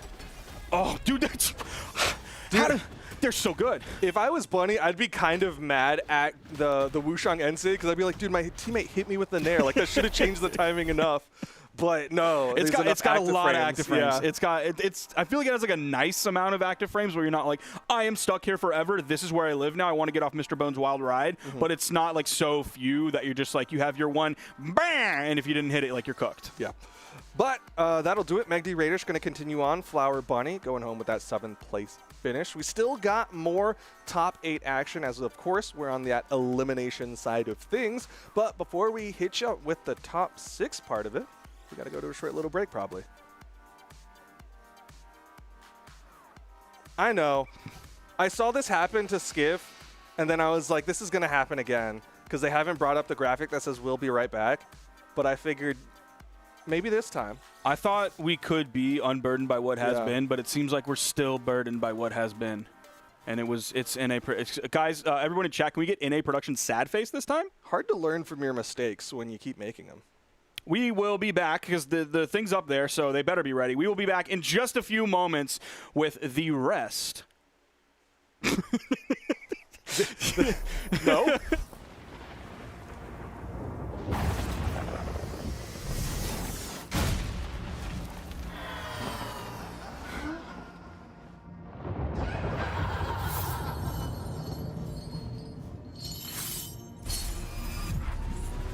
Did you think you could keep me out?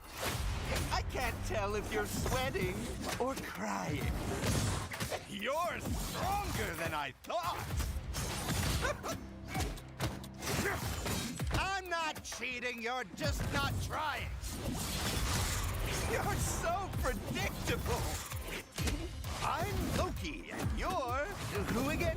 Lord something? Very good, legend.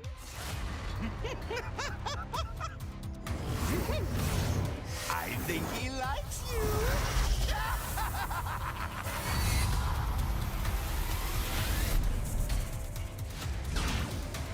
I'm finally here. Or am I? Welcome to Brawlhalla.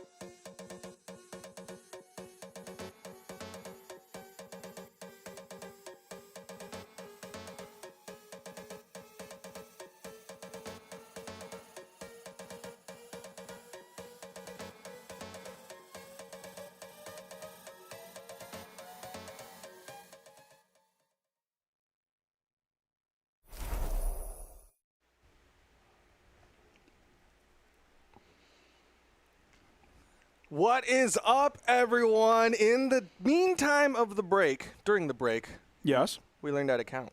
we did. We figured it out. Oh, yeah, he did. He We gave us a proper figured it actual out. count. Yeah, and then I lost the ability to speak, so it's, you know, a little bit of a trade-off.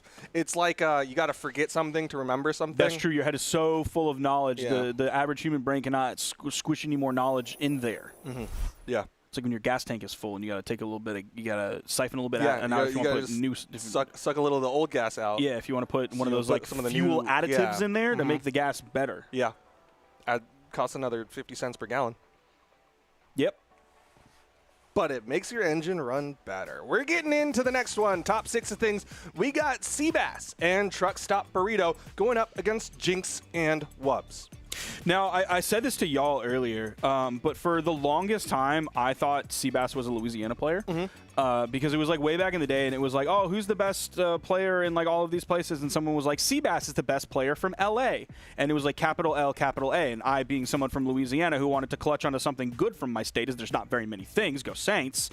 I was like, yeah, Seabass, Louisiana player, let's go. And then it turns out Blood is just from Los Angeles. Yeah, it is insane to use the initials for a city it's instead not of like fair, states. dude. They took it from us. We got to take back what's we got ours. like GA, we got TX, we even got like, and we just Virginia? don't get ours.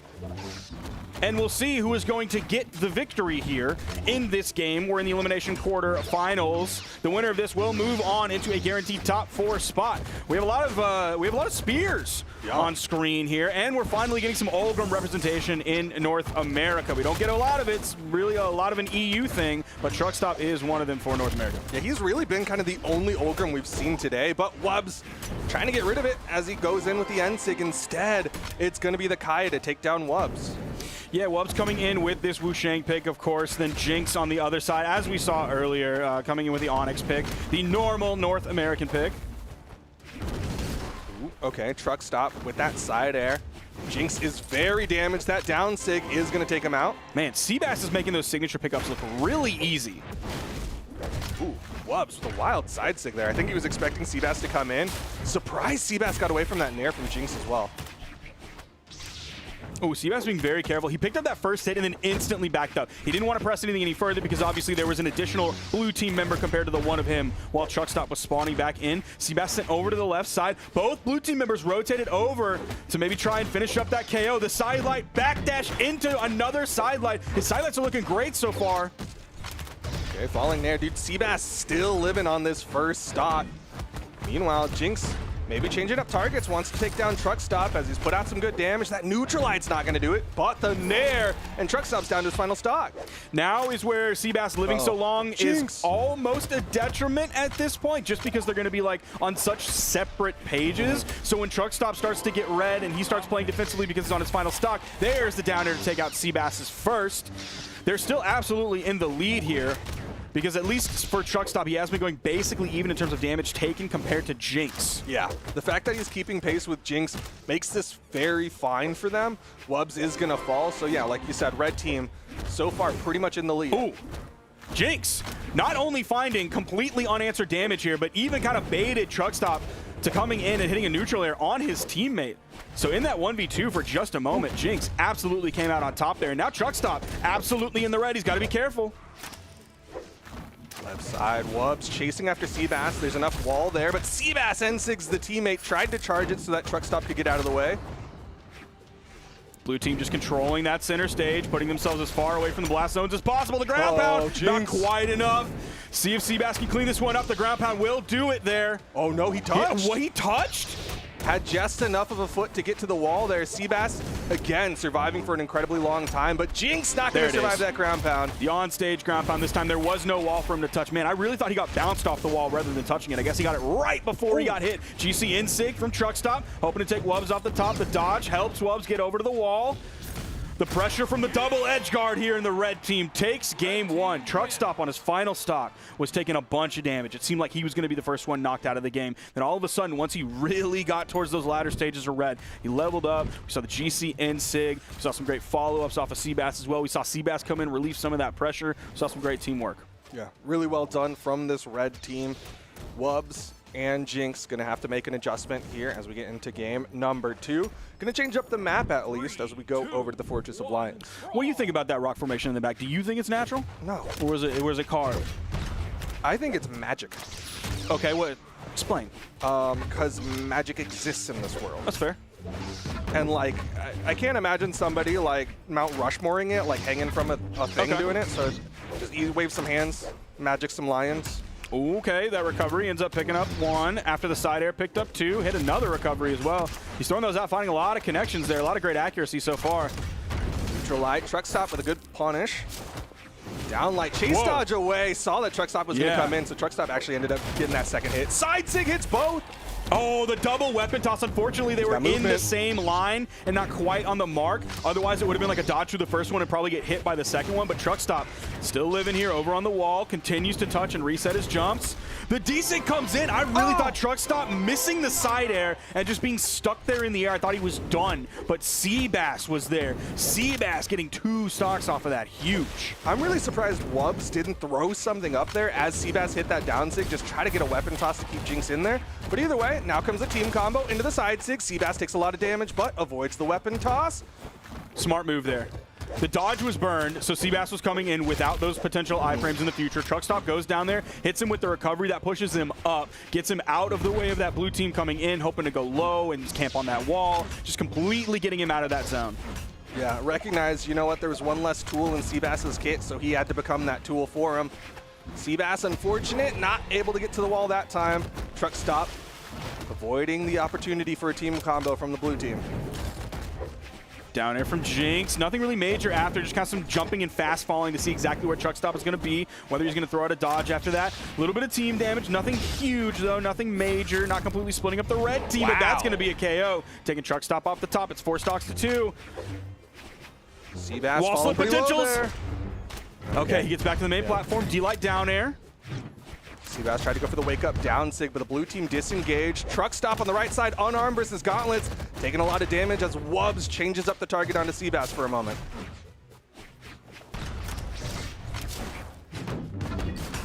Oh, that was enough to KO. I thought the defense of Kaya would be able to hold on there for at least one more move, but that's going to be Jinx and Wubs taking that game, really limiting the damage of both Truck Stop and Seabass almost equally. It was like 286 damage and 280 was all the red team was able to do. Put a real halt to them, and I really respect the fact that Truck Stop, once he saw Seabass going off into the distance, was like, yeah, all right, I'm going to give this one up. I don't need to fight for it. Yeah.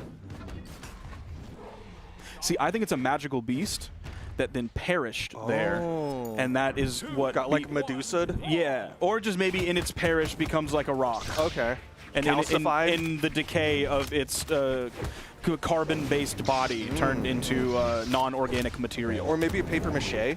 Or maybe probably a little bit stronger than paper mache, but maybe that much paper mache is actually like really strong. Maybe like a lot. And then they just like built a castle or whatever on top of it. Which is actually really rude and disrespectful. Game 3, though. Jinx already taken a lot of damage. Got to be careful here. Does pick up the cannon, but immediately eats an N-sig from Seabass. Down sig from Wubs going to whiff on the Truck Stop.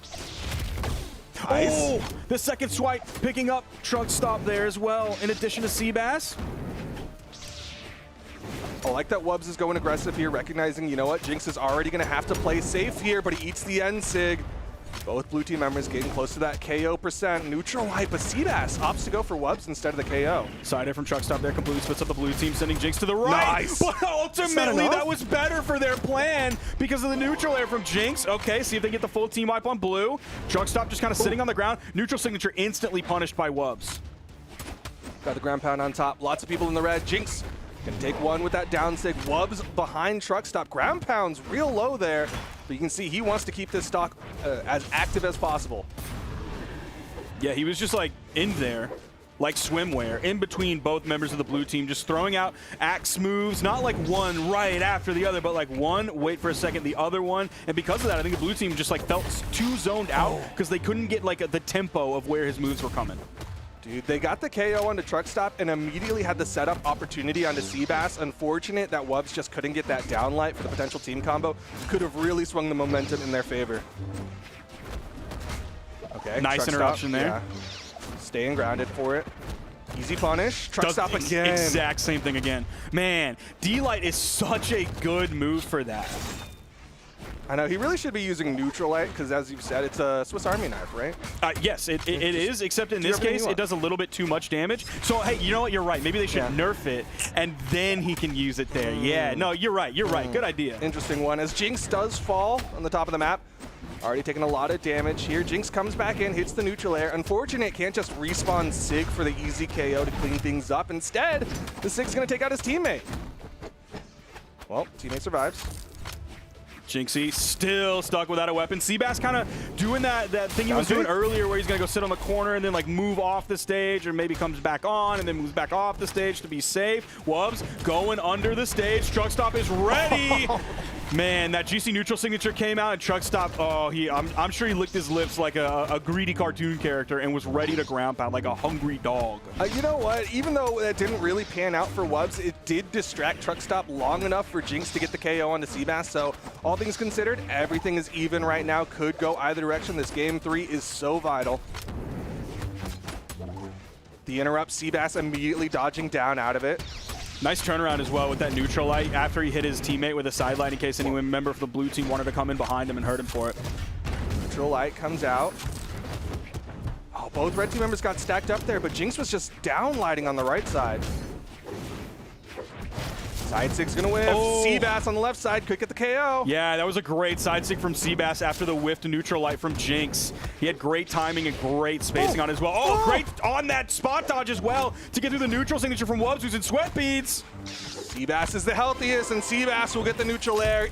Get the down sig. Seabass and Truckstop currently up 2-1. Much better damage numbers from this team. More than double? Yes. Yes? Yes. Yes. Definitely Seabass did more than double. For sure. Yeah. So yeah, great work from that red team to get that victory, except their team damage was, you know, obviously they won, so it wasn't the biggest detriment to them, but Seabass did 208 team damage. Bro, that's like more than a stock. Yeah, that is when, if someone was doing that to their opponent, we're like, okay, the efficiency, not great, not terrible, it's just like 6.8 rockin', so maybe we can, if we can bring that down, then we're gonna be in good spot. But he's doing that to his teammate, so that, you definitely gotta tone that down. Well, either way, they did get the W, so they're 1 away from continuing on into the top 4 of things. Jinx really just trying to play this poke game. Poke Seabass away and then immediate rotate over towards Truckstop. Oh, that weapon toss down put, I think Jinx just a handful of stun frames that he got picked up by the attempted combo from the red team. Oh, the chase dodge coming in from Seabass. Red team split. Oh, N-Sig, but Truckstop goes low. Downlight into the neutral air under the teammate coming out from Jinx. Lots of people getting hit there. Seabass on the wake up does not find purchase on the Wubs. Dude, that wake up was almost so sick. If he grabbed Wubs there, that would have been awesome. Yeah, you did see Wubs try to drift back, was likely looking for the easy wake up side air onto the red team. They both had the same thought in that moment to take their placement there and turn it into something huge. Now, meanwhile, look at Jinx, so healthy here, still on that first stock. Plenty of room to go, stuck between both red team members, but not even worried about a team combo.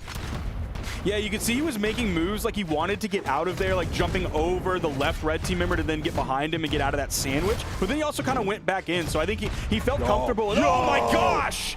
Is he going to get the full double KO here? Yes, Jinx! He does! In that edge guard, Wubs attempted it, but it was 2 for 1. It's 4 stocks to 2. Absolutely worth. The value from Jinx, he got that gravity cancel, neutralite, immediate target swap to take down Seabass and was still out in the open air, so he came down and took down Truckstop. This is a really good spot for the blue team to get a game 5 as Wubs again with a GCN sig gets hard punished by Truckstop. Okay. See if they can convert this 2v1 into something again. Jinx completely unafraid to chase after the opponent while he's in the man disadvantage rather than just sitting on the soft platformer going over to the wall. Recoveries. Wubs just trying to get some more damage put out onto Seabass. They know that they're marching this one towards a victory. Down sick thrown out. Jinx on the wake up gets the recovery. It's all left to Truckstop. Oh, too close. Just gonna get he tried to space it. By the fully charged D-Sig, man. He didn't feel comfortable with the amount of time he would have in terms of reaction time to get the punishment right after. There we go. D-Light into the down air, and then the down air, and then the weapon toss. He kept it going, and Jinx, 729 damage. Yeah, Jinx definitely popped off in that one. You could see it in the KOs, got 5 KOs in that one. Here's likely a clip of Jinx getting a KO because that's how much work Jinx was able to do. No, well, yeah, he got one of them. About to grab another one here. There's the neutral signature. Didn't quite KO Seabass. Here's the double KO setting up. He already got the first one, and there is the second KO. And the attempt from Wubs to get the save. We're going into game 5 here and back to Apocalypse. Game 5, elimination side. Winner of this gets a top 4 finish. Whoever loses here is going to be done for the day. Jinx, back on the cannon. Now, we didn't get a chance to see the graphs at all after last game before we got into Game 5, but man, the Game 4 graph for Jinx, so many flat areas where he was doing so much damage and absolutely taking nothing from the red team. So very, very impressive last game from Jinx. And he's back to the same strat. He'll poke away Seabass, and then he'll try to come over towards Truckstop, but Truckstop spacing out Jinx this time. Down Sig, Seabass also playing the spacing game a little bit. Yeah, Seabass is back over on that corner move. Gonna stick on that corner, someone comes over, retreat off onto the wall, throw out a GC Insig, something like that, and they get back on the main platform. Wubs able to dodge, does eat that dare, but I thought he was gonna be able to make it all the way under, but he wasn't, even with the dodge up. Yeah, that dare from Truckstop was just enough to deny, and Seabass comes over, hits the side air, taking out Jinx. Wubs has got to be careful, used a lot of aerial movement to get up away from the red team, but he hasn't touched the ground in a hot minute. Oh, this could be scary. Okay, stay deep enough in the push-off column that when Truckstop ripped that ground pound, it was too close to the wall to make contact, so Wubs still could hover out there and make it back, but that was very scary for him. Seabass tried to go to the wall there. Jinx unfortunately couldn't get that side air to finish off this stock of Seabass. Neutral light, not gonna KO. Man, face the other way, that's gonna be a stock there. In comes Wubs though, after that in-light makes contact with Jinx. Nice interruption. Okay, good pogo there from Wubs, tacking on some more damage on the Truckstop's second stock. You know they want this stock of Seabass, and they'll get it with the recovery. Can they finish up Truckstop here? He's going to charge that recovery, go very high, stay as far away from the red team as he can, and in comes Seabass instantly with that down signature on the spear. Grabs one, almost gets the official double KO there. Oh, that's going to interrupt just a little bit. Takes away some of that momentum, so they don't get the Jinx stock just yet. Still, the damage is being done. Wubs on his final stock, and Jinx will be joining him. Truckstop not even in that position where a signature will immediately KO him. Yeah, it's looking like the red team has a nice enough lead here. They may be able to close this one out in Game 5. Wubs trying to push the edge guard just a little bit on the right side before disengaging, hoping to come in with that side signature, but he gets punished from behind by Seabass. Instant wake up, instant counter punish as well. Wubs went for the weapon toss there, backs away from Seabass, doesn't even try to punish the whiff side light. Falling side air over to the end sig. Seabass still healthy enough not to get taken out there, and Truckstop makes his way to the left side. If they can get these stocks here, man, I think Wubs missed the follow-up there. Probably could have gone for a recovery and maybe gotten the KO. Side sig, if they can get this stock here, goes for the GC D-Sig, hoping to get either a dodge down or through the iframes of a spot dodge, and he ends up making contact, making the connection. We're reasonably even. We've seen games like this where Truckstop was the one in the orange rather than Jinx, and he's able to hold on and get the victory. This is definitely doable for either team. The blue team just a little behind. Seabass throwing out some SIGs, controlling that ground space. Jinx in between both red team members, goes vertical, and Truckstop not able to hit. Uh-oh, starting to find hits now. I like that lockdown from Jinx right there. Not enough. Dude, Seabass is taking so much damage here. I believe he is the most damaged, but he also has quite a bit of defense. Ooh, the team damage not helping. Also sent Seabass in the air in case of the potential juggle. There's the down air. Not sure if that D-Sig was probably a bait.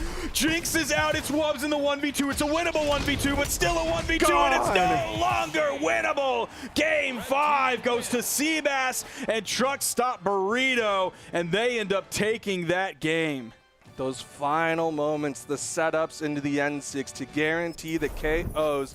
Truckstop Burrito and Seabass were able to clutch it out. You could see the scrap coming from Wubs and Jinx, but ultimately this red team had just enough force behind it. So I'm seeing a lot of, specifically like Seabass will throw out a move, and then he'll use like the higher movement speed of Kaya to then just back up.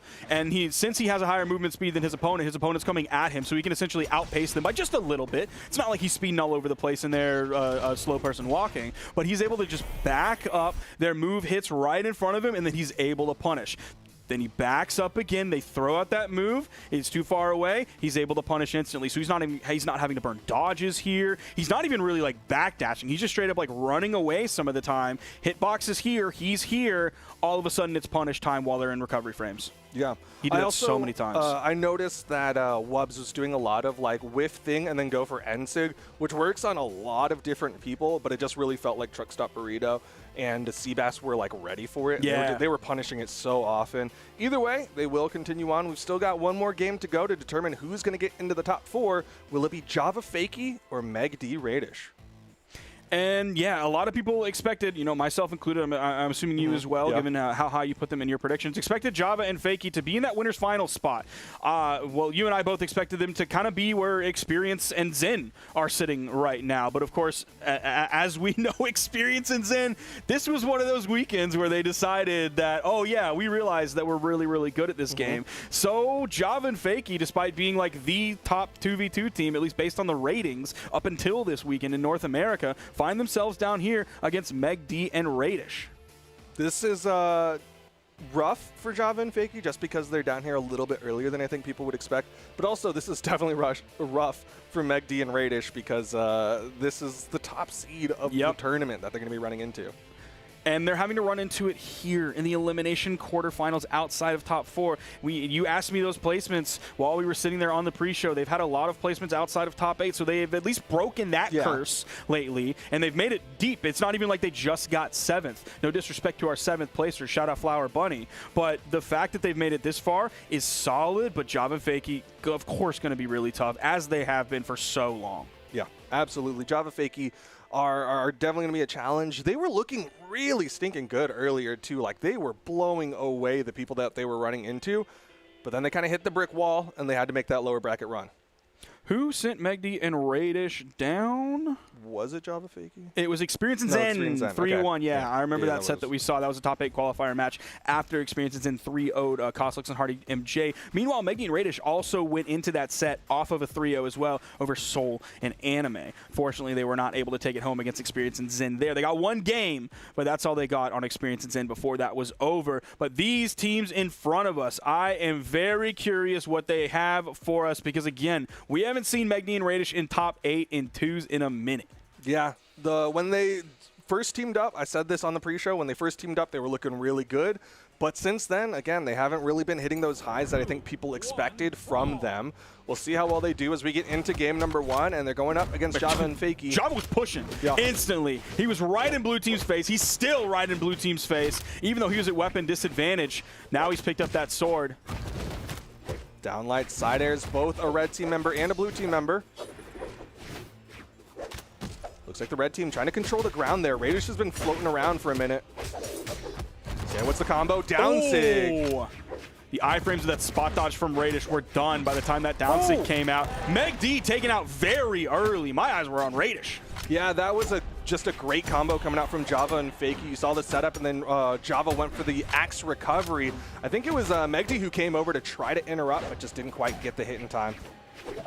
Oh, this is so scary. Megi. Interruption of the recovery. Megi's going to fall again. That was a stock loss in yellow, and absolutely, if there was anybody that could afford that, the last person is Megi. Real bad for Megi, as a great ground pound from the top of the map from Fakey to keep that combo going. Recovery comes out from Java, gets back up onto the stage. Oh man, Fakey not able to find the timing to stop that one from taking out Java, but that's just their first stocks.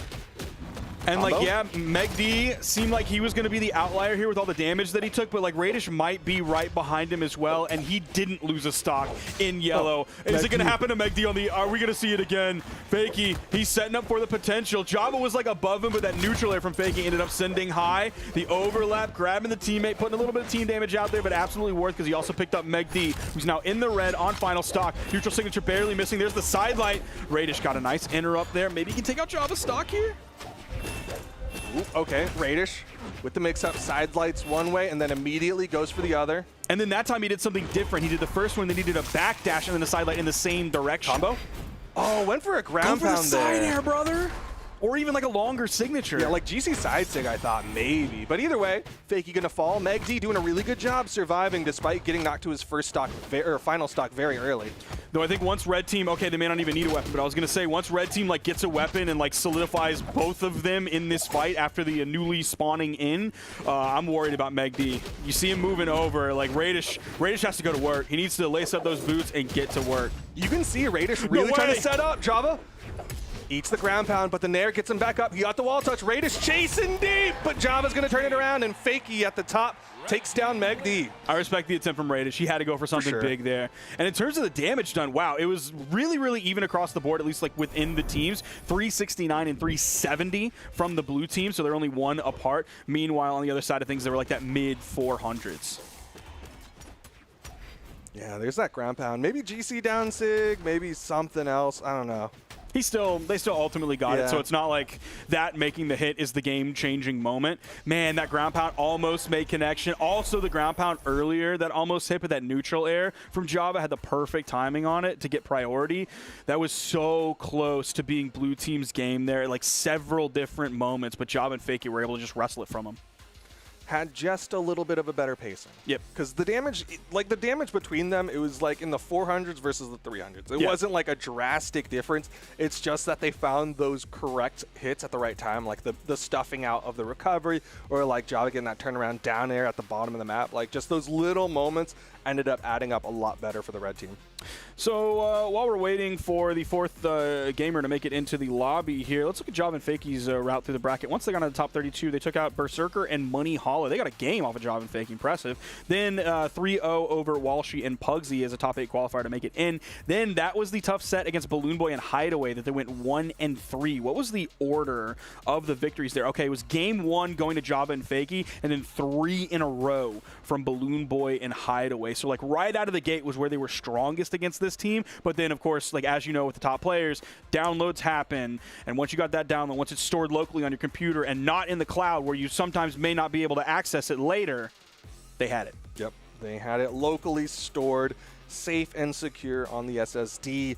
Right now, waiting for Megi to get into this one. He decided to take a little quick reset. Sometimes that happens. It used to be that players, like every time they took an L, they'd just be like, "I'm gonna reset everything." Yeah. I don't know what happened. I'm mad. I'm gonna reset everything. That's fair. I think that's not it's not the worst thing to do. It's like it's essentially the shotgun blast of solution of problem solving, I guess. Just get a complete refresh on everything: your computer, your internet connection, your IP, your connection to the DNS, connection to Brawlhalla servers, the Brawlhalla client running on your computer. It's not a bad idea. Well, I mean, when you call the helpline, what do they say? Did you try turning it off and back on again? Yeah, but in a tournament setting, my helpline says, look inside yourself. Do not call the Duke helpline, because he's just going to say, let's get this show on the road. He's going to say, look inside yourself. Lock in. Get it twisted. You are a percentage point on a Fortune 500 company's Excel sheet. You can do anything. But we'll see if Radish and Megi can do anything against this team of Java Fakey. You know what? You talked about the matchup that they had against Balloon Boy and Hideaway, and when we got to see the order of W's, it went Java and Fakey took game 1, then they took 3 L's. Could see a repeat here with Megi Radish, because game 1 did go Java Fakey. Now, in terms of history between these two teams, not including the game that we've already seen so far, or any of the games technically today in the tournament, they are 4-1 in official turn. Oh, and that's all events. Excuse me, all events.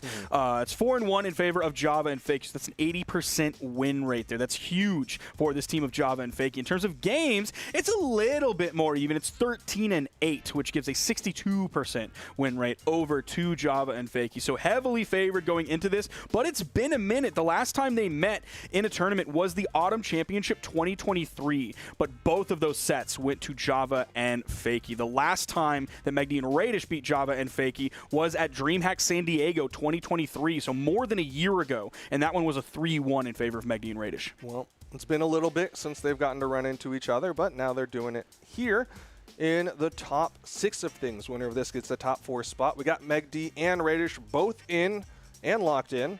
What map do you think? APOC, Small Fortress? I think we're going back Small Fortress of Lions. Give me a Western Air Temple. Just for fun. Not a chance. Ban it right now, Megi. Ban it right now. Yes, sir. Proven right again. Give me a map that isn't red. For all the colorblind homies out there, tough Please. map choice. Yeah. Tough map choices here. It seems like the best maps happen to be red, except for Mishima Dojo. Sorry, I hate soft platforms. Here we go. Game number 2. Java and Fakey sticking with their character picks. Megi, Radish, they've reset their worlds. They'll see if they can get a W here against Java and Fakey.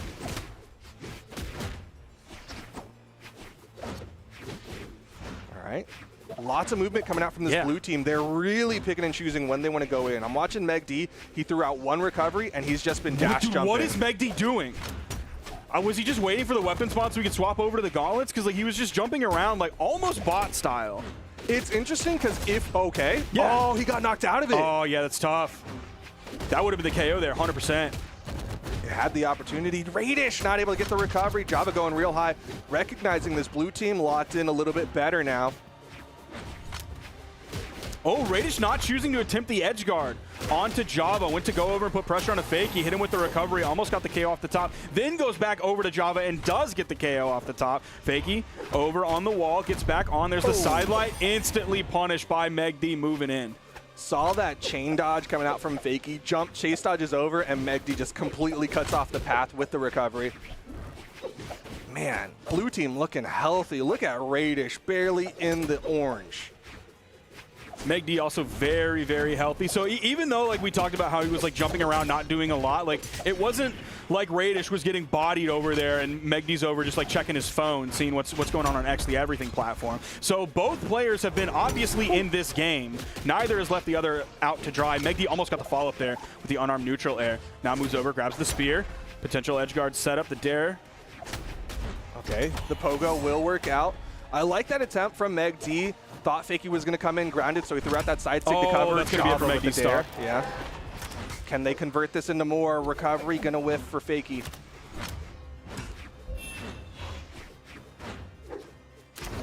Despite that like big early lead where Megi and Radish were like only in the orange by the time they got both stocks from Java and Fakey, like you know, Megi and Radish are almost in orange on second stock now, and neither Java nor Fakey are red. Take that back as Java turns red with that side air and also runs into the blast zone and gets KO'd. Fakey tried to make that motion over there, tried to slap Radish before that side air finished off Java. Just was a little too late on that one. Again, the interrupt attempted, but the side sig will convert into a KO, and Megi's there to help out Radish. Ooh, could be a potential setup there. Actually interrupted that recovery as well from Fakey. I think he was trying to recovery like directly out of hit stun because either Megi or Radish are both red, so if he hits either one, could be a KO on the top. Oh. Radish gonna extend that one. If he KOs Megi, it's fine if he also puts the red team into a terrible position. I like that Radish went for so much there because he started that off by stuffing out Java's recovery. Yeah. Java, though, will still find one later, taking down the stock of Radish, but the damage is being done. Java's getting close to the red. Yeah, that was some Flambeau and June were talking about earlier. I believe maybe it was PJ and Skiff, not sure, but it was like, yeah, you have Java, you have a low defense legend, just bully him. There you go. They bullied him out. Now eyes are on Fakey. GCD light. Oh, just the spot dodge, nothing after. Trying to go spot dodge for spot dodge, didn't quite connect. Neutral light, down air, and the weapon costs. Java and Fakey gonna lose game number 2. Megi and Radish after the reset looking okay. We are tied in this set here in the Elimination Quarter-Finals. Winner of this set moves on, guaranteed top 4. Java and Fakey. Hoping it's them, hoping they can have another podium finish. Meanwhile, Megi and Radish hoping they can push further and further in a year where they've struggled in 2v2s with placements outside of top 8, with placements even past 9th, even at CEO coming in 13th place. So they're wanting to push this one for sure. They need to boost up their PRs so they can get better seeds, so that they can have a really nice seed going into BCX, because there's only one other official 2v2 tournament this year as far as I know at this point. Yeah. If you're looking for PR, if you're looking for better seeding into BCX, you got to be thinking about these next 2 doubles events, specifically if you're thinking about your doubles, seeds, and PRs. Here we go. Game number 3. Once again, no character swaps, no map changes. We're just going to go right back into it. Fakey was able to grab a weapon. Now Radish, he was jumping around. Combo. He ended up going back down. They ended up dropping it. That's a tough way. Like, it was a good way to start, and then all of a sudden it fell apart, and they weren't able to get it materialized into nothing. Nobody can make fun of me for not hitting side light and air. Java didn't do it, and he's in top 6. That's so true. Down light into the neutral light coming out from Fakey. Neutral light, Fakey, a little early on that neutral light. He had to go for something there because Radish was right up in his face. Side air, bounces Radish away, but the weapon toss keeps him safe. Down Oh, nice one. Easy catch. Man, I feel like it's been a minute since we've seen signatures coming out from Java. There was like a GC sig on the sword that we saw earlier, but the axe signatures have been so few and far between. Sword signatures as well. There's a neutral signature coming out as well, hoping he can grab a jumping blue team member. I mean, that signature is so good at taking out people. When they're in the orange, it can KO so quick. But Java, chasing real high. That I thought that was it, dude. Dude, Radish, he's just in the orange. If that did it, that would have been brutal. There would have been some clips of that one on Twitter for sure. Sidelight, Nice side air. follow-up. Of course, gravity cancel neutral signature. You better have that one. You should be able to do that in your sleep if one of the players on your team is a Wu Shang player. The Nair comes out from Megi.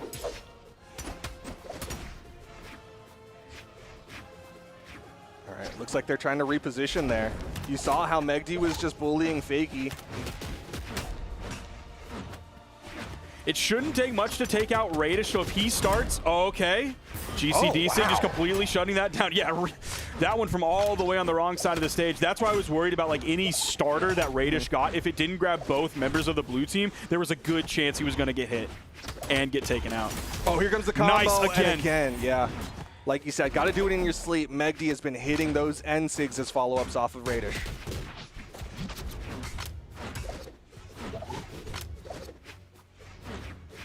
Oh, I really thought Java was going to get punished there.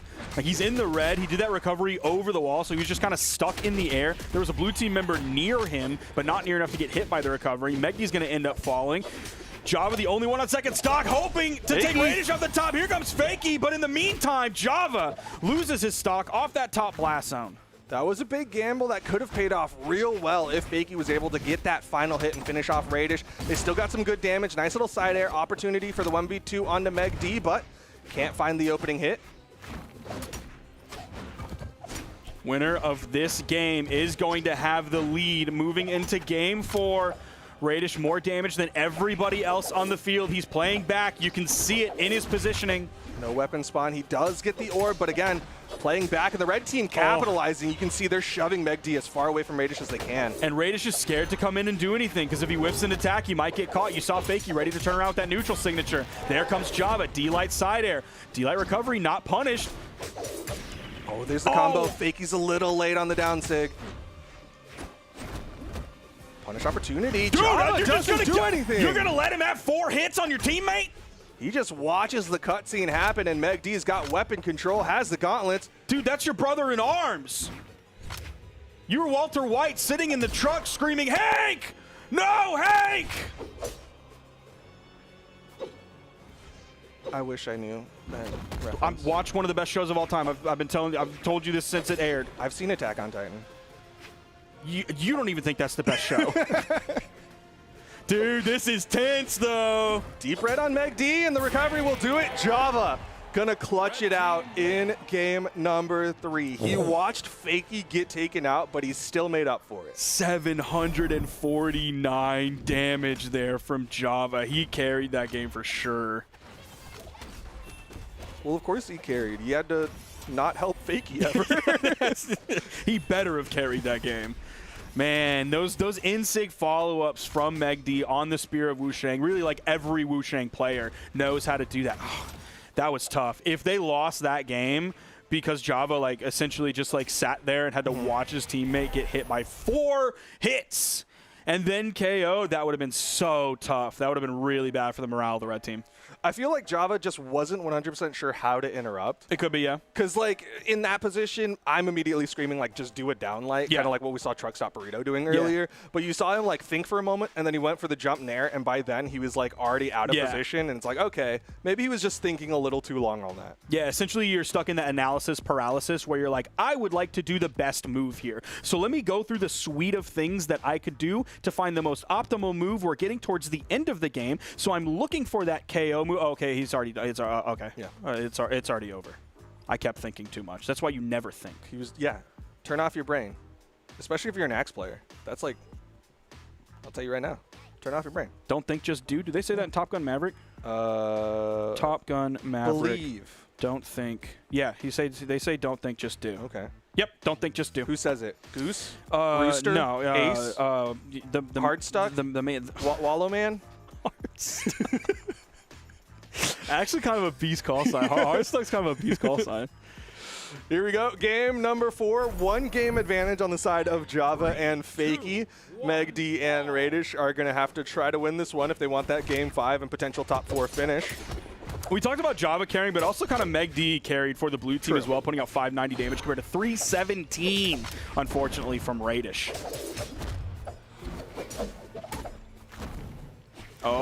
Potential edge guard. Recovery there coming out from Java. He's able to get back. Megi actually goes over to the soft platform. Why is Megi's just starting out these games weird? Yeah, he's definitely playing a lot more passive to start off the games, and it's really it's not working. Letting Radish get run over. Java and Fakey are just handling him. Nice double dare, side air. And Megi gets taken out so fast. It's going to be very tough for them to come back here. The one-team combo is all they need as they go for the ground pounds. Java doesn't have the jumps. Can they convert this one into a KO as well? Missed the pogo. Maybe the ground pound would have been just the better option to cover more bases there. I'm not sure. Nice interruption.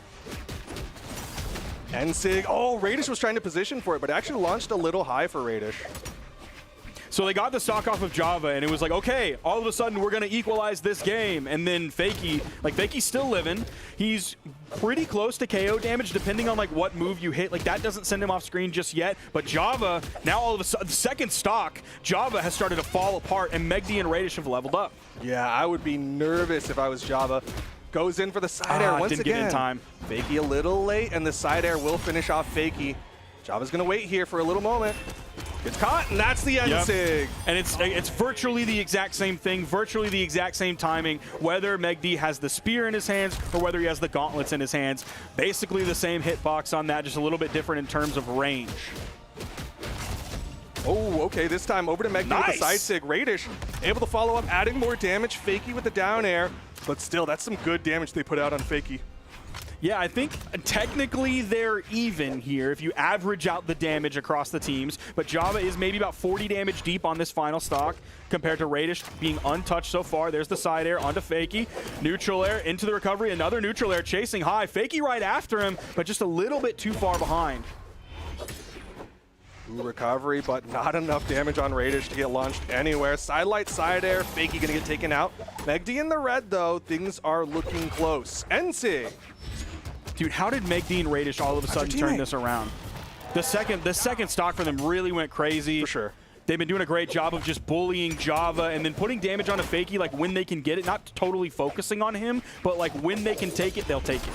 Yeah, that first stock was just like a gimme, and then they decided to lock in and go forward. They almost have Java out of this game, number 4. All they need to do is find that one correct hit, a setup for Megi's signature, but Radish is disarmed. Are we going to see some type of signature from Java, or is it just going to be the ladder? Down sig. Yup. Megi gets disarmed. Out in the open air, Radish with the help of the downlight. Save from Radish, help from Fakey. Oh, Megi not going to go for the signature. Instead, lets the side air go, and it does take out Java. Dude, it's so winnable for Fakey. Both blue team members in the red. Just a neutral light. Fakey still. Oh, it's over. And the smart choice there was Megi going for the signature that hits low, the side signature that hits low, not the neutral signature that a lot of people might autopilot on that he's hit so many different times throughout this set, but because his teammate served the opponent up low, he knows to go low. For me, the smarter decision in that moment, or like the smarter thought in that moment, is more about going for a signature instead of which signature it was, because I think a lot of other people would have gone for like a sidelight and just tried to go for like their practiced extended combo. But in that moment, he's like, okay, this one little hit, I'm just gonna bet that the side sig's enough. Yeah, because he's orange, and he's like, you know what? I'm just gonna believe that this side sig will do it. That makes sense, because if you have a 5-step plan, that's like 5 steps that things can go wrong. If you only need the first step and the last step, you can just skip everything in between, and all of a sudden you've taken away a lot of those variables where things can go wrong, where you can make mistakes, where something can happen where you don't get the intended result. Well, it worked for him. We got a game 5, but that was a wild game 4. That was a great game 4. Started off really, really strong for Java Fakey. Megi and Radish really locked in, brought it down to those final moments, and they managed to clutch it out. So on both sides, I'm like, okay, Megi, Radish, they can do it if they just bring that game plan from the beginning to the end. But at the same time, Java Fakey, if they take that first moment and just continue that, it can propel them to victory easily. Like, this really could go either direction. And I think it was because they really set their sights and focused on Java. Because I'm looking at the graph right now. Hey, can we maybe get graph? Oh, up the brightness. Since we have Once a minute again here. And then he's gonna zoom in. 3, 2, 1. Mouse on screen. Mouse on screen. I left it there on purpose. Mods. How come the top one is just darker orange? I don't know the answer to that Isn't it supposed to be blue? Maybe it's because that's the team that lost.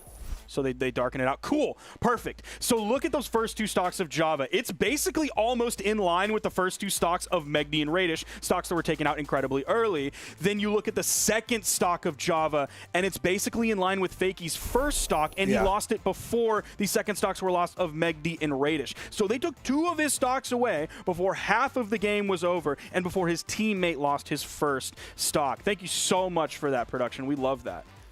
Thank you, Toast. Thank you, Zach. Thank you, Johnny. They really did focus down Java. Yeah. And I'm curious. This is one of those things that happens that only happens in like these set situations. Is Java's now in this situation, like, is he going to be thinking, okay, I need to play safe off rip, or is he going to be thinking, okay, I need to just go in, they're not going to think to do the exact same strategy again? It's essentially which way Western man. Yeah. And you're stuck in a very difficult decision making position. Well, we are going into game 5 on Demon Island. This time a departure from the Fortress of Lions. Oh yeah. They still like having some sort of creature in the background.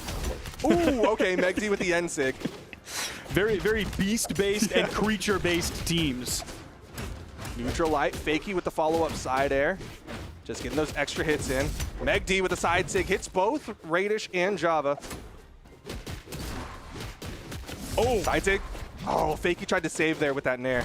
Now, unfortunately, Megi wasn't able to like get in and then get around and send the other direction towards a blast zone where he would either KO instantly with a signature, or he could at least set up for the edge guard and then confirm that edge guard there. But still, a lot of good damage was done. Everybody pretty red as we get about a minute 2 into this game. Side sig. Unfortunately, that one's going to bounce off the main stage, so they're not going to get that stock off of Fakey. They are going to get it off of Java, and now get it off of Fakey. And Megi really recognized Fakey was going to try to make that immediate trade-off, so he ran forward. Oh, nice interrupt there from Fakey. Not enough to KO Megi, though. Neutralite's still not going to do it. I used to be like a big fan of Inlight being the KO option on Bo just because it was like easier for me to pull off than D-Light recovery, but like on this map, ooh, buddy. Finally getting that KO off the top, but it takes several more iterations of the D-Light Inlight compared to the D-Light recovery. Yeah, for sure. On this map. It definitely takes longer. Either way, though, they're still getting some good hits in. Nice. Oh. Fakey, does he have the movement? Radish really boxing out Java, so Java can't support. Axe was still active. Once again, Megi with the sig. Side air, Java down to his final stock. Megi and Radish very healthy here. This game is starting to slip away from Java and Fakey, but that's also like kind of what I said at the beginning of last game, and we all saw what happened there. If we didn't, well, we made it to game 5, so that'll tell you what happened. Nice. Oh, man. Dude, Megi is getting so many sig follow-ups. Java just watching. He knows he's so red. He's really afraid to go in. Oh. Nice. The weapon toss stopping it. Yeah, that was a fantastic sword toss coming in from Java. Also spacing at that signature. Hit the side light. And then Fakey came in. Target swap onto Megi. Side sig hits a lot of people, but Megi, with a side sig of his own, puts Fakey in the 1v2, and the down heavy will take Fakey out of there. Meg D's second stock, he was dominating, and that's why they call him Meg D Stallion, because he's a savage, classy, bougie ratchet. That song's old. I don't remember the rest of the words. I was gonna say you're not gonna go with like that's as far as I can go. Mumoshi? Is that the? No, because I couldn't fit that in here. Oh, okay. Don't tell anybody, but I did have to look up Meg Thee Stallion songs. It's been a minute since I listened to her. I'm 32. All right, I listen to podcasts. Anyway, Megi Radish are actually going to knock out our top seed. Yep. Not only have they outperformed how they've been doing throughout this year, but they also took out the top team, so they're going into the top 4 looking real good. Really nice placement for Megi and Radish so far. And this is exactly what we were talking about on the pre-show. It's like, yeah, they got 9th like 2 times in a row, and they got 13th at CEO. Their PRs are number 8 and number 9, so like not even technically in the top 8 of North America there in terms of PR, but we knew how good they are, and we knew that they just needed to lock in. And that's exactly what they did here, especially in that Game 5. That was very much in their favor almost the entire time, especially on that second stock. Megi was dominating at one point on the second stock, picking up 3 KOs there. So yeah, this is really what it was a question of if rather than when. And the fact that they did it, when rather than if. Yeah. And the fact that they did it against Java and Fakey, the top-rated team in North America right now, very impressive for Megi and Radish this tournament. Yeah, definitely a huge emotional boost for all the Megi Radish fans out there, because again, it's been a while since we've been like, yeah, we want Megi Radish. You know, I've been wanting to put them into my predictions again, but they just haven't performed well enough to warrant it. But now I get to at least have some sort of argument for it instead of just saying it's in my bones. That's why they call him Meg D Stallion, because we're in the Summer Doubles Championship and it's Hot Girl Summer. Because summer and it's warm. That's why you can. That's the weather behind us. I was gonna see if you had a third one. Nope. Can't remember a third one. Stop in there. Yeah, I can't remember a third one. Okay. We're under the hot lights, and thank you so much. We will be moving into a break here in just a few moments, and then we will be coming back with the top 4 here of the North American Summer Doubles Championship. Stay tuned. We'll be right back.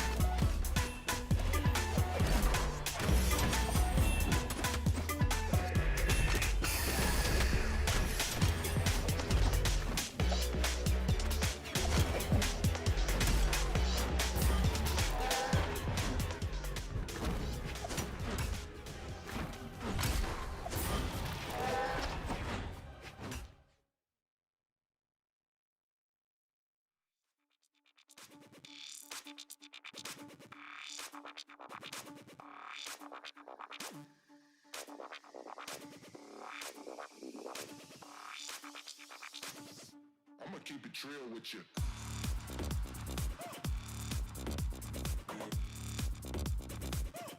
I'ma keep it real with you. I'ma keep it real with you.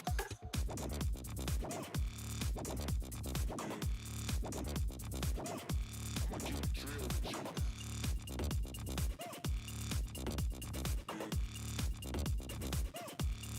it real with you.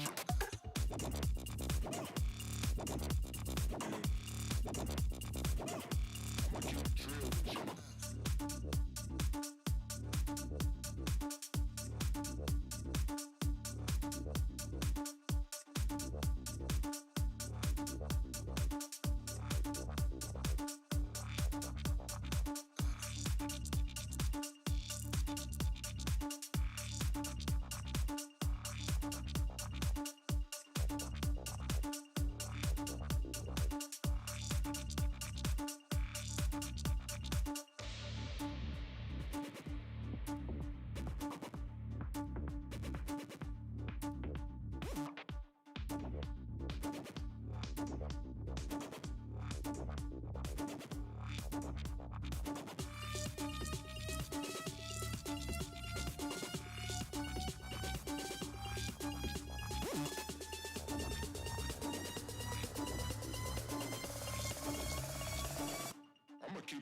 with you.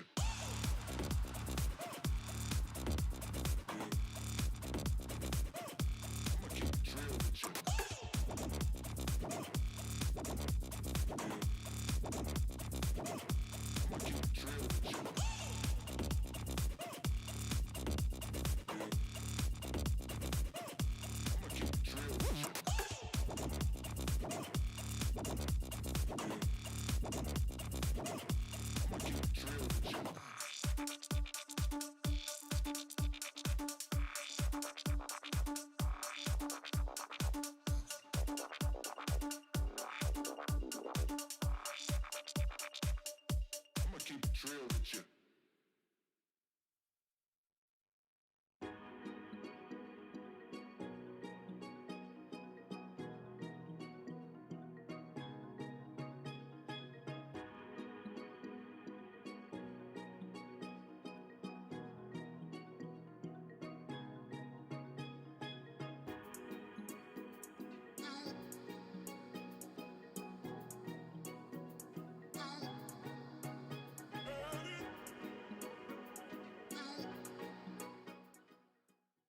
期待を裏切られた仲間よ。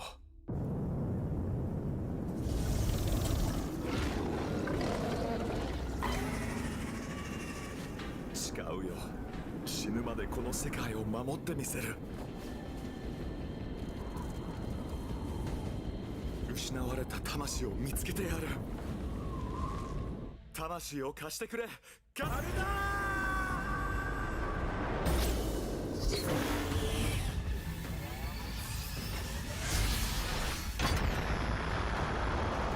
仲間が倒れたが俺は負けない。手を貸そうか。叶わない相手なんていない。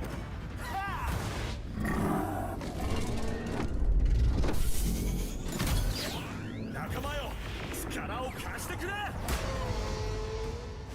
多勢に無勢だが俺にはかなわないぞ。ラプターフォースの真の力を見せつけろ。お前の攻撃は強いが俺の意志にかなわない。まだまだ仲間のために戦う。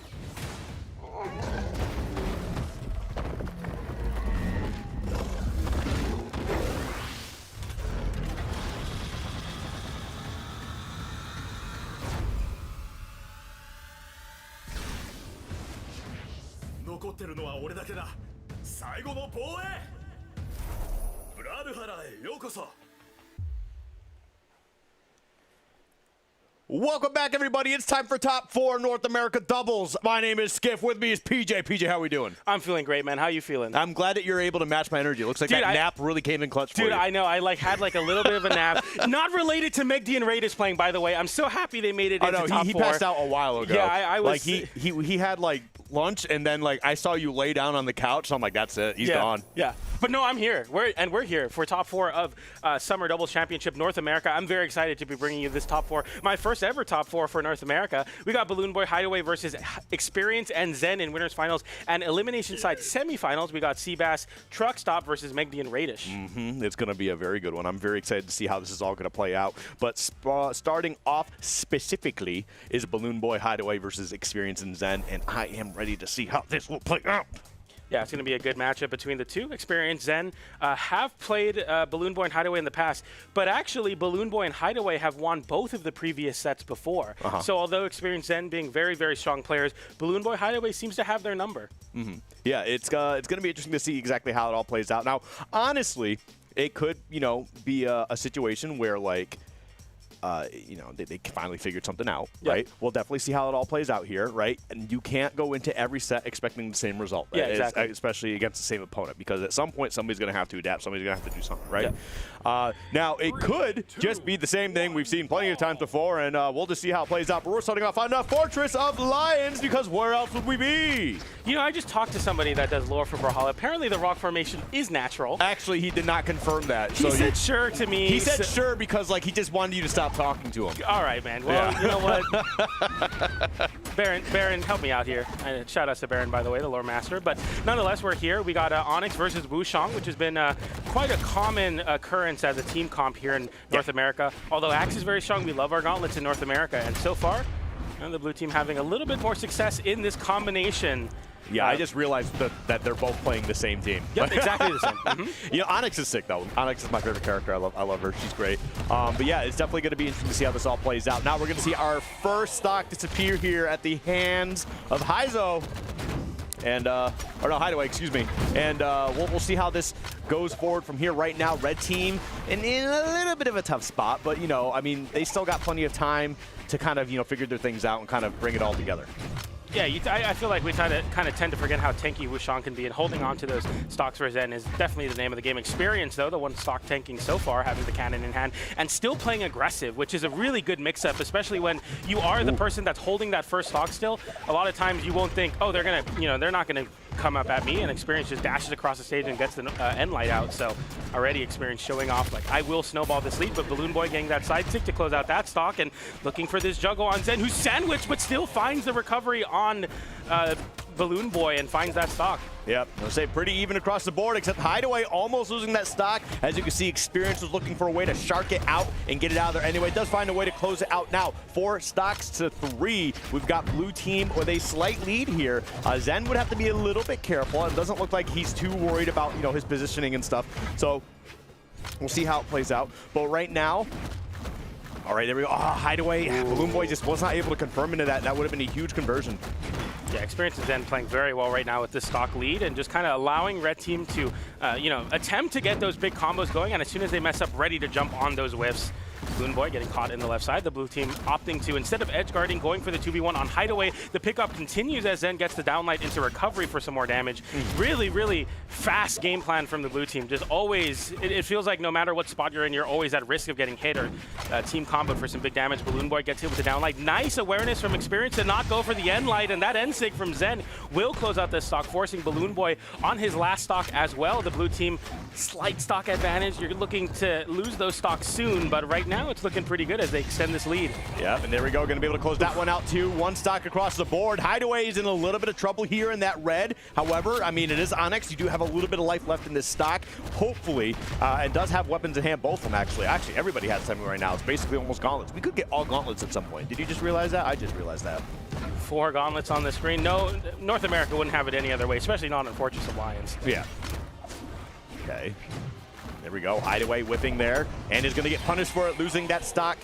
And now 2-1. Ooh. Now, Wushang's a strong character, and honestly, Balloon Boy is very capable of doing this 2v1, pulling it off. It's going to be a very tough uphill battle, and we're not going to be able to see any attempt at that as Zen finds a way to clutch that one out. And I just realized what's bothering me about this set. What's bothering you? What's bothering me is that we had Balloon Boy and Hideaway. They were blue earlier. And Experience and Zen were red earlier, and now they're the separate colors, or the opposite colors, and it's throwing me off. It's all right. You know, I don't like that. Definitely getting late, so, you know. It's not late, okay?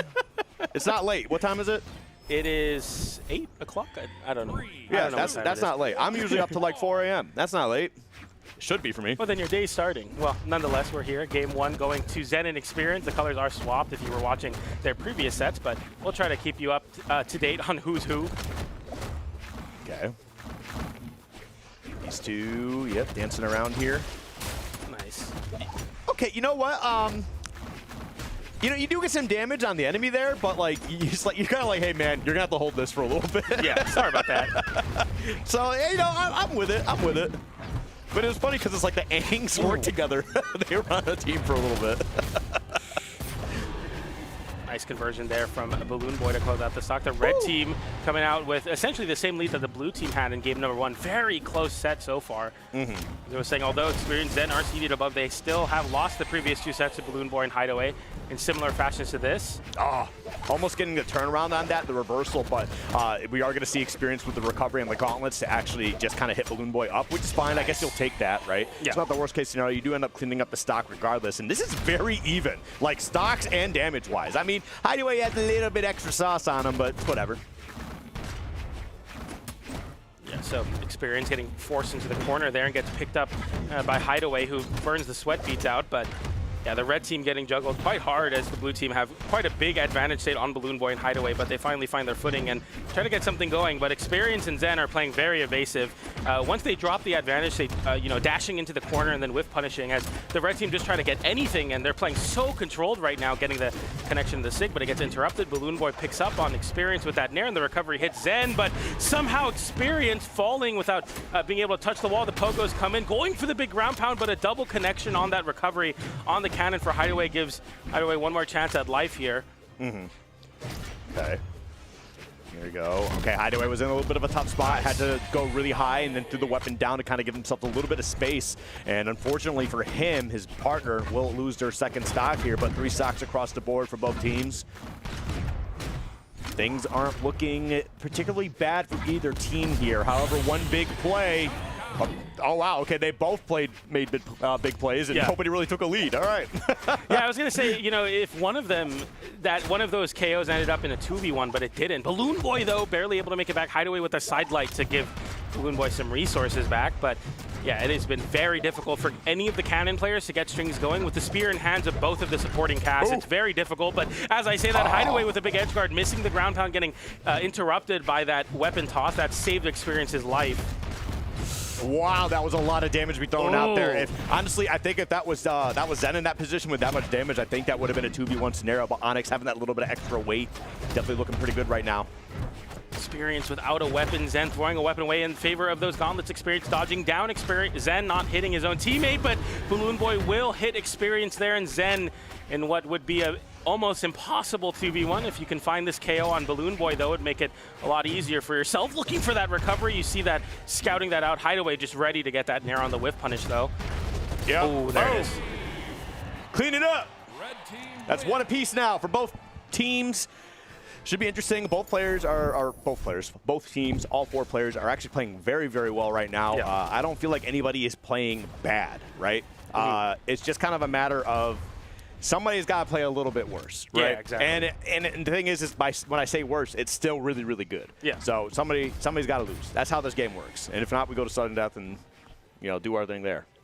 What I'm noticing is the Onyx player is opting for the cannon a lot more of the time, and what you're seeing is as Hideaway or Experience have a cannon, you have Zen and Balloon Boy on the spear, looking to not only whiff punish but also follow up on a lot of these dodges that get burned out by cannon. I think that's what gives Spear that advantage in twos, is the ability to quickly put out these long-range hitboxes very well. But as I say that, Experience proving me wrong with the gauntlet activation, almost finding a KO, but Balloon Boy able to save his teammate with that spear recovery, very big hitbox. Yep. Oh, wow.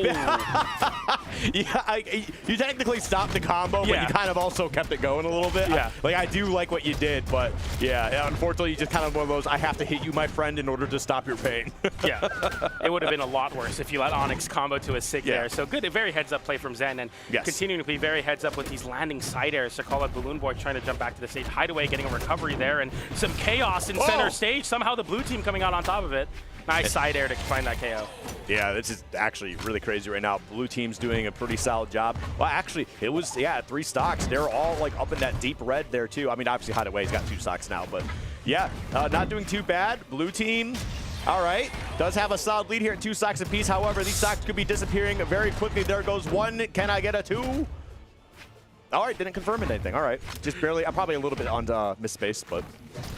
And nonetheless, avoiding that cannon ground pound like it's played. You just got to be careful when you get those low recoveries versus Experience, who's going to be looking for those ground pounds nonstop. Nice recovery there to catch the whiff punish on the end light, and it's back down to an even stock.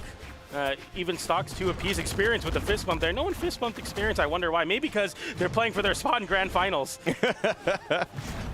It's a little disappointing. You like to see the good jolly sportsmanship, but like maybe you not mentioned, right now. they are playing for Grand Finals right now. It's not exactly the time for friendship between teams. It's all about securing your spot for at least a guaranteed second place, and that's more money. So that's what it's all about. Zen had that sweat beat situation earlier on, didn't get KO'd for it, throwing the weapons away, and scary spot as Hideaway is looking for that recovery. As I say that, Experience gets a Nair to disarm Balloon Boy right now. So Balloon Boy now the one unarmed, but picks up a spear immediately. Somehow they're always on the same weapon cycle between the 2 teams as well. Nice Nice recovery there to close out that stock from Balloon Boy. Barely hitting that outside hitbox, but it's just enough to find that KO. And now Zen on his last stock. The red team equalizing the stocks, but we'll see for how long that can continue. Ugh. Yeah, just a matter about getting back down to the stage here. Yeah, this is definitely looking a little bit tough, especially for Hideaway. He's going to have to be a little bit careful now in a 2v1 scenario. Stay away, stay elusive as much as you can. Does find a way to stay alive and stay out of the way. Good stuff right there. And getting a stock in the process is Balloon Boy looking to find a way to take Zen out as well. Not able to find anything. And this is tough, man. Like, as Hideaway, you got to figure out what the best time is to get involved. Otherwise, you risk your stock or risk your friend going down. Gotta really hold on to the stock as Hideaway, but you see the aggression, you still have to do damage. If you play totally on the back foot, you just can't get anything going, and you need to if you want to make this damage deficit evaporate.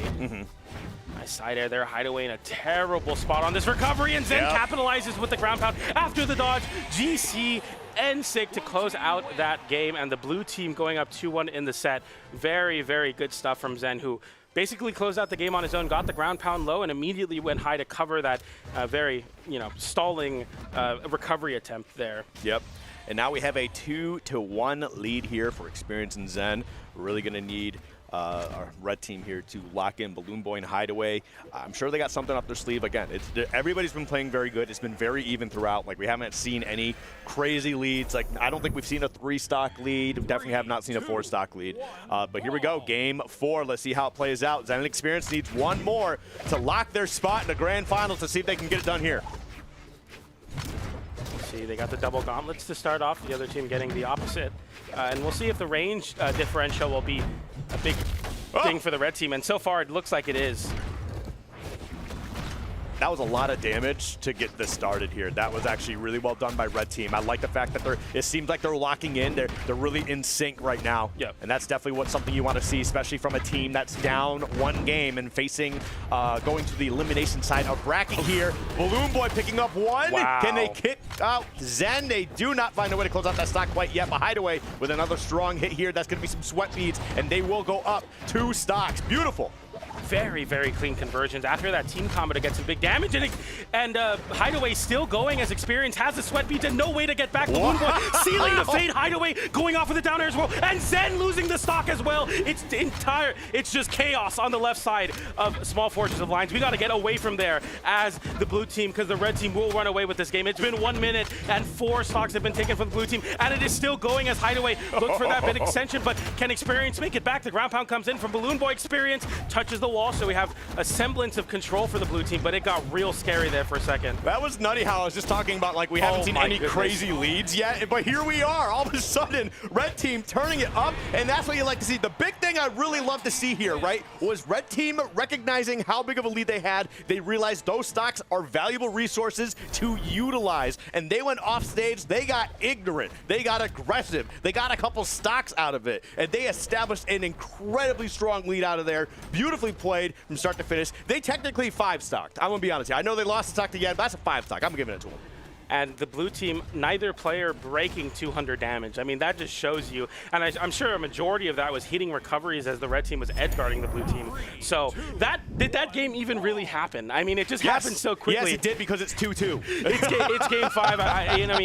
I don't even know what to say about that game, but hopefully as the blue team, you're able to kind of reset, be like, you know what, everything went bad, which means we'll just do nothing that we did in the last game, and we'll get right into game 5 as Experience looks to already find a KO on Hideaway. Can Hideaway make his way back? Yes, he does. No ground pound coming out from Zen, but so much damage. Hideaway flipping it, though, as Zen finds sweat beads the down air, seals the fate with the ground pound. Balloon Boy with some team damage, and the red team already coming out with a big lead. I'm going to be honest here. I'm kind of surprised blue team just locked right in, like, right away. Like, you could have just taken, like, a second or two. Just like, hey, let's dial it back. Let's reset our mental. And it's not like they're playing bad. It's just that you keep red team's momentum at an all-time high here as they're just continuing to dominate. A little bit more control for the blue team as they both find their footing here and look to create somewhat of a defense, but Balloon Boy getting called out on that recovery with the down air, and Hideaway in a 2v1, pretty bad one as Experience finds the downlight into Nair, and all of a sudden the blue team have a stock lead, Experience being the one with their first stock still. Yep.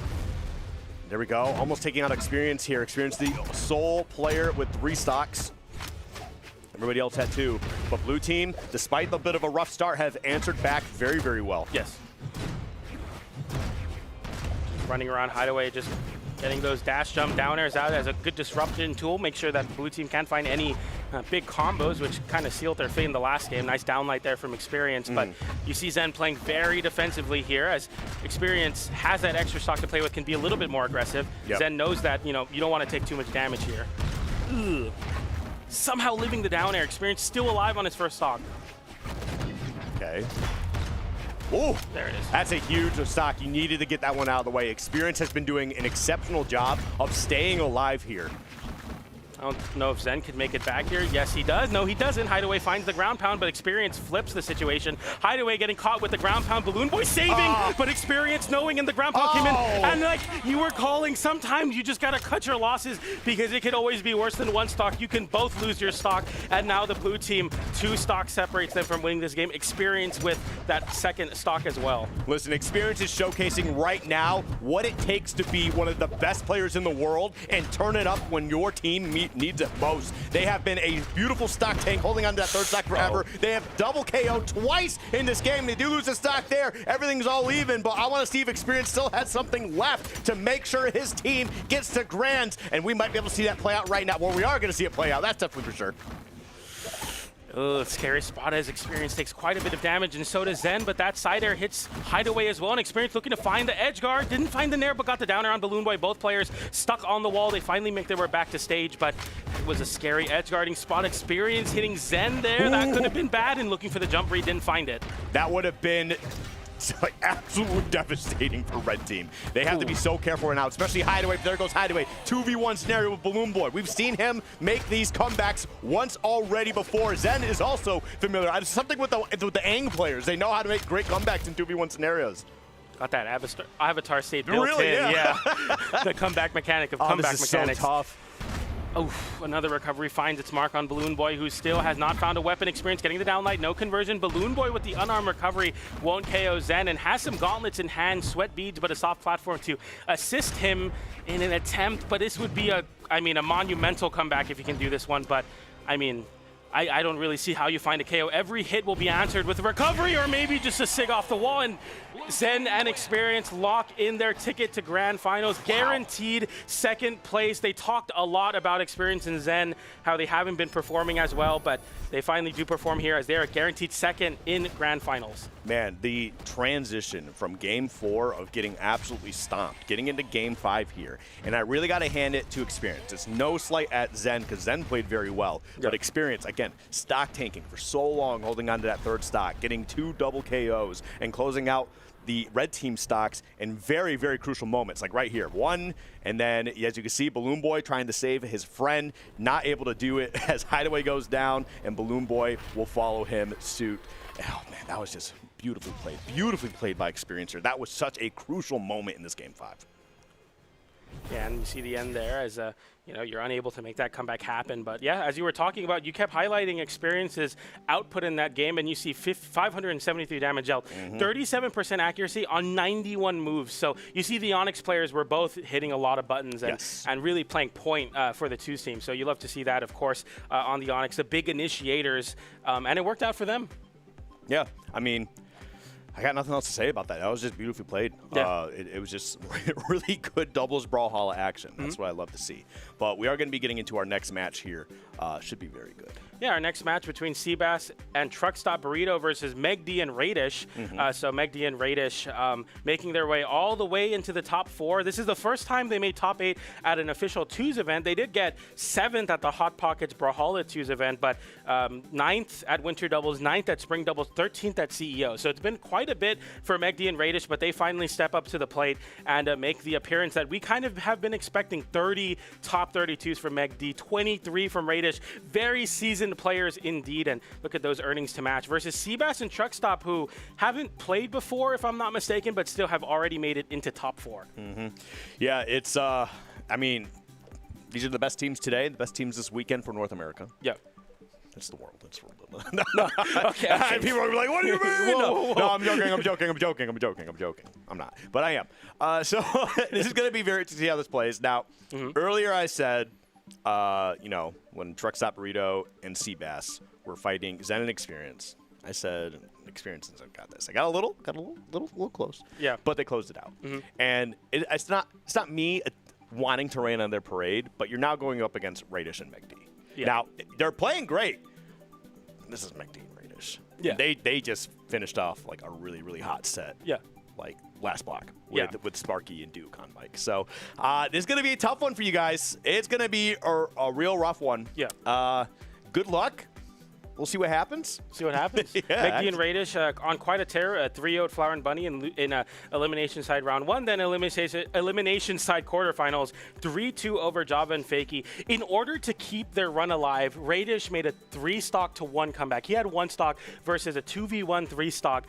Was able to come back after already being in red, and that run has now propelled them into top 4. So if that's not some momentum and some morale building, I don't know what is. We'll see how Seabass and Truckstop is able to handle this. They did take a game off of Experience and Zen, but that was versus a more conventional 2s team. We're now seeing the Red Raptor on Radish and Megi on the Chun-Li. So, a common occurrence in the Megi Chun-Li, but not so much in the Red Raptor. Yeah. It's going to be interesting to see how this plays out. Ooh, Miami Dome's a choice. Oh, come on. Ah! All right, we'll go to Forge's Lines. Why not? Yeah, and we got a Kaya on Seabass, which has found a lot of success. And, of course, the Macho Man on Truckstop, which has been just a big force of nature in this 2s bracket so far. We'll see how this plays out as we get into Game 1 of Seabass and Truckstop versus Megi and Radish. All right, and immediately Megi and Seabass grabbing weapons, and then Truckstop grabbing the third. Everybody is now equipped, and we'll see everything start to go into chaos here. Yes, indeed, and I think chaos is the name of the game for the red team, but maybe not so much for the blue team. Definitely a very controlling and patient team, and I think that was highlighted a couple sets ago, and they were up tremendously, and yet they still decided to stay on stage, playing very patiently, playing very secure. Name of the game for Megi and Radish as just some simple onesie-twosies, as you would say, to get some extra damage there. You are absolutely smitten by my onesies and twosies. You have brought that up so many times. My goodness. It's a good saying, man. It is great. I love saying it. I love saying it. It's nice to say. All right, well, here we go. Radish cleaning up that first stock as we see Seabass go down. Truckstop in a little bit of a compromised position, recovers way high, and finds their way back down to the stage. Yeah, something interesting about boots is it definitely holds you in place for a long time, and it gives a lot of time for Megi to react and capitalize. As I was saying, that Seabass hit a sig on Radish and then Megi, but Megi held onto that stock. Chun-Li, quite tanky, of course, Wushang crossover. They are chasing Megi down. Both of them are kind of taking turns while Radish plays Disruptor. There we go. That was big. Truckstop coming through. There we go. Gets that stock out of the way. Gets that, I believe it was the Sair on Megi, closing that one out. Nice. Oh, it's a 2-for-1 combo. Happy birthday, and gets the double sig as well. It's a lot of damage, and both get unarmed here as they have to fight their way back for not only stage, but also weapons. Radish looking for those down lights to get those big conversions. Truckstop juggling with that Nair, getting the down sig, though, as Seabass fights their way back and slowly trying to get themselves back in the game, but another side stick comes out from Megi to cause some big problems. Radish on an edge guard to the left, end lighting into Radish's down air that he threw out already. Some accidental team synergy for sure, but definitely welcomed if you're the blue team. Calculated. Calculated, 100%. Just how we drew it up. It's how we drew it up, how we do it. All right, Radish going to get caught up in that a little bit, but now Truckstop off stage with them. And, wow, both these guys are living, man. Kaya and Macho Man, they're tanks. Yeah, well, now we're gone. Good Finally read, comes in now, 4 stocks to 2. Blue team in a very good spot. Now, Radish has quite a bit of damage on him, but Megi relatively very healthy. Yeah, definitely, I think Radish is the glass cannon of the two, but even so, holding on to the second stock quite a bit, and you see this already, playing very patient in the corner. They stack on top of each other where it's safe, and they're not really looking to make much happen, as it's the red team. Onus is on them to make this comeback. They're down a stock apiece. Nice little open up there for some damage. Megi capitalizes as well, but Truckstop with a big side light to disrupt. Oh, yep, there he goes. Now, that's huge, getting Radish down. However, the longer that they're taking to actually close out these stocks, they're taking damage in the process as well. Yep. And, I mean, it's a 3-stock to 2 scenario. It doesn't look bad on paper, but you look at that damage on the red team, and it is not that pretty right now. They have to lock in. They have to make some big plays. They get Megi out of there, but Truckstop follows right behind them. And now we got a 2v1 that won't last very long because Radish is going to clean that up 1v1 all by himself. Mano y mano. He kind of did the exact same thing they tried to do. Truckstop getting a side light or side air on the lance to KO. Radish said, I have a motorcycle that can do that. Then a ground pound attempt from Seabass. I have a ground pound too. Closing out the stocks in some pretty crazy ways. Radish definitely taking off at pretty the end. creative raise. Like Radish. You get Radish? Yeah. Seriously, well played though. Yeah, just very good. Just good Brawlhalla action here, and that's exactly what I want to see. Everybody's playing strong.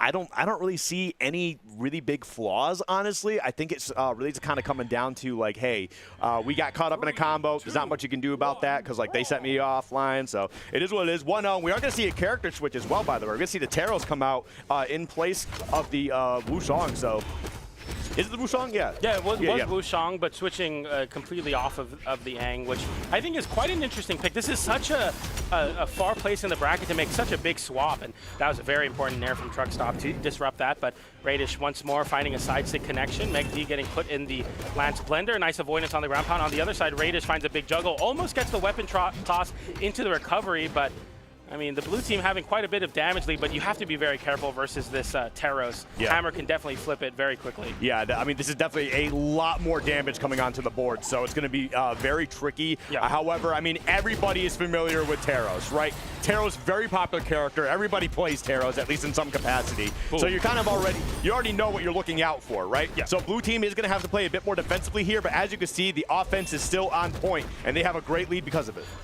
Megdi's playing really heads up right now. We saw the weapon toss pick up into the gauntlet, continuing these strings. Even now going off stage with this edge guard as you have still on your first stock, and Truckstop takes the first stock off of Radish, but you're willing to play that game because as Truckstop on lands, you really want to go off stage versus gauntlets, maybe not the best spot to be. So fortunately for the red team, Seabass was able to live. Megi getting caught with a big move, but able to make their way back. Yeah, I mean, the other side of that too is when Megi got hit, Truckstop was just a little too high, was definitely looking for a Sair to kind of confirm into that, to potentially take out that stock, and I'm pretty sure it would have. But we do see the stock get taken anyway. Seabass gonna close that one out off the top here, and it's a very even game all of a sudden. Oh, Radish barely missing the wall and gets called out there, having to use the exhausted recovery, and Truckstop is just all too ready to ground pound, and now the red team have the lead off that big misplay from Radish. And you kind of mentioned that earlier too. Radish is a little more, well, Red Raptor's a bit more fickle, right? Yeah. Can potentially lose some stocks very quickly, and as you can see, having two strong boys on the red side, they can certainly make quick work of Red Raptor. I mean, they're split right now. Megi almost finding the N6 to capitalize on that. Does find the connection again! Gets the double on the double side airs from Radish, and that very quickly seizes the lead once again from the blue team. If something is to be said about Megi in this set, he is almost perfect with these SIG confirmations. Oh yeah, no, the alley-oop, this is definitely some Dwayne Wade to LeBron James, Miami Heat. Absolute prime James, by the way. I missed that era. Look, I remember everybody like looks at LeBron as the villain. He was so good. He was so good back in the day, man. He still is good. It's crazy. He's like 40-something. He's almost 40. Plays like he's still 21. Hate it. But anyway, back into this game here. I could talk basketball all day, so. But Truckstop, okay, trying to provide some relief for Seabass off stage. Seabass does find a way back on, and I love that. That was crazy. I love that. Drop that combo immediately, knowing Truckstop was on the way, or Seabass was on the way. Excuse me. I mean, they're just so heads up. Radish interrupting that side air as well, and Megi gets caught out, and Radish avoids the edge guard opportunity. Megi still having some pretty solid positioning, gets the pogo there, gets KO'd, and now we are down to a 1v1 situation. Megi versus Truckstop. Truckstop a little bit above 100 damage, but I mean, this should be a nice and easy conversion for Megi unless catastrophe strikes. We'll see what happens. I mean, hey, let's see what you're made of. Oh, the classic. He just waited for it. Sidelight, waits for the dodge and gets the recovery. Sometimes the worst option is the worst option as they take the game and go up 2-0 in the set. You know what? You're right, though. Megi playing on a different level right He's now. playing really good. The awareness that Megi has in just this game alone is something to be studied. Like, just map recognition, right? Just player recognition, where everybody is. Just awareness in general is so good. If you are a player who's trying to up your like doubles gameplay, right? Watch Megi. The way that they played this game here, you know, being able to do their offense, but keeping track of not only his teammate, but the other team's member as well. In the middle of your combo, you have that much confidence it's going to hit and then drops it immediately so they can get a punish onto Seabass, which shoots all just barely off the mark. But anyway, make sure you watch this game. You're trying to up your doubles gameplay right now. Oh my goodness. playing super well. And Radish, I mean, this obscure Red Raptor pick, something that only Radish really makes work. And it's definitely just the perfect setup tool for Megi Sigs.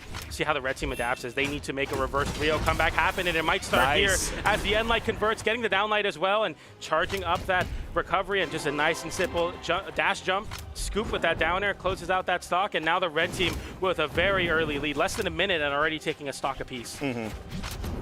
All right. Radish tried to go for an offensive play. Truck Stop with a decent punish there. Nothing super crazy, but still, actually, yeah, just continuing to stack some stuff up there while they're off stage. Beautiful.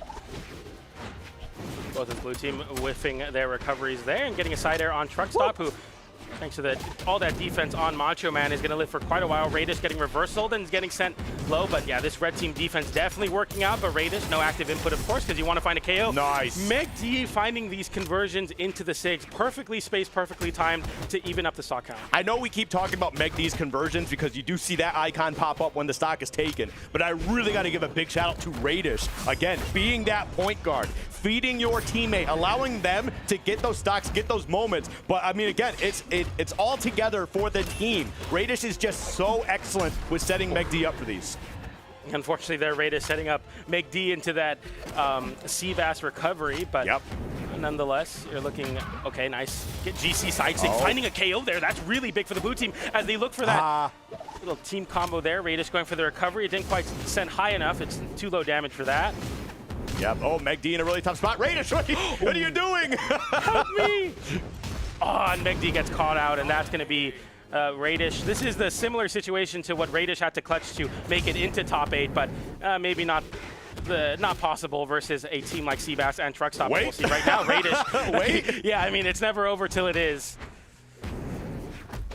Okay, gets the end light there, connects on both, going for the ground pound immediately. Truck Stop reversals with the down air, gets the side air on the angle, and the red team with a 3-stock game number 3. So it's not quite over yet, but you still got to win 2 more games. You have to focus and lock in because, I mean, it's still quite a big task even though you took that game. I mean, even though, like, they lost those first 2 games, right, the second game, we see the switch to Teros, right? Goes into game 3, and they find a way to get it done. So, and that's one of the things I like, is you made a switch, you took a game, you lost it, whatever. You keep that same switch, right? You keep that Teros going on, and then you kind of like get the juice flowing between you and your partner to make everything work into the next game, and now it gets you on the board here. Now, like you said, you got to get 2 more. That's going to be super tough, right? Yeah. It's not going to be a walk in the park, especially against Raiders and Megi, but things are looking a little bit better for you. And game 4 is really going to, where we see, Megi and Radish. Okay, they finally drop one. How do they respond back now, right? But Seabass and Truck Stop, you guys should be feeling good right now, but you got to keep it together. Keep that mental sharp. You see there Megi having 100% accuracy on all 4 Sigs. I mean, that's just like showing, as we keep saying, we got Radish setting up those Megi Sigs, but Megi finding 100% success rate. Got to keep that energy going into this game as we get Miami Dome for the first time on our blocks. We're not on Fortress of Lions or Apocalypse or Demon Island anymore. We got 2 soft platforms that are static, and we'll see how that plays into the game plan. But I know for a fact, what's interesting is a lot of orb players don't really like soft platforms. It can interrupt a lot of the game plan. But I know Radish does like soft platforms, so maybe that came into effect here. Yep. Okay. Pretty scrappy in the beginning. Nothing really solid yet. Just a bunch of stray hits. Onesies, twosies, if you will. Yep. Oh, Radish flying way too high up there. Truck Stop able to capitalize on that with recovery. And the red team snowballing that momentum as I say that, though. Seabass hitting Truck Stop as they get split up here. Seabass has to hold the wall. Okay. Oh, jeez. Big damage there. Okay, does able to find a way to get back to the wall. Radish just absolutely pummeling with those boots there. Nice scour out from Megi to find that recovery. Truck Stop picking up the axe, and Radish finding the KO on Seabass as Megi goes underneath the weapon toss and still punishes after the recovery. Punishes again on the side air. A masterclass in axe edge guarding from Megi to close out that 1v1. Seabass without a weapon, and Megi looks to extend the edge guarding into the unarmed Teros. Does Megi find it? Yes, he does. A double KO, but Truck Stop still punishes Megi for it, and the blue team have a stock lead now. Megi with 2 extremely clean edge guards. That was basically, a 2-for-1 right there. I mean, that's a special I'll always take. Megi, again, really doing a fantastic job. Really capitalizing on all these moments presented to him. But right now, It's still not over. You still got two strong boys on that red team. They could absolutely take stocks in very few hits. Yeah, and right now, you know, Megi on the spear definitely not as big of a threat as the gauntlets off stage. You're more so looking at those SIG connections, and we'll see if Megi can find some here. And Raiders interrupting with those boots. But the red team looking really solid right now as they get the downlight into Nair, into the Lance recovery to close out that stock. And now disarming Megi, truck stop in a good spot to capitalize here. Gets the side air, and now they're up a stock. That's what I'm Raiders talking in about. a terrible spot. Oh my goodness, living. Oh, barely threading the needle to get back down to the ground here. And we're going to see if Megi has got any more like secret stuff going on, because my goodness, they're playing like MJ and Space Jam right now with the way that they've been converting everything, you know, getting these big stocks, making these big plays. This is the perfect opportunity for the red team, but as I say that, they get a big combo on Truck Stop and shut down Truck Stop's reign of terror there. I mean, just taking so many stocks, getting the side air there, looking for that recovery. Megi, an attempt to set up Truck Stop off stage, too low damage, and Seabass, knowing that they are quick to lose their stock, but Raiders loses that stock, and this 2v1, I mean, versus the double axe is going to be very difficult. Yes, it's definitely a tough one. Almost taking that stock, does disarm Megi in the process, though. Megi going to be trying to work their stuff as best they can, still surviving here. What's the play? Yeah, exclamation points come out, getting the end line. Nice dodge for Megi to avoid the weapon toss, but it should all be over. Yeah, nice weapon toss into the recovery from Seabass to close out that game, and we're going to game 5. I really got to hit at the red team. Right now, you know, they were down 2-0, win the next 2 games, right? In this game in particular, their persistence, right? They did not lose sight of what the goal was. They kept playing their game, and that's something I feel like a lot of people can do too much, right? You get into these really bad positions. You start getting into your head. You start thinking about a play or a mistake you made a minute ago, 2 minutes ago, last set, last game, right? And all you got to do is just keep focusing on what's next. And I feel like Red Team is doing that right now. And that's the reason why we're in a Game 5 scenario. Is because their persistence, their dedication to the game, and trying to get this W is what's pushing them through. And I respect that. They are definitely holding on, and I think it's easy to write them off, especially after that game 2 dominance from the blue team. But right now, riding this momentum, we'll see the bans come in from the blue team as they ban some of the more unconventional picks. But we go right back to Miami Dome for our Game 5. The winner of this moving on to Elimination Side Finals versus Balloon Boy and Hideaway. But can't think about that set right now. You got to lock in this last game for this Game 5 win. We got a very, very close set already, and we're going to get right into Miami Dome. Yep, let's see how it all plays out. All right, first weapon spawn going to be coming up here. Yep, Radish and Truck Stop both picking them up. And there we go, Seabass getting the next one. This is going to be a good moment to try and get some nice early damage here. Megi gets equipped as well, gauntlets in hand, and we know the type of menace Megi is with gauntlets. Yeah, I mean, Seabass there going for a big read and Megi reversing with a side air, but I think something that we haven't been highlighting nearly enough is Truck Stop's just absolute damage output on this Macho Man, getting so much of the damage for the red team, disrupting and also capitalizing on some of these bigger dodge reads that get burned from Teros. Okay. Oh, nice side sig. Oh my God, he just kind of threw that out, and I think it was just kind of hoping for the best. Because that went quite a ways away, and I feel like Raiders might have also jumped into that, so I don't know. Okay, Raiders picking up the boots once again. Megi still on their first stock. Both of Red Team on their first stock as well, but that side air will set up an edge guard opportunity for Megi. Nice from Truck Stop to feign high, go low with the down air, touch the wall, and not enough to KO on Seabass, but that sig will connect and scoop that soft platform perfectly spaced on Miami Dome. Truck Stop looking to hold on to the stock and finds a side air on Megi. And you make it back here. You have to avoid that axe, but doesn't even go for the edge guard. Just looking at 2v1 Radish, who takes a lot of damage, but Megi on the spear is able to get something going and gets the stock. Yeah, they got a little bit of a team combo there, but Seabass was able to drift right out of it. Good stuff to them. And I think, like, one of the big things, this Teros switch has been so crucial because we've been seeing Seabass also live for a lot longer here, on top of the fact that they are landing some big hits to take some stocks a little bit earlier than they were before. But there we go, 2 stocks across the board. Radish gonna barely live, and yeah, Radish is starting to, this is getting to a really scary spot just because of what Red Raptor has to deal with here. Megi taking a lot of damage in an attempt to kind of keep Radish alive, but that landing side air does connect, and yeah, this is a really great spot to be in as the red team, as you have Radish on his last stock. Radish has been losing the stocks very quickly, just kind of what happens when you're on Red Raptor versus all these tanky legends. Okay. Red team's doing a great job controlling the stage and keeping them separate as well. I think that's also a very huge factor into this because we know what Megi and Radish are capable of when they're, getting their team combos going. Like we mentioned before, Radish has been setting up Megi to close out so many of these stocks, and I feel like they just haven't been able to get that flow going, especially on this stage. Oof, nice Big N-Sig to punish on Megdi's whiffed Sig, and now we have last stock on both of the blue team members using that tricky movement, but getting caught with the N-Sig, and that should be it. Radish unable to make it back as Seabass capitalizes on that edge guard in a big way. Megi now 1 stocks to 4. I'm not sure if this is going to be able to happen. Truckstop taking a seat there and getting comboed with a KO. I mean, I don't know if it's, It's never a good idea to do that. I love it, I respect it, but especially with a player like Megi, hey man, play your game first. Yeah, let's win the game. I do like a little bit of flexing. Okay, side air there isn't not nearly enough to KO as Megi looks to make this big comeback. Nice avoidance on that recovery, and Truckstop just giving the 1v1 to Seabass here.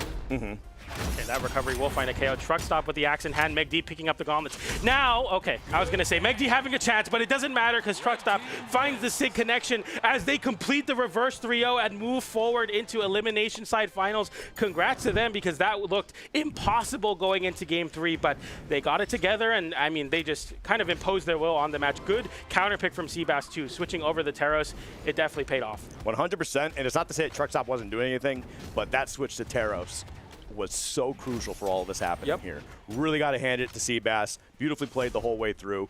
Their run, I mean, listen, I wasn't expecting most of the chat. I think it was like a 60-40 split in terms of people expecting Radish and Megi to take it. They have defied expectations. They were playing. Look at how much damage there was. Radish really struggled in that last game, 184, right? And then you look at the other side, 633 from Seabass, 440 from Truckstop, right? Yeah. Man, blue team just did not. It just felt like they didn't have a chance here. They didn't have a shot. I think honestly, the play to allow Megi to stay on stage for a while because of high defense and just bully Red Raptor was really, really smart. I mean, Radish just couldn't find any hit because as you were lower defense, even at that mid damage, you're still getting hit very far away from your teammate. A lot of times they forewent, going for Megi off stage to continue that, 2v1 on Radish, get that big damage built up, and Radish just basically got shut down no matter on the boots or the orb, just couldn't find anything, and it takes two really good players in a good team together to win, and unfortunately their Radish got shut down in Game 5. And that's the other thing too, is if I saw that correctly on the stats, the blue team was hitting like 50% of their hits, right? But like having, Ulgrim and Taros, being the heavier guys they are, like it didn't matter that they were hitting so much. They were just living for so long. And that was just a very, very big deal for them. But we are going to be taking a quick break here before we get into the rest of bracket. We're going to be getting into the Elimination Side Finals here. And that one's going to be spicy, so don't go anywhere. We'll be right back.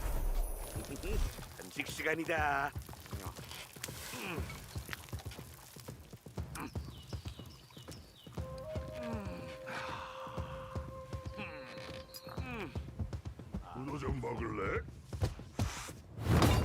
없어.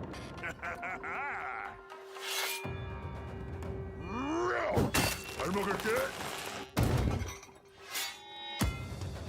크게 불태워보자. 배고파. 빨리 해보자고. Time to unleash the dragon. Real power의 맛은 바로 이거다. 디저트도 먹어. I'm working up an appetite. 밖에는 거북이, 안에는 드래곤.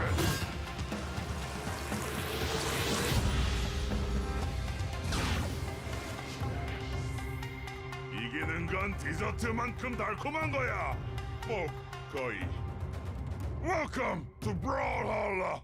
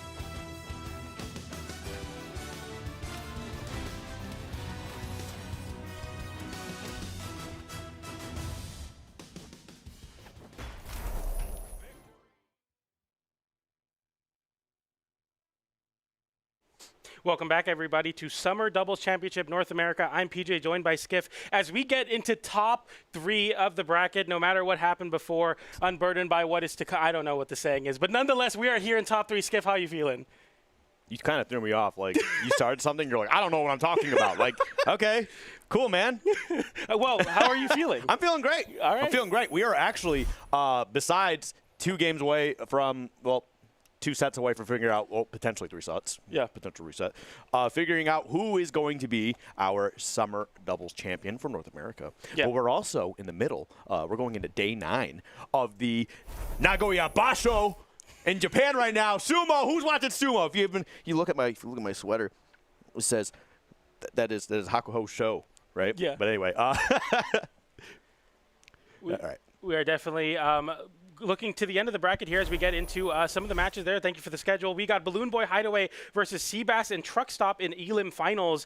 We are very excited to be bringing you this match because Balloon Boy and Hideaway have been on quite a deep run as they went into Game 5 and unfortunately just haven't been wasn't able to lock in that set versus Experience and Zen. But now we are getting into Elim Finals. Should be a good matchup. The production's a bunch of haters. I hate them. You know what I'm wearing right now? This is Hakuho's show. This is the greatest of all time. He's got 45 titles. Well, you can't do that. God, it's the GOAT. Love him. Anyway, Terano Fuji is 8-0 right now. Mm-hmm. If he can finish out like win this Basho, he's gonna retire with 10 championships. That makes him a Dai Yokozuna. Okay. I love it, man. I love this stuff. I stayed up till 5 a.m. watching this last night. Damn. Yeah. Well, 1, I couldn't sleep, but 2, sumo. Love it. Well, but I also love this action right now. North America, baby. Woo! All right, let's get into it. I'm done yelling that loud, but we got Balloon Boy taking on Hideaway, Truck Stop Burrito, and a Seabass.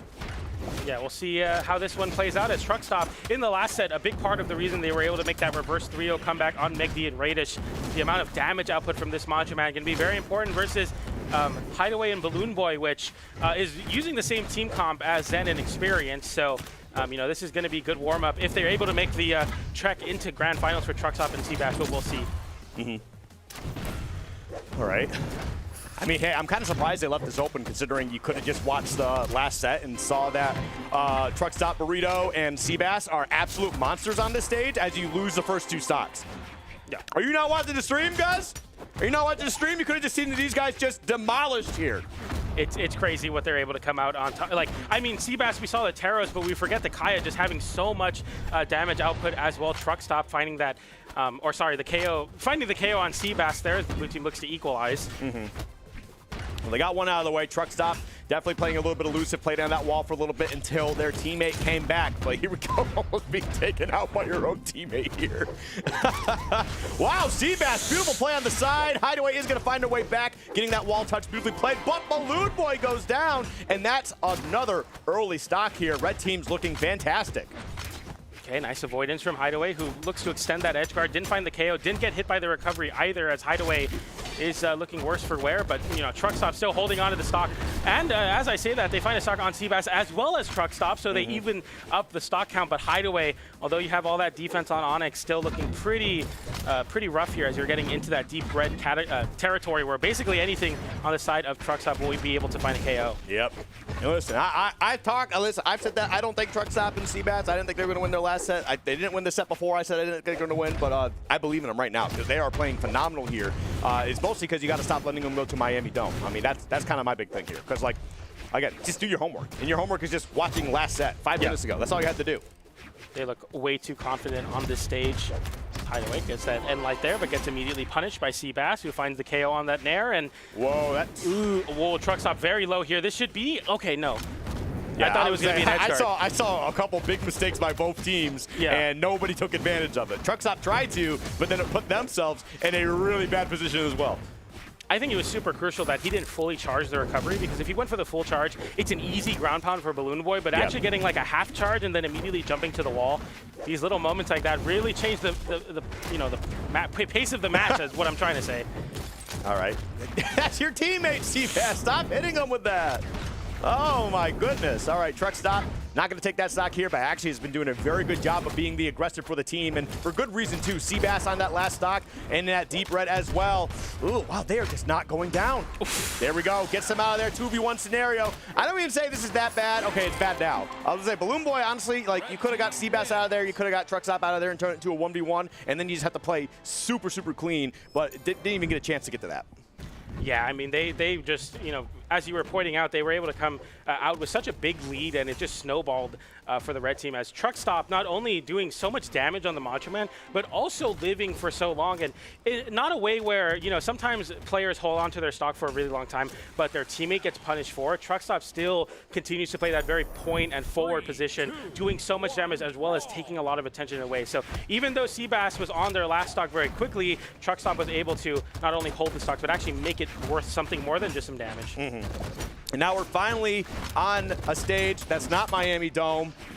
And we'll see if, you know, we can stop Truck Stop and Seabass, because they're kind of on like a, you know, a 3-game streak right now across 2 sets, all on Miami Dome. It looks like we finally learned our lesson here. Okay, nice. The dodge away gets punished by Truck Stop's recovery, and looking pretty good right now for the red team, who continue to have a slight damage lead on Hideaway, but hasn't hit Balloon Boy very much. Balloon Boy playing really well on these soft platforms. Nice recovery there to unarm Truck Stop, but Truck Stop immediately picks up a lance and lands with the side air to close out that stock on Hideaway, and a big little open up there for the blue team as Seabass takes a lot of damage here. Okay, Truck Stop's been playing so good. Just getting up a lot of damage, you know, taking out these stocks, setting up positions for Seabass to take some things out too. Seabass also closing out a stock right there, beautifully played, but goes down in the process as well. 4 stocks for both teams right now as we get into this game 2. Recovery comes in there to hit Balloon Boy away. The red team looking to juggle Balloon Boy. Didn't find much, but, you know, they continue that motif of trying to get those big juggles going, as they have very good recoveries to continue to rack on this damage. The blue team, though, playing very grounded because they have those crazy team combos doing so much damage off that Gauntlet End Light, and a Cannon End Light connects and both get sent off stage. Tough spot to be in, but they both make it back to the stage pretty comfortably. Okay. Right now, yep, jockeying for position here. Truck Stop was in between 2 of them right now. Okay. Somehow you converted into that Seabass, but you'll take it, I'm sure. Ooh. Oh, the reversal though. Balloon Boy getting that stock out of the way. 3 stocks to 4, and they take another one down. And now Balloon Boy and Hideaway starting to look like they're getting their footing together. You know, they were sitting, waiting around a little bit, so maybe that was part of the problem. But they're definitely looking like they're warmed up. Nice whiff punish there from Balloon Boy. Didn't get the side light after the down light, but just playing very aware, not playing too fast. I think you can get into a rhythm where you're just constantly moving and constantly dashing, but the blue team still stays very poised here. Balloon Boy losing the stock there on the low recovery attempt, didn't find their way back to the wall, and that pogo into the Truck Stop recovery will find the KO, as the blue team now are on their last stock but are on fresh stock, so you're definitely happy about this damage lead. We'll see though, the red team has some crazy ways to build damage. Yes, they do, and they've been doing very well. Oof. Okay, well, takes that out. Now we got a 2v1 scenario for blue team this time in game 2. See if they can close this out. Balloon Boy taking the lead here. Hideaway providing some backup support. Okay, small hit there. Truck Stop still in a little bit of a precarious position here. Balloon Boy trying to find a pogo, won't get it. Oof, this is a big 2v1 opportunity for the blue team as they get the downlight. Very well side done. air into Hideaway side air to close out that game and go 1-1 in the set. I mean, this is such a close match between the two, and it's not close in the sense that it's going to these really last stock nail biters, but they're just taking turns kind of winning very handedly. So we'll see if this game 3 changes it up, but it's looking really solid right now for both teams. I think the stage has a lot to do with it. I think we'll see how, as the stages continue to get banned, if the stages make the big difference, because you saw Miami Dome, you know, they were so confident on, but now just not nearly as good for them on the Apocalypse. All right, well, here we go. Going into Apocalypse again. Okay. And, yeah, we'll see how this plays out here. But, I mean, as long as you're just not leaving Miami Dome open, I mean, I feel like that's really what it comes down to. Yeah, those big soft platforms, definitely you don't want to well, find yourself that there. is definitely their stage. But, you know, hey, maybe they're confident enough saying, hey, look, we can go back here. We'll be fine. And we'll see how it plays out. But right now, Truck Stop and Seabass, we'll see how it all comes together here. But Balloon Boy and Hideaway looks like they got their mojo going. You already see this split tactic where they're able to get some pretty big 1v1 damage. because they do have higher defense. They're willing to take those 1v1s. Kaya getting really good spots with the spear as well. But Hideaway on the gauntlets, looking for these edge guards on the axe. This is definitely the time to do it when Truckstop is on the Macho Man. You can get edge guarded pretty hard by the gauntlets, but nothing has really stuck on Truckstop. Just some damage, but never really crazy KOs. Okay. All right, big hit from Hideaway. Not gonna be able to get too much else out of that. There we go. Starting to get Seabass now. Lots of onesies, twosies. Oh, and Seabass. Seabass has honestly been hitting Truckstop a lot here. Like, it's been working out. Like, the games have been working out for him, but there's been a lot of crucial moments where Seabass is tacking on quite a bit of damage to Truckstop, and they need to be a little bit more aware of that. Nice open up for Balloon Boy there. That gets the sidelight into the side air. Hideaway chasing high on Seabass. Sweat beads come out, but Truckstop hitting his teammate, but also Balloon Boy. Balloon Boy still making their way back to the stage with that exhausted recovery on the spear, and the down sig comes in. Not a double KO, but Hideaway, I mean, as deep red as it can get. Seabass looking for this snipe. Can you find it? Yes, you do. The down air just enough to push him away. Now 4 stocks apiece. Now Seabass also in that deep red here, and also the reason why Truckstop is at 2 stocks themselves. But Truckstop continues to play very strong, very confidently, and that's exactly what you want to be seeing. Now Seabass, again, like worst case scenario, you drop this, you go back to that Taros, you start making some noise, but I mean, things aren't even looking that bad right now. When the red team starts stacking on each other and gets those big vertical juggles going, that's really when they get a majority of their damage. And I think the blue team understand that, or are playing a lot more patient when the red team are in the corner. They're just trying to pick their spots better on the ground. And a nice reversal from Balloon Boy. Can't go for that laggy recovery, but Truckstop continues the aggression even in the 2v1. It feels like Truckstop is the biggest threat on the screen. Yeah, no, 100%. 100% the biggest threat. Besides Seabass, who's a threat to the blue team and their partner. But no, Truckstop is playing, again, very confidently. However, going to lose that stock to Balloon Boy right there. Seabass not able to clean up Hideaway. They're going to deal with this doubles combo. That was beautiful. Loses a stock in the process, but you put so much damage on that final stock. Truckstop, just landed down and was able to get the axe recovery to punish that team combo. But as you were saying now, Seabass having quite a bit of damage on him as well. Ooh, that's a big open up there, and Seabass getting the side air to hit Hideaway away, and the downlight into recovery does find a connection, but that was Hideaway's second stock, so the blue team still having one more stock for both players. We're on the last stock though, so anything can happen here. Nice interruption from Seabass going for the sidelight into downlight to get Truckstop out of that combo, but they are both deep red on the red team, and the sidelight into sidelight recovery to close out that stock as Truckstop in an impossible 2v1. The downlight into recovery comes in, and the blue team just so healthy to take this game. Yep. Okay. There we go. Yep. Hideaway just kind of doing their thing. They know they can spam out some 6 here a little bit, try to close this out, but they do get game 3 in the books here. And you know what? Send it. If I'm Truckstop and Seabass, send it. It's time to play Taros. And there it is, baby. Woo! We didn't even get to see them swap off. They were just immediately locked into it. That's the play, though. That's the play. You need to do that. And honestly, it's going to be interesting how this plays out here because you are going against Aang and Onyx, and they're a bit more beefy, right? So I don't know how much more swingy it's going to be with the Taros being able to hit these guys. You'll probably have more chances to land hits on them for sure, but it's probably not going to be as successful as you're hoping last set. But you know what? I'm reserves all judgment until I see it happen in front of me. So we will see. Red team, as you were highlighting, Seabass switching over the Taros. This Taros, a big part of why they were able to make the reverse 3-0 comeback on Megi and Radish in the previous set. So far, the blue team look unfazed by the counter pick and already playing into that game where Hideaway just controls so much space on the ground with the gauntlets. Balloon Boy following up on these gauntlet moves and getting some big damage. Nice little nair there to flip the situation. Truckstop getting juggled high, and nothing's really sticking. It's just a lot of damage on the red team. As I say that, though, the side stick comes in from Hideaway to close out that stack. Truckstop has been the king of reversals thus far in the set, but didn't find one there, and there you go. All right, now Balloon Boy all by their lonesome here. I was about to say, you got to stay elusive, but we see Seabass coming through with that Taros, getting that stock out of the way. They do have a small lead here. Truckstop, again, has been doing such a great job, again, of being elusive when needed, and also just being so beefy, staying alive for so long. They do end up losing the stock right there, evening things up 4 across the board. They really needed that. They really needed that one to connect. I mean, a lot of damage on Seabass, and that side sig will look to, disarm Seabass, but not enough to KO. Balloon Boy fighting with this spear to get some space from these very forward-moving hitboxes that the Lance puts out. Truck stop, landing a big ground pound. Hideaway setting huge. up the protection with that side air. Side light, side air, not enough to KO, though. Yeah, that was definitely huge of Hideaway to come in like that.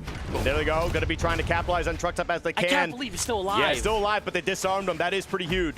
Because honestly, it's that rocket lance. That is such a problem. Yeah. Like honestly, I think if we go back, we don't. Oh no, Seabass, you did it again! Oh no! Oh. That's such a big shift, and Balloon Boy just jumping with that ground pound. And look at this team combo as Hideaway gets the end light and almost finds the connection into Balloon Boy's side stick. But it continues as Hideaway chases high with the cannon. Balloon Boy getting disarmed and avoiding the ground pound and looking for the flip here. Gets the double downer, but Seabass getting the recovery, and Hideaway continues to put on some big damage on both of the players on the red team. Truck stop, pretty deep red, but we know how long Macho Man can survive for. Oh, yeah, this is definitely so tough, man. That's definitely a bit demoralizing as well. Just, I mean, Seabass has taken, I think, 2 or 3 of Truck Stop's stocks. All right, but Hideaway in that deep red is going to lose their second stock here. And we are getting into 1 stock apiece all around. And Seabass, what are you doing? Making some crazy read. End light into GC, or Nair into GC end light. Close out that stock, and Balloon Boy gets the GC side light into the recovery to close out. And there it is with the down sig. Balloon Boy and Hideaway taking the set 3-1 over Truck Stop and Seabass. Very clean stuff as they immediately put themselves in the run back in Grand Finals versus Experience and Zen. But a pretty great run from Seabass and Truck Stop, all things considered. Yeah, I mean, I'm sure there's definitely some frustrations there. Like, look, I know. That's unfortunate. It's so unfortunate. Now, like, there's probably some miscommunication plays there. I'm not going to blame Seabass for everything, right? Because for me personally, I would rather have a teammate who's willing to press buttons and willing to get aggressive than a teammate who's not willing to do much at all, like way too passive, right? So I got to commend Seabass for, playing their game and, just doing their thing. But man, it's definitely something you're gonna have to go back to and kind of like take notes like, okay, this is where I probably shouldn't have done this. I should be more aware of my surroundings. But I mean, it is what it is. Truck Stop played phenomenal. Really got to hand it to Truck Stop. That was some really good gameplay. Really, really solid gameplay. But unfortunate for both of them, it is a team game, and you just got outplayed here, honestly, with Hideaway and Balloon Boy. Yeah. Just doing their thing, playing their game, and now they're going into Grand Finals here. So we got our Grand Finals match coming up, and it's definitely going to be interesting to see how this one plays out. I mean, we're going to be most likely getting the Onyx Ditto and the Aang Ditto coming out here, so we'll see how it all plays out. I don't know how chat is expecting things to work out here. I mean, do you think we'll get a reset? Do you think we're just going to get it just straight through? I do believe in the power of a break. And I think after a very tough Game 5, Experience and Zen getting a little bit of time to compile themselves into this grand final. Balloon Boy and Hideaway having to play that set. I think, momentum is one thing, but I think a team like Experience and Zen just need a little bit of a reset, and they're going to be able to take this. I don't predict a reset, but we'll see. I kind of agree with you on my side of things here. It's I do believe in the power of a break. It can refresh your mental. But when you're going against a team that just played, sometimes they've already got that engine running, right? So they might outperform you in the beginning. So I would not be surprised if we see Hideaway and Balloon Boy take the first game here, and then Zen and Experience retort back, taking 3 in a row. That's my prediction here. We'll see if that plays out. But we're going to be starting off on Apocalypse. And so far, Red Team is taking a nice little lead here, almost getting a double KO. And they certainly do clean it up regardless. My goodness. Yeah, and the most fitting thing for NA doubles, we had all 4 characters on the screen with the gauntlets, and they were able to capitalize in a big way. The red team's gauntlets have been very, very good, and so far, they're really taking this break in stride, and they're coming out, it's easy to not only, I was talking about the benefits of a break, but you can also ice yourself out, but they don't seem to be getting the effects of that at all. They're playing very, very well right now. Ooh, okay, there we go. I like that, keeping them separate. Tried to charge up a little bit more there. Not going to be able to find the hit that they're looking for. And Zen and Experience continue to just really hold on to these stocks very well. Their survival is fantastic. It's definitely on point. That's another big one, though. Balloon Boy not going to quite lose that stock yet. However, Zen will, as Hideaway goes down, to disrupt the recovery. I mean, even so, a lot of damage of extra credit. I mean, you definitely like to see this as a red team who have not been struggling to find KOs in the slightest, but you definitely want those stock leads, of course. Ground pound comes in, and that closes out the stock on Hideaway. Balloon Boy holding onto this wall. You see the red team playing very solid here, just not going for anything too crazy. As I say that, though, Experience whiffs the ground pound. Doesn't get punished too hard for it, though. Balloon Boy almost losing their second stock there. But Zen and Experience just continue to bully Hideaway on the other side of things. They're trying to force this 2v1 as best as they can. Unfortunate not for Experience. Not finding that hit to kind of keep that going here. But they get Balloon Boy out of the way, and they sure as hell find Hideaway right after that. But here we go into the final stock. There's that team combo. Big damage. Yeah, I mean, you know what? I do not blame Balloon Boy. That is a tough uphill battle. Why expend the energy, especially if we're trying to reset and then go another 3 games in an hour away? Move on. Move on. Don't waste the energy. Focus on what's next. Next play. Let's go. Yeah, I mean, there you saw, I believe it was Hideaway who didn't even break 200 damage. I mean, it was just a total dominance from Experience and Zen, who are coming out.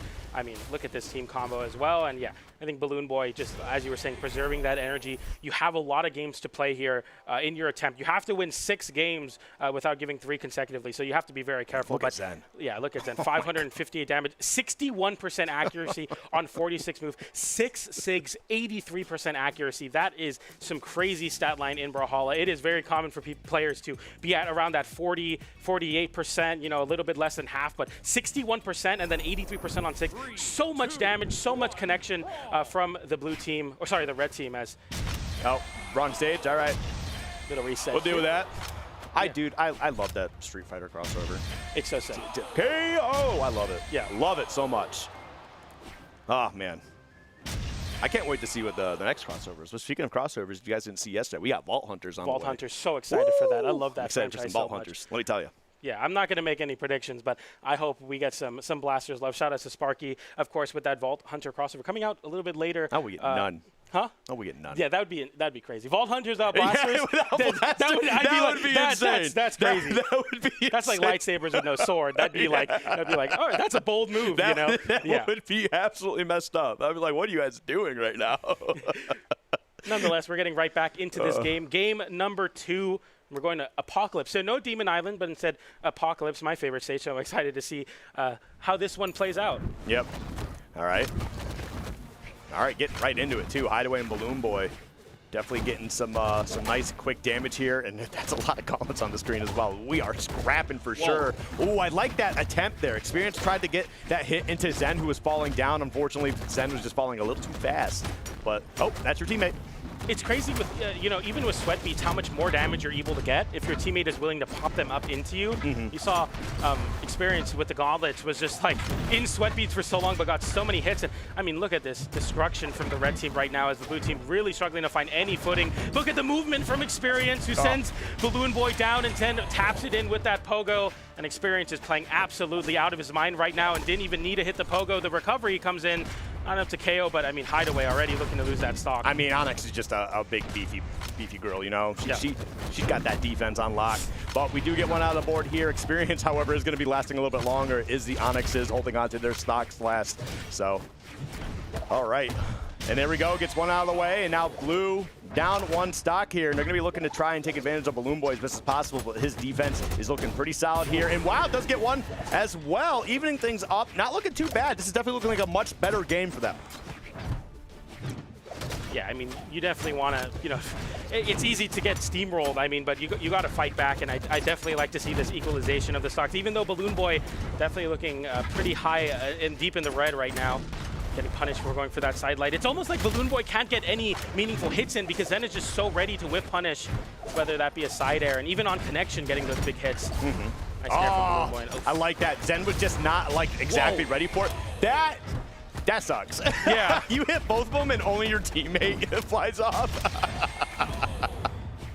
Oh, man. All right, red team still maintaining a very strong lead here, 4 stocks to 2. Now, granted, they are in the red and not just their team colors, so we could be seeing those disappear very quickly. It's just a matter of Hideaway and Balloon Boy kind of getting their act together.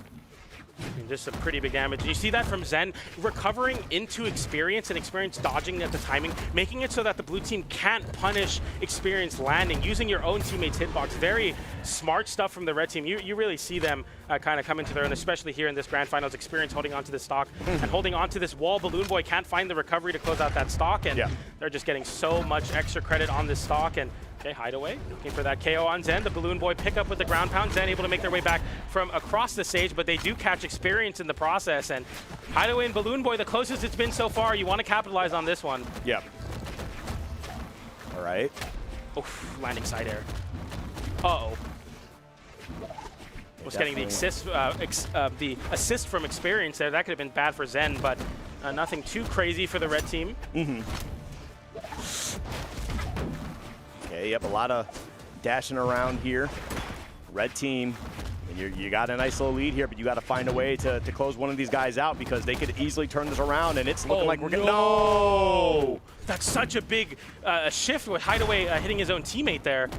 Okay, experience with Sweatbeat, still has gauntlets in hand though, not unarmed. Zen unarmed as well. It's everyone's deep red right now. Any hit will do it for either of the teams, but experience finds the recovery first, and we'll see. I mean, it's not completely over for Balloon Boy, but getting hit with the nair and the weapon toss, and the simple gravity cancel side leg tap in as experience and Zen 1 game away from being your summer doubles champions. We'll see if blue team can kind of bring it together here, but that was so close. You know, at this point, yeah, they're just kind of like collecting 2v2 championship titles, as you can see right there, dude. Yeah. Because like, Experience has got the 2v2 midseason championship 2024, and you got Zen with the 2v2 World Champion 23. they're just collecting these.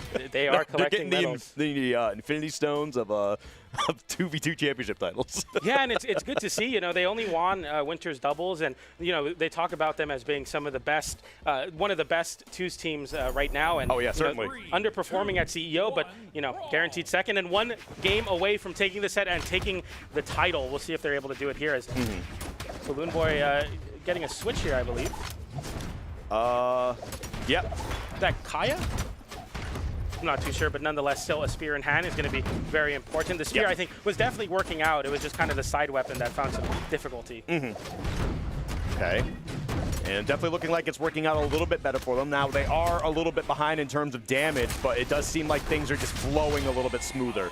However, it's going to be able to recover here. Great stuff from Experience. Man. Not only saving your teammate, taking out Balloon Boy, and also just dispelling Hideaway. Get away from me.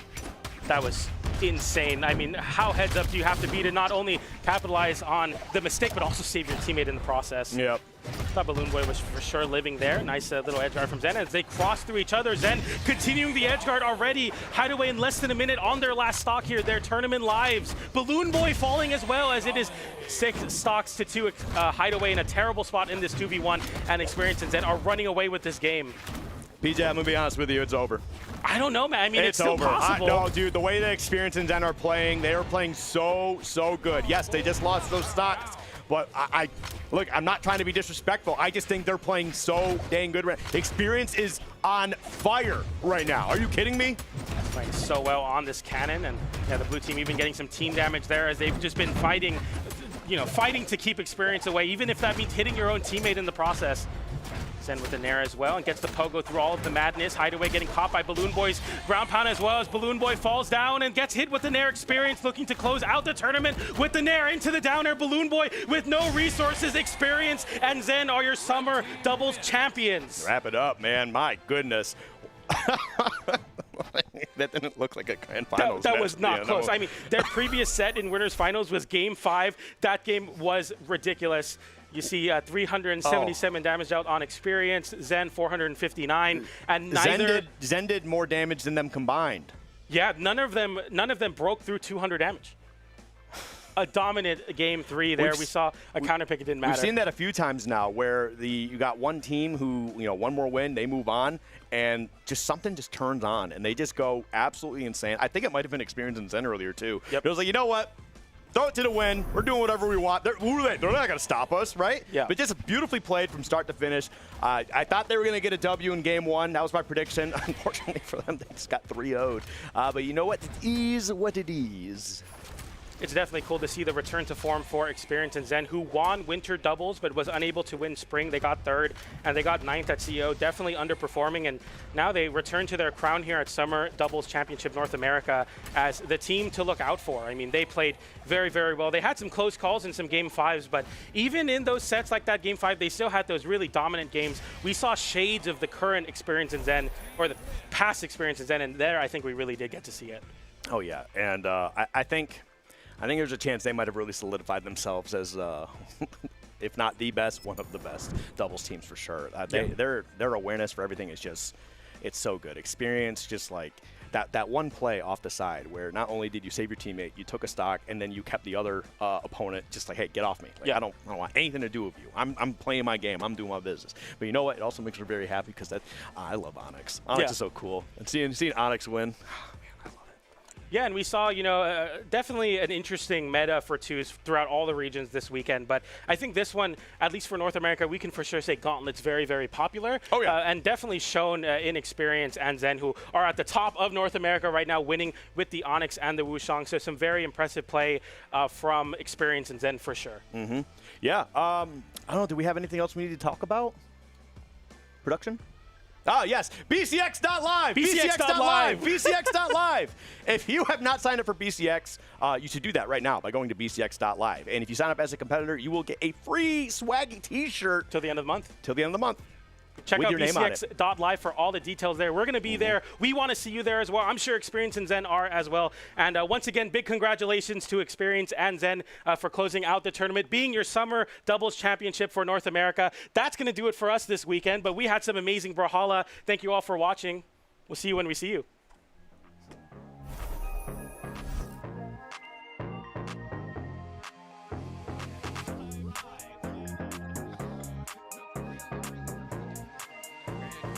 Probably stay to have some more lights in my room. I'm kind of rocking a cool bit as he eventually crumbles into dust because there is no way on earth he's going to make this happen.